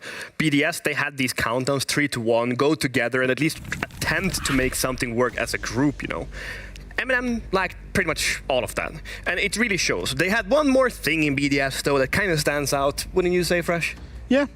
Yeah, it was definitely run shit. No, I'm joking. Shaco going 17-6. I mean, that it's literally the difference is there was obviously the team play. We saw, you know, the Ying executes the Amaru, the 3-2-1s to Ying when it was pre-day to top white. So there was a walk-up white says. Sometimes it didn't work out, but at least there was intent for the team play and the coordination and a clear plan. And then when you've got a guy on the back of that can just walk in and get 3-4 frags and plays the FPS side of this game so brilliantly, you're always going to have success. Now, I actually implore anybody that's watching that wants to be one of the best FPS gamers or Rainbow Six gamers, you know, whatever, go and download the game files and watch Shaiko's POV. Watch the pro games from his POV because he pre-aims every single common angle. It looks like he's, you know, in professional games, it looks like he's playing Terrorist Hunt at times, pre-aiming where he expects people to be, and he just clicks. And he makes it look so easy. But watch his movement, watch where he aims, watch exactly how he plays, because he is, I think, by far and away the best fragger in potentially even the world. Yeah, maybe even through history. You never know. Like, he's been just so consistently on the numbers. Now I just want to see him win maybe an invitational or a few more majors, and we'll cement him at the top. But if we just look at Eminem back for a second at them, if we look just overall how they're playing, it just seems like they're going by these lurking and one-on-one plays that just, it's like all 5 players needs to make the hero play. And it doesn't make any logical sense of why they're doing so, because they have good players. They should be able to team play correctly. But again, what do we see in the absolute last round? They do exactly what we always say that Eminem does. They're 4-on-2 and decide that instead of sitting back, relaxing, we have a clash, they peek. And well, it's not that they actively look for the engagement, but they don't let go of these angles that are super aggressive, that nobody can trade them on, and nobody can really support them. If we have the guy, I don't even know who it was, but someone's playing in coat, 2 steps to the left, the guy can't shoot you, he has to jump through the window, and you can have teammates covering your hallway, so nobody can come at you except through that door. But we're not making those decisions in M&M because we think we're the best team in the world. I think that you're one of them when you fix these things. And I think that's what's disappointing as well, because 4v2 with a clash, you should never lose. Nope. And I think the problem with it is for them that's just going to get chalked down to, oh, Eminem have thrown a classic. They've thrown a 4v2. Ha ha. Eminem. And it kind of gets taken as a bit of a joke, and then they'll go and do it again next week. And it never seems to be the issue getting fixed. And, it's cost them again today. That round, if they'd have got it, they'd have been right back into the game and could have started building on the cafe defense. And in the pre-game, we said, no. What if today is the day they learn? It wasn't. It just wasn't. And I don't think it will come anytime soon unless they look talented. Yeah, they just need to look themselves in the mirror and take the self-responsibility for it, because that's literally as easy as it is. But it seems like maybe because their core has been together for such a long time, these issues might not be held accountable by their other teammates. I don't know where this issue stems from. You guys know this problem, Eminem, and I'm talking directly to you. You know them, your staff know them, everybody on this planet knows them. You just fix them. We heard in interviews, right? Even their support staff, they acknowledge these issues. They acknowledge, the Eminem Classic, as they call it. You got to keep it up for the memes sometimes. But, it needs to stop if you want to be that best team in the world. If you want to contend at majors, if you want to, contend for a major win as well. These 4-2 throws that they're doing and these people not being traded out, that has to stop. Oh, it has to. And it shouldn't be the, you can make it into a meme and maybe the social people can make it into a meme, but the team and the players certainly shouldn't be, because it's a very serious issue that they should be trying to tackle head on. The fact it just keeps reoccurring for me is what's disappointing, because M&M, had they have had team play, had they have not thrown 4v2s, they were right in this game, and maybe the only differential, the only very slight differential, was Shaiko going absolutely crazy. Indeed, yeah, he went definitely crazy there for sure. But we do have our winners on the line to ask them a few questions. So I believe we are joined by Lems from BDS. Bonsoir, you must be feeling great, confirmed top 3. Congrats on that. Thank you. Yes, I'm feeling great. The team is feeling good. And we're happy to qualify for the playoff, because last stage we did not, so there is improvement. You mentioned it yourself, but last stage didn't really go your way. This one does go your way. What's the main thing that changed? I think it's the mentality of the team. And like when we lost to G2, it was the exact same defeat as last stage, like we lost 7-5. But I think this time we had like a week to prepare the next match and to figure it out what went wrong and see the VODs and stuff. And we realized that despite the work we put on before this stage, we did a lot of mistakes against G2. So the goal was to work on it. And we had a week, like I said, and now we are playing a bit better, I guess. It's definitely looking better. I mean, let's do a little bit of theory crafting. Last year around, you won Gamers 8 and then went to win the major after. Now this year, once again, you've won Gamers 8. Do you feel like there's a potential to repeat that cycle with the major this time around? I mean, there is always possibilities to do it. But first of all, it's to qualify for the major. The goal is... is to qualify, but the thing is like the best of 3s is I think the hardest thing, the hardest part. You need to prepare a lot of maps to be ready, and obviously the other teams want to qualify as well, so it will be a hard fight. It'll definitely be difficult for sure. You said there were a few things you needed to fix after G2. Now with today's play day, are you happy with the way you played today? I think we played kind of good. We had like a big Shaiko today on top of that. So obviously it helps a lot. Sorry, I won't lie. So yeah, we were prepared. We did the right things. M&M play good. It's always like a great match against them. They have insane players, insane team player as well. So we expected a close match. And but yeah, it was okay. Okay, all right. Anything you want to say to the fans? Yeah, thank you to all the fans that are supporting us. Merci à vous les gars, merci beaucoup pour le soutien. On fait plein de bisous. Thanks to all the English speaking people as well. And thank you for the analysis days, the casting, and everyone involved in the Rainbow Six. That's very sweet of you. Thank you so much. Thank you for your time. Have a great evening, and we hope to speak to you again soon. Yeah, see you guys. See you. Thank you. Bye-bye. Very nice words once again. All these players today, they've just been so wholesome. It's all the French players as well that thank the analyst desk. They're a lot nicer than Reddit are. Is it maybe because they don't understand us? No, maybe, yeah. They don't know what they're saying. They're watching the French broadcast. Yeah. They're thinking the French guys. They don't care about us. But back to the positives. We talked about M&M, they're lacking a few things. BDS, though, they were great today. They've had their struggles at the beginning of the stage. They mentioned it. G2 didn't go the way they wanted to. They fixed some things, and they're looking really good right now. Wasn't only small mistakes, though. It was also the ban phases, I said. And I've said it so many times. I think I've repeated it every single time BDS had played a game, actually. I think that they went onto the wrong map. Had they gone to another map, I think that they would have stood a much better chance. Yeah. So it's small things. They've now sorted it. And this is the team you and me expected coming into this stage. We're seeing them actually perform now, and they're actually doing the job we expected. And that's the bit that we didn't quite know after that G2 game, because they did start so slow. Like you said, they was on Oregon attack, but they started so slow. And I think that's one of the big things is, how was they mounted a bit of a comeback, but how were they going to react? Yeah. They took that week away. They've come out, demolished Heroic, pretty much, done very well against M&M, 6 points out of 6, made into the next phase of playoffs, which we always said in Group B was going to be the hardest task. They get a chance to play head-to-head going up against Wolves next week for the first place. And, for BDS, that's pretty good. It definitely is pretty good. Let's look how things went down today, because really convincing, dominating scorelines we had today in our playday. We started off today with Into the Breach taking down Koi with a 7-5, meaning Into the Breach are through and Koi are out for contention of that top 3 spot. Then Wolves beat Heroic 7-2, really dominant. That also does confirm Wolves, and once again, Heroic unfortunately out of that contention for the top 3 spot. Then a 7-0 from Virtus Pro beating Wild, which once again also confirms Virtus.pro. And our final game that just happened, BDS won 7-4 against M&M, also confirming themselves in the top 3. Now, we can take a look at how things are in our standings, starting with Group A, because a few things happened there. Virtus.pro, as we said, into the breach, as we said, are through, but there's still lots of things still up for grabs in this group.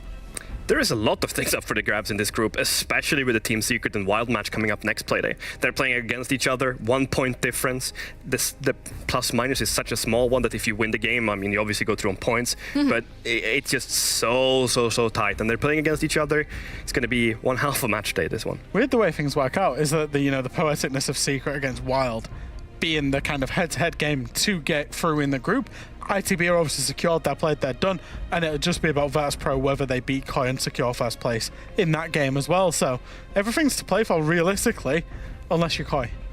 Yeah, then it's a bit of pride. That is a bit unfortunate indeed. But let's look at a graphic that's Rudy made for us, because you can see what things are looking like for the matches for next week, what is needed basically, or what could happen with these two teams. Well, I'm just wondering we'll find out the exact scenarios, but there is a chance that ITV finished first. That's incredible. It is a 5% chance. So realistically, Virtus.pro going up against Koi will determine who is first in the group. If Virtus.pro win, they will be first. If not, it will go through to the other games and the other standings. Now, you can see on the right-hand side, top 3, Virtus.pro, ITB confirmed into the top 3.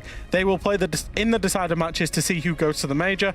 Secret and Wild is basically the straight shootout for that third spot in the deciders, because there's 3 spots per group. Koi, out.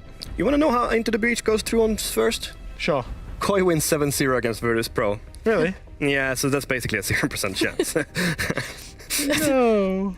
There is you've been on a team that had like a 5% chance of making a major I wasn't run, on a team at that point. I was but you've been on a team that had that run before, so it's not impossible in the world. Pure luck, though. Pure luck. All right. So do you think there might be pure luck in this? No. Yes. Okay, unfortunate. All right, let's move over Group B then in that case, because there's a lot that happened in that group for today as well. We can look at the standings in Group B to see which team is currently at the top, because we do, in fact, still have Wolves at the very top. They're even 3 points separated from BDS. Yeah, and I think that's, it's just testament to how good Wolves have been. Like I say, BDS and Wolves have basically got a straight shootout for who is going to be the top spot. They are both through and confirmed into the top 3.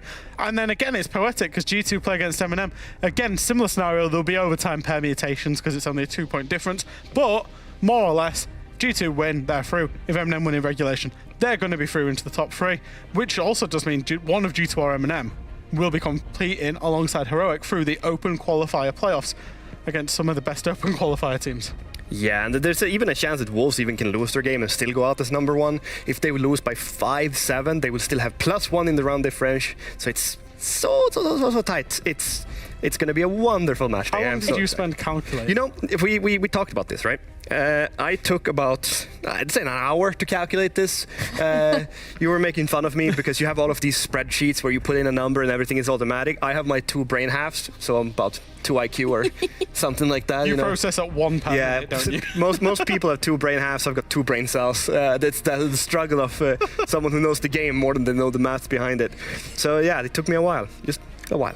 You mentioned a lot of numbers. Let's look at some more numbers, because also for Group B, we have the same graphic, which is provided to us by Sperbooni, and this is a bit more set in stone, I would say, I guess, because there's 2 teams that still are in contention for that first place, and then 4 that can still make the top 2 with 2 already confirmed. Yeah, and obviously the reason we're putting so much emphasis on first place is you get a bye in the playoffs. Yep.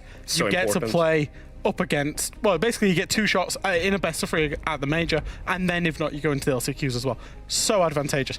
So Wolves will play BDS. Like you say, if whoever wins, or if Wolves lose 5-7 or hit overtime, Wolves will make, first place. And then G2 M&M, straight shootout, basically. Yeah, we mentioned straight shootout. Let's have a look at our schedule for next week. Next week, Monday, we will have 2 straight shootouts for that top 3. As we mentioned, in regards of moving through to the deciders, we will start with Wild taking on Secret, which is one of those straight shootouts, as you mentioned. The second game as well, another straight shootout, right for the major, G2 versus M&M. And our last 2 games, Virtus.pro versus Koi. The final game will matter for position of Virtus.pro. We also have BDS taking on Wolves, which also matters for position of both teams. I'm super excited for Virtus.pro versus Koi. It's such a high-stakes game. And the rest of them, It matters for the position. You know, Fresh just said how important it is to get first. Yeah, I in the just group. said Fabian. Fresh, it could not matter though if the game goes the other way. No, It could but not matter. Virtus Pro is gonna win that with their hands tied behind their back, pretty much. I wonder if Koi come out and just stand out. I don't want to No, make this all Koi's- about Koi because I'm a sympathizer, but You're a I wonder Koi- if they just come out with no pressure and just slap Koi collaborator, you are. Whoa, careful, not collaborator. Sympathizer, maybe. I will make excuses for them. Yeah, that's what I mean. Until my last breath. Literally, they cannot do anything wrong in your eyes. No, Koi's not going to stand a chance, so that game is already over. Sounds a bit unfortunate for them, but before we close off our play day, we do have 2 more of those, game shows that we did in the pre-show as well. I see you're very much looking forward to this one, Fresh. Wait, I'm leading. No, you're not. I'm leading. Yeah, you got 2, and then Fabian's got one. Because you kind of went for the same one, even though Fabian said so not. I've already selected that, so it's 1-1. It's a solid 1-1. 2-1. It's whatever you Production want. just confirmed in my ears, 2-1. Win a goal for. That's the most You didn't go basic through an instruction. SI. Go 5. You didn't go for an SI. Nah, you can't reach You went go for go for. You Right, can go. okay. You can't win a go for. Great. Anyways, to freshen up your mind, if you haven't been here during the pre-show, we're playing 2 truths, 1 lie. We've asked players to share 3 facts of themselves. 2 are right, but 1 is wrong. It's up to you and our analysts to decide which of these 3 facts could potentially be wrong. So let's have a look at the very first player that we'll have for our post-show. That should be Hungry from Wild. His 3 facts are: I can touch my nose with my tongue, and feel free to try it out if you want to test it for yourself how that works. Reddit's not having that. I can touch your tongue with my, or no, your nose with my tongue. Wow. All right, 2, a wild animal was living in my basement. And then 3, I always eat 2 pizzas. That's impossible. It's his name. He's literally called Hungry. Yeah, but it's just still impossible. What's your record? Did you ever eat more than 1 pizza? I don't even eat a full pizza. I can't push that. Do you remember when? Wait, what happened? I can't remember what happened, but Fabian said as a forfeit, I will go and eat 6 burgers. No, 10 cheeseburgers. 10 cheeseburgers. Yeah, and I had 6 of them, and then I was about and to you throw up. streamed and you ate like 6. You didn't eat 6. Yeah, I You did. ate like 2. No, you're making things up. I have And no then you idea. I just think stopped. it was 4 and you or gave 6. them to your ferrets. No. They would not get to eat that. That's for sure. You could give them to the wild animal that's potentially living in his basement. You know. Why was that? Okay. I bet Hungry can touch his nose with his tongue. Yeah, probably. You sure you don't want to try it? No. You bet he can or can't? I think he can. Okay. Which one are you going for? Wait, when Hungry... See, I remember Hungry's face cam. And the Mexican hat when he qualified to Mexico Major. I know it was like 2 years ago. But he looked like he was in a loft. So I think he lives in like an apartment. So... But they can have basements. Yeah. I guess, not just... Yeah, I was going on a weird road there. Which one do you think it is? I need an answer, I think, from this one. I'm going to go with number 2. Number 3. Number 2 is the lie for me. Yeah, I'm going to say that number 2 is the lie as well. You're not going to try and win? All right, I'll go for number 1 then. Okay, all right, you say number 1? Yeah, I'll take number 1. number I need 2? the win here. Okay, well, let's see if you indeed will be taking the win. You do. Thank you, Fresh. He can't touch his nose with his tongue. It's a straight shootout. Yeah, now it's a straight shootout on the last one. He did say it was maybe just a bit of a bait, to try and get you two to touch your nose with your tongue, but that unfortunately... All right, try it. Go on. Put the camera on him and try it. No. I'm standing over here. Try it. I can't. Of course I can't. My But tongue it's isn't that fine. long. Hungry can't do it either. That's fine. We can move on to the second one we have for this post show. We got Joom from Heroic for this one. And his 3 facts are: 1, I eat cereal and I didn't drink the milk. 2, I drink 2 energy drinks a day. And then 3, Mr. Officer had me in a chokehold once. I mean, Mr. Officer is a very violent man, so the chokehold is clearly true. I mean, it's not the first time a coach and a player have had an altercation, so I think, I don't know, because I eat the cereal and then I drink the milk. Is that not normal? No, but No. you're not They're like normal. bottle of milk that you... The discussion is supposed to be, do you put the cereal or the milk first, not whether you eat the cereal and then drink the milk. It's a Surely different you eat the discussion. cereal and then drink the milk. No, that's not how it works. You put it in a bowl together. Yeah, but then when you eat the cereal, there's milk leftovers and then you drink the milk. No, but he's meaning then you he's put eating them extra. separately. Oh, so he eats Yeah. the dry cereal and Yeah. then drinks... Yeah. I mean, Nah. I've worked with him. It would not surprise me. Okay. Wouldn't surprise me either. He's a bit odd. 2 energy drinks a day. I reckon it's probably more than that. I'm going to go 2 as the lie. I'll go with number 1 as the lie. All right, let's see which one was the right answer. You were in fact correct. I didn't actually ask whether it was less than that or more than that. It's definitely more than that. It's not healthy though. It's definitely more than that. I've been doing 2 energy drinks a day just to do this show. Yeah, but you're not healthy and something is wrong with you. All right, anyways, that was our little game show that we have for today, which also concludes our 4th play day of Europe League. Now, we already put our schedule out for next week. If you want to see more of Europe, that means you have to wait until Monday. But I do believe there's also some like mid-league I think it's called like NAL or something that's happening tomorrow. Yeah, there's some Prodigy making his debut for coincidental reasons, and Wildcard is somehow top, and everything's weird over there. I don't even know what to say. Bobby didn't know Wildcard was a team until the free show. I didn't know they were a clue. I knew they were a team. I saw that Wildcard picked up somebody in NA. Did I care about it? Can you name 2 players? No, of course I can't. It's like such an irrelevant region. It's fine. We know Europe is the best region, right? Yeah, Anything? it's like, why watch something that's that bad? I mean, yeah, understandable. Anything you want to add to close out our play day? Oh yeah, I rejoined the ranked stack. Oh yeah, we finally got him back in, yeah. Yeah. He threatened to quit the team, so he's now back in the ranked stack. Yep. But he won't use Discord, and we use Discord, so... I'll use in-game chat. Works too. I feel like there's a bit of a threatening trend going on here. You two seemed very happy on the first day. We've been tonight, you know. We've been at each other's throats a little bit. No, I just think you're a little weak man that needs me, and that's why. So this little week in between is going to be good to make sure that you don't. Yeah, I'm kind of glad we fly. Fight each other. I'm kind of glad we fly home in like a couple of hours. You're a strong, independent man. Don't worry about it. All right, we'll see how this, continues next week. However, next week I won't be here. It'll be Ian taking over for the hosting with you two. So to close out in the style from Ian, we'll see you next week. Make sure you take care of yourself.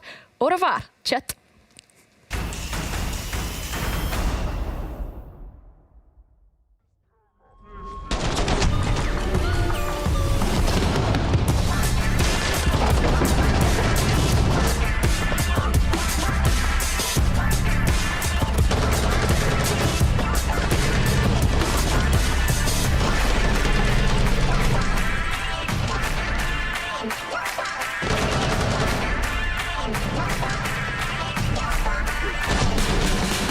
ITB to take the full 3 points here, and Koi to be eliminated from making...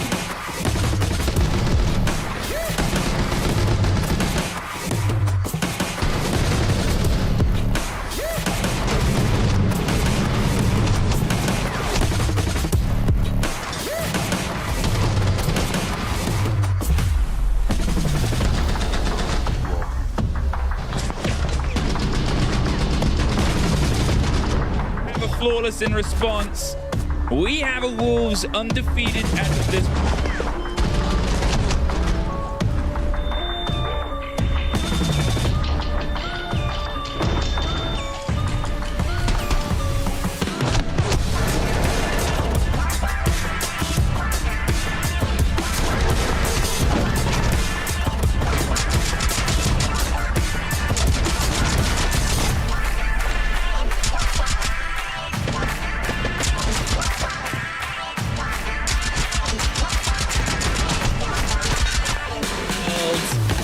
They started the zip flip. They started.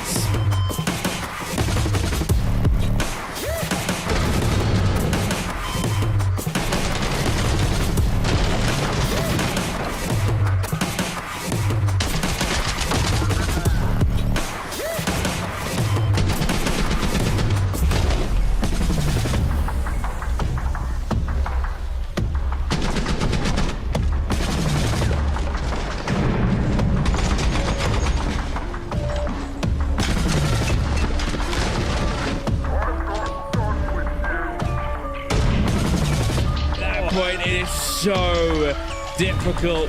BDS